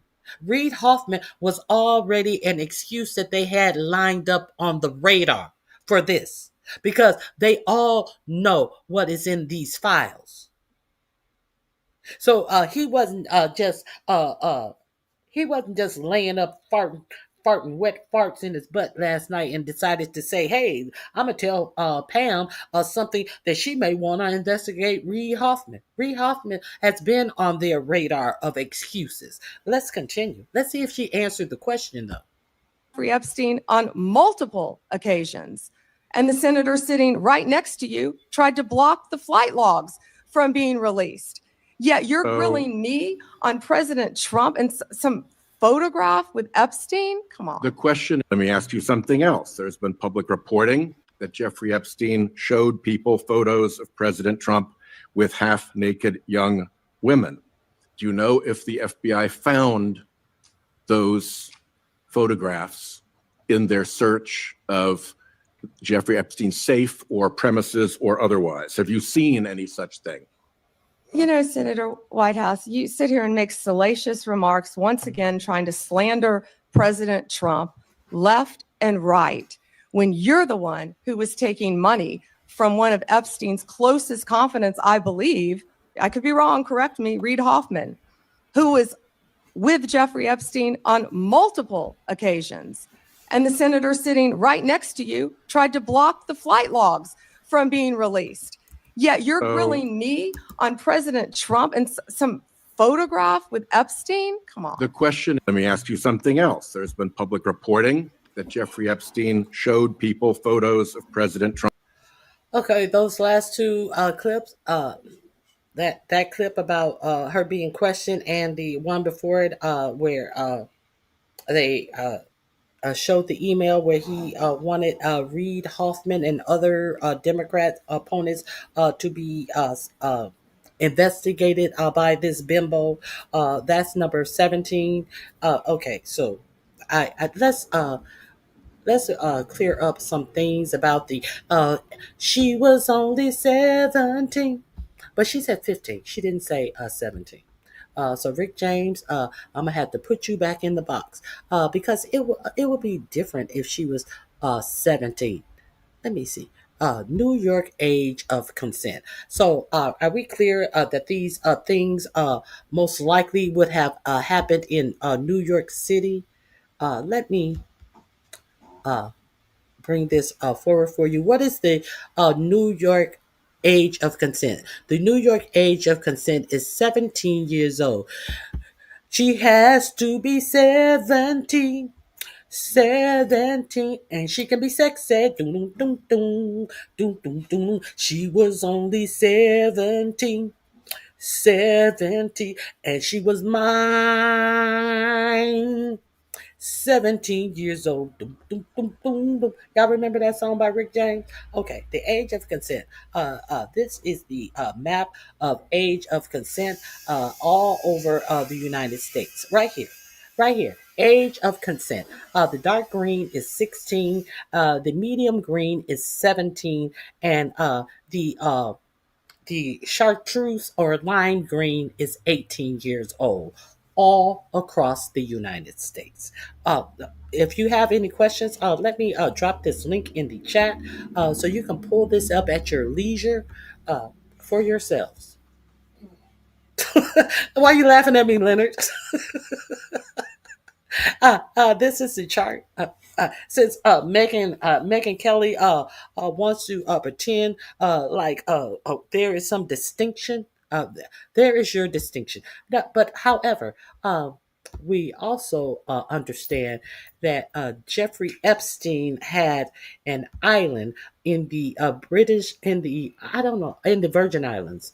I don't know. I don't think it was I think because he's close to St. Thomas, the U.S. Virgin Islands. So I would like to share with you this 2019 U.S. Virgin Island Code, Title 14 Crimes, Chapter 85, Rape and Related Offenses, 1708, Unlawful SA Contact in the First Degree.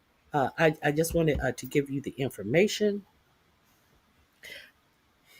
Let me see. A person who engaged in SA with a person when force or coercion is used to accomplish the act. When the other person is under 13 years old, I'm pretty sure if they're flying these young girls, if they are 14 and 15, I'm pretty sure that the age of the men who are taking them to these islands are putting using coercion to get them to do things with these other old long nut hanging old men on these islands. I now no one even talked about feeding them drugs or alcohol.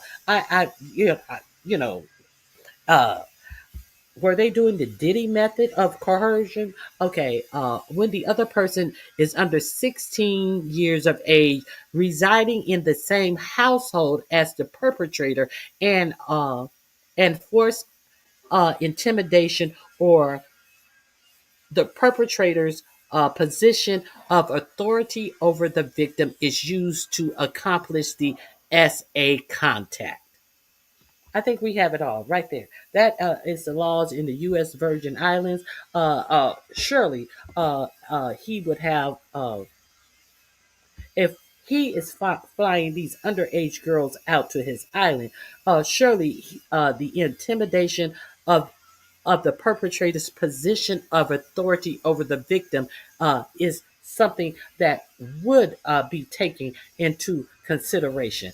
These children flying out to an island where they would be stuck, where this is the person who brought them to these islands. So I'm going to drop the link to this in my description box. I just yeah, Megyn Kelly is being paid millions of dollars, and she can't figure it out. Being paid millions of dollars, call herself an actual news reporter. However, she can't figure this shit out. Okay, so, well, since we have gotten back on that tough, that big jaw heifer. Let me end with this. If you guys have not heard what Megyn Kelly had to say about Jamel Hill, this was after the Charlie Kirk got killed. Let me share with you this. Look at that face. Only the face of a moose. Look at this moose face bitch. Do you see this? I didn't do this on purpose. Look at this moose face bitch. Now let's hear what she has to say. I do want to play Jamel Hill, speaking of so-called journalists who have it all wrong. Here's this jerk, SOT 15. Of course, as you all know, in the wake of Charlie's murder, there was an incredible amount of angry discourse from the right, blaming the Democrats, blaming liberals, saying, you're the reason this happened. Only to find out, surprise, 22-year-old white dude, loved guns, raised by two parents, lived in a good home. Dad is a minister, also a sheriff. Didn't check any of them boxes y'all thought he would check, did he? Okay, first of all, a coat of mascara would be your friend. I'm just going to tell this to you, woman to woman on television. You need a little work, and you should have them back on. Now, hold on. Now, you heard what the context of what Jamel Hill was talking about. So it seems like Megyn Kelly is quite upset about the content of what she's speaking about. Let's see if she get on to what Jamel Hill actually said there. Let's wait for her to talk about what Jamel Hill said out of her mouth. Off the camera a little bit because you are not attractive enough to have that extreme close-up. Push away your laptop, Jamel, and add a filter or two. Honestly, like, we actually don't use any on this show because I do put on makeup so I look presentable, but you need work because you can't both be ugly on the outside and the inside. You need to choose one, okay? Choose one. That is disgusting. That was absolutely disgusting. Mm-hmm. Fuck her. Mm-hmm. It's weird how she lost the points about him being a furry, loving, trans dating. I don't even know what this guy's fetishes were, but leftist ideology infected guy who wrote on his bullets anti-fascist catch and notices bulges OXO, etc. Didn't make her little monologue. I do want to play. Okay, well, there's that. I don't know if you guys were aware of that, but I became aware of the response to that as well. She does address what she said. She repeats what she said. If you want to know the entirety of what she said and what she didn't know, she goes in and lets you know entirely what she thought about the Charlie Kirk situation and the new stuff that came out. But there was, I don't recall any leftist stuff coming out. But this is going to be my last link of the day. This is link 20. I am going to share this with you right now.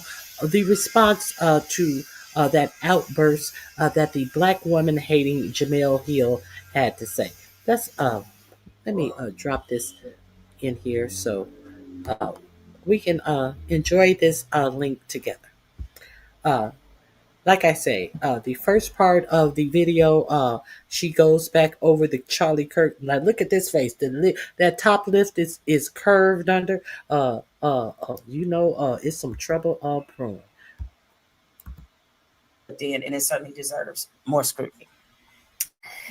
Now let me get to this read. So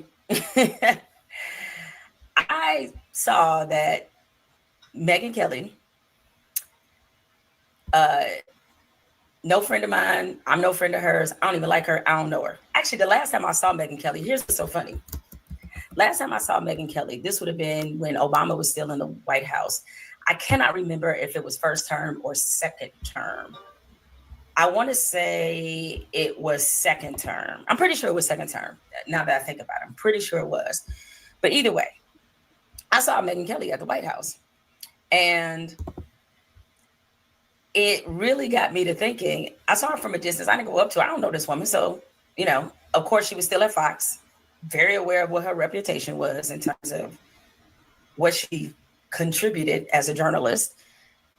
But what I found so interesting is when I saw her at the White House, it was during the time of year, it was the holiday season. And what happens is during the holiday season, White House has a bunch of... Surely, this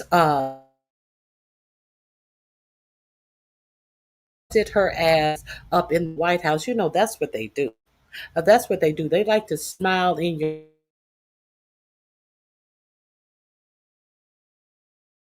your face, see if the cap on your shoe is a little too worn, see if you got a scrape on your shoe, see if you have a hair out of place. Oh yeah.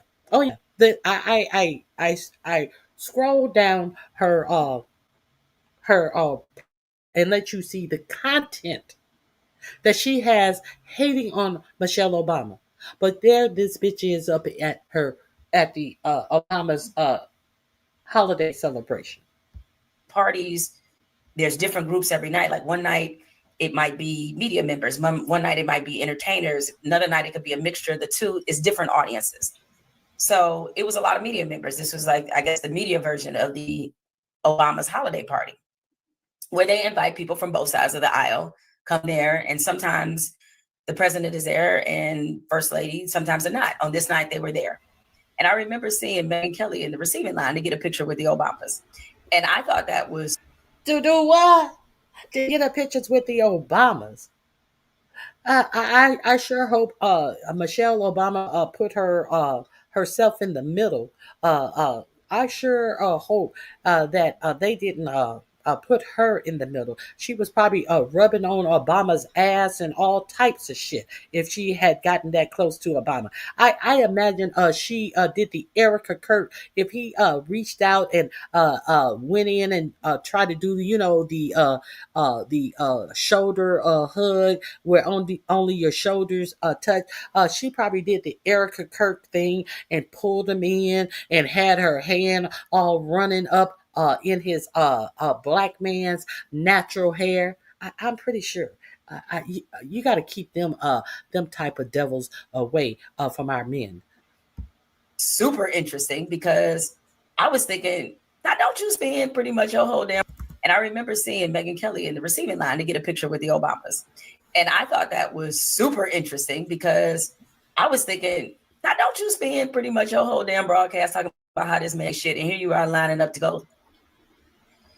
And that's when I knew, like, oh, for a lot of people that are... Catch that.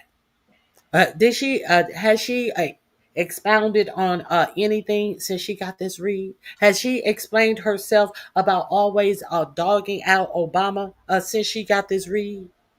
No, she did like Marjorie Taylor Greene did when Jasmine Crockett talked about that bitch body, bad built, bleach blonde. She kept it pushing. That's what she did. She shut her fucking mouth and kept it pushing about this Christmas event. She ain't want to explain herself on this.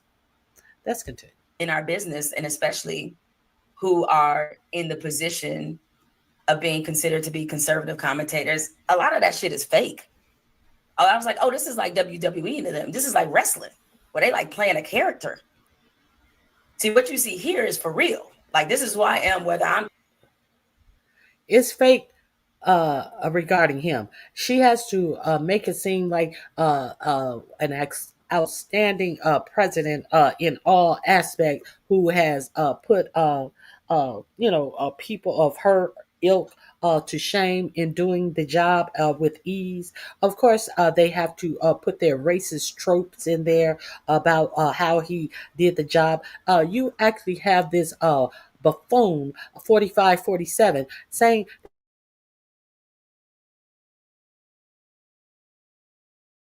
that he was the worst president in history. Hate comes from because they feel inadequate. We are clear on that. But let's continue. Talking to you on YouTube, or y'all catch me. What you see here is for real. Like, this is who I am, whether I'm talking to you on YouTube or y'all catch me out in the street. I'm the same person. And a lot of them can't say that. And so I was really taken aback. And I was like, oh, I got it. That's the game. Peep it. Right? All that being said, so over the course of the years, Megyn Kelly has often had a lot of words for me, a lot of words about me. I generally kind of try to keep her name out of my mouth, because I don't like to amplify the thoughts of stupid people. But all that being said, this time I'm gonna make an exception, and I'm gonna tell you why. But first, let me play the clip of what Megyn Kelly had to say about me. Have it all wrong. Here's this jerk. Stop 15. Of course, as you all know, in the wake of Charlie's murder, there was an incredible amount of angry discourse from the right, blaming the Democrats, blaming liberals, saying, you're the reason this happened. Only to find out, surprise, 22-year-old white dude, love guns, raised by two parents, lived in a good home. Dad is a minister, also a sheriff. Didn't check it in them boxes y'all thought he would check, did he? Okay. First of all, a coat of mascara would be your friend. I'm just going to tell this to you, woman to woman on television. You need a little work, and you should have them back off the camera a little bit, because you are not attractive enough to have that extreme close up. Push away your laptop, Jamel, and add a filter or two. Honestly, like, we actually don't use any on this show because I do put on makeup so I look presentable, but you need work, because you can't both be ugly on the outside and the inside. You need to choose one. Oh, so she went there. Now, generally, when I come back as somebody, especially as a woman, because I'm very aware. Oh, and by the way, Megyn, here you go. All up in there. Get a look at that this non-mascara face. Don't get her mad, girl. You got freckles.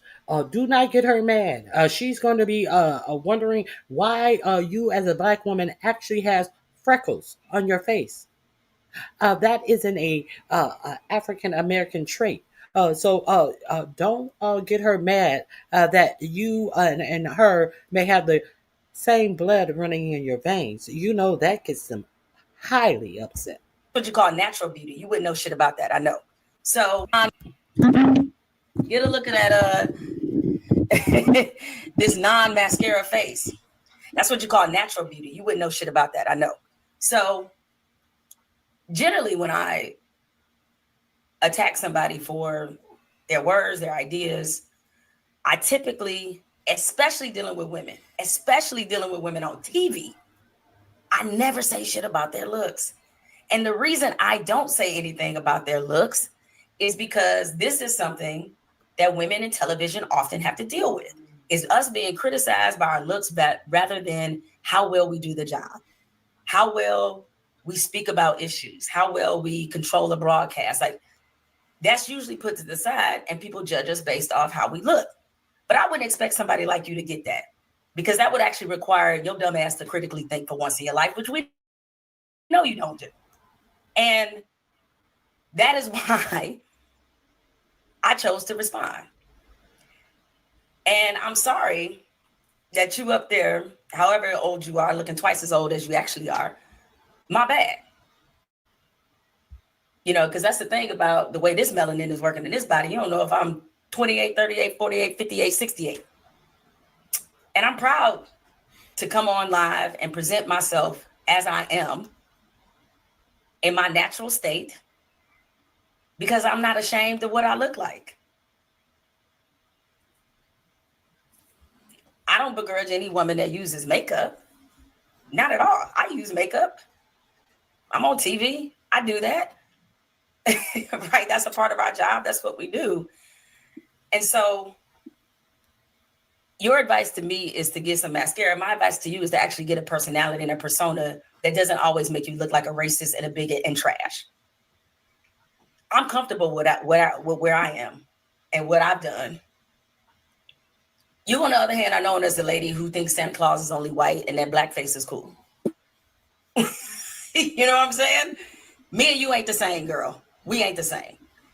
And so what I would say is, you may not like my opinions. You may not like who I am. You don't know me.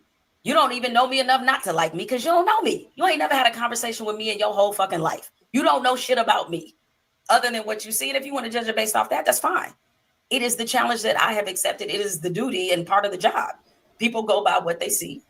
They don't know you outside of your commentary or whatever. So yeah, I get called names all the time. But what you're not gonna do is call me ugly, because this face card ain't never been declined. What I would say that you might want to do, and shout out to my boy Don Lemon for bringing this to our attention. Instead of worrying about what the fuck I look like, about what my mascara I use or don't use, perhaps you should be more worried about what's happening in your house.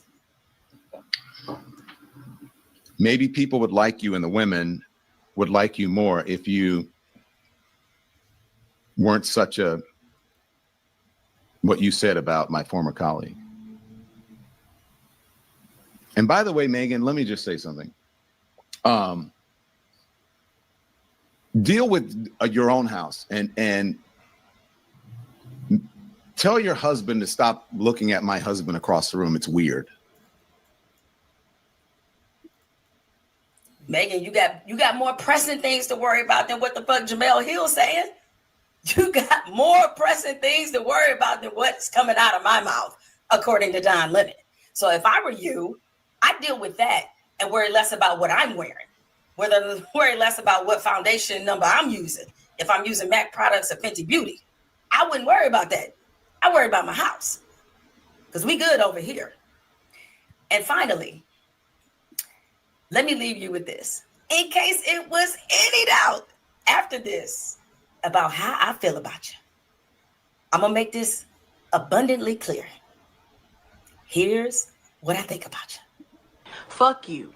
I mean that from the bottom of my heart. Fuck you, fuck your mama, fuck your daddy, fuck the horse you rode in on, fuck everybody who loves you, who cares about you, who has ever supported you in your life, who has become a part of making you the person that you are today. Fuck you, fuck them, fuck all of y'all. Have a good day, Megan Kelly. And you all out there, you all have a good day as well. Thank you.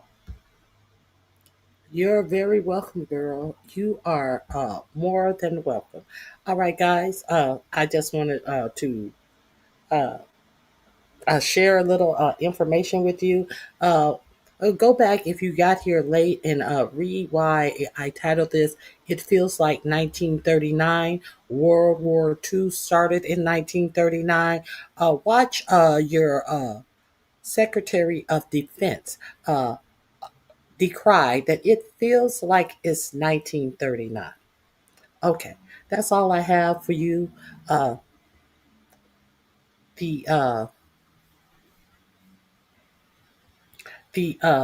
Venezuelan situation is kind of similar to the situation that Hitler used to invade Poland. A false flag. So that is all that I wanted to share with you guys today. I appreciate you guys for stopping by. Please hit the like button on your way out. All of the links are in my description box. And yeah, Leonard, you must go back to the 1939 conversation. Okay, I appreciate you all coming out. Leonard, I thank you, Vera Carey, my mods, for being here. Hope you guys have a wonderful remainder of your day. God bless you. And I said I was going to come back on. I will be back tomorrow. I will review my video and see why I was coming back on tomorrow. It was probably some of this stuff that I dumped off, but I had a lot of stuff that I was going to talk about. But I really wanted to get this understanding about where this nation is headed. All right. Besides the fact that this nation is broke and has no jobs to offer the people. Now, let me say this. I'm going to keep saying this. You guys continue to participate in your own suffering. Don't cry. Don't cry. If you guys continue to support these billionaires that are looking for ways to take jobs from you, don't cry. Do not cry. All right, guys. Have a great day. God bless you. See you tomorrow.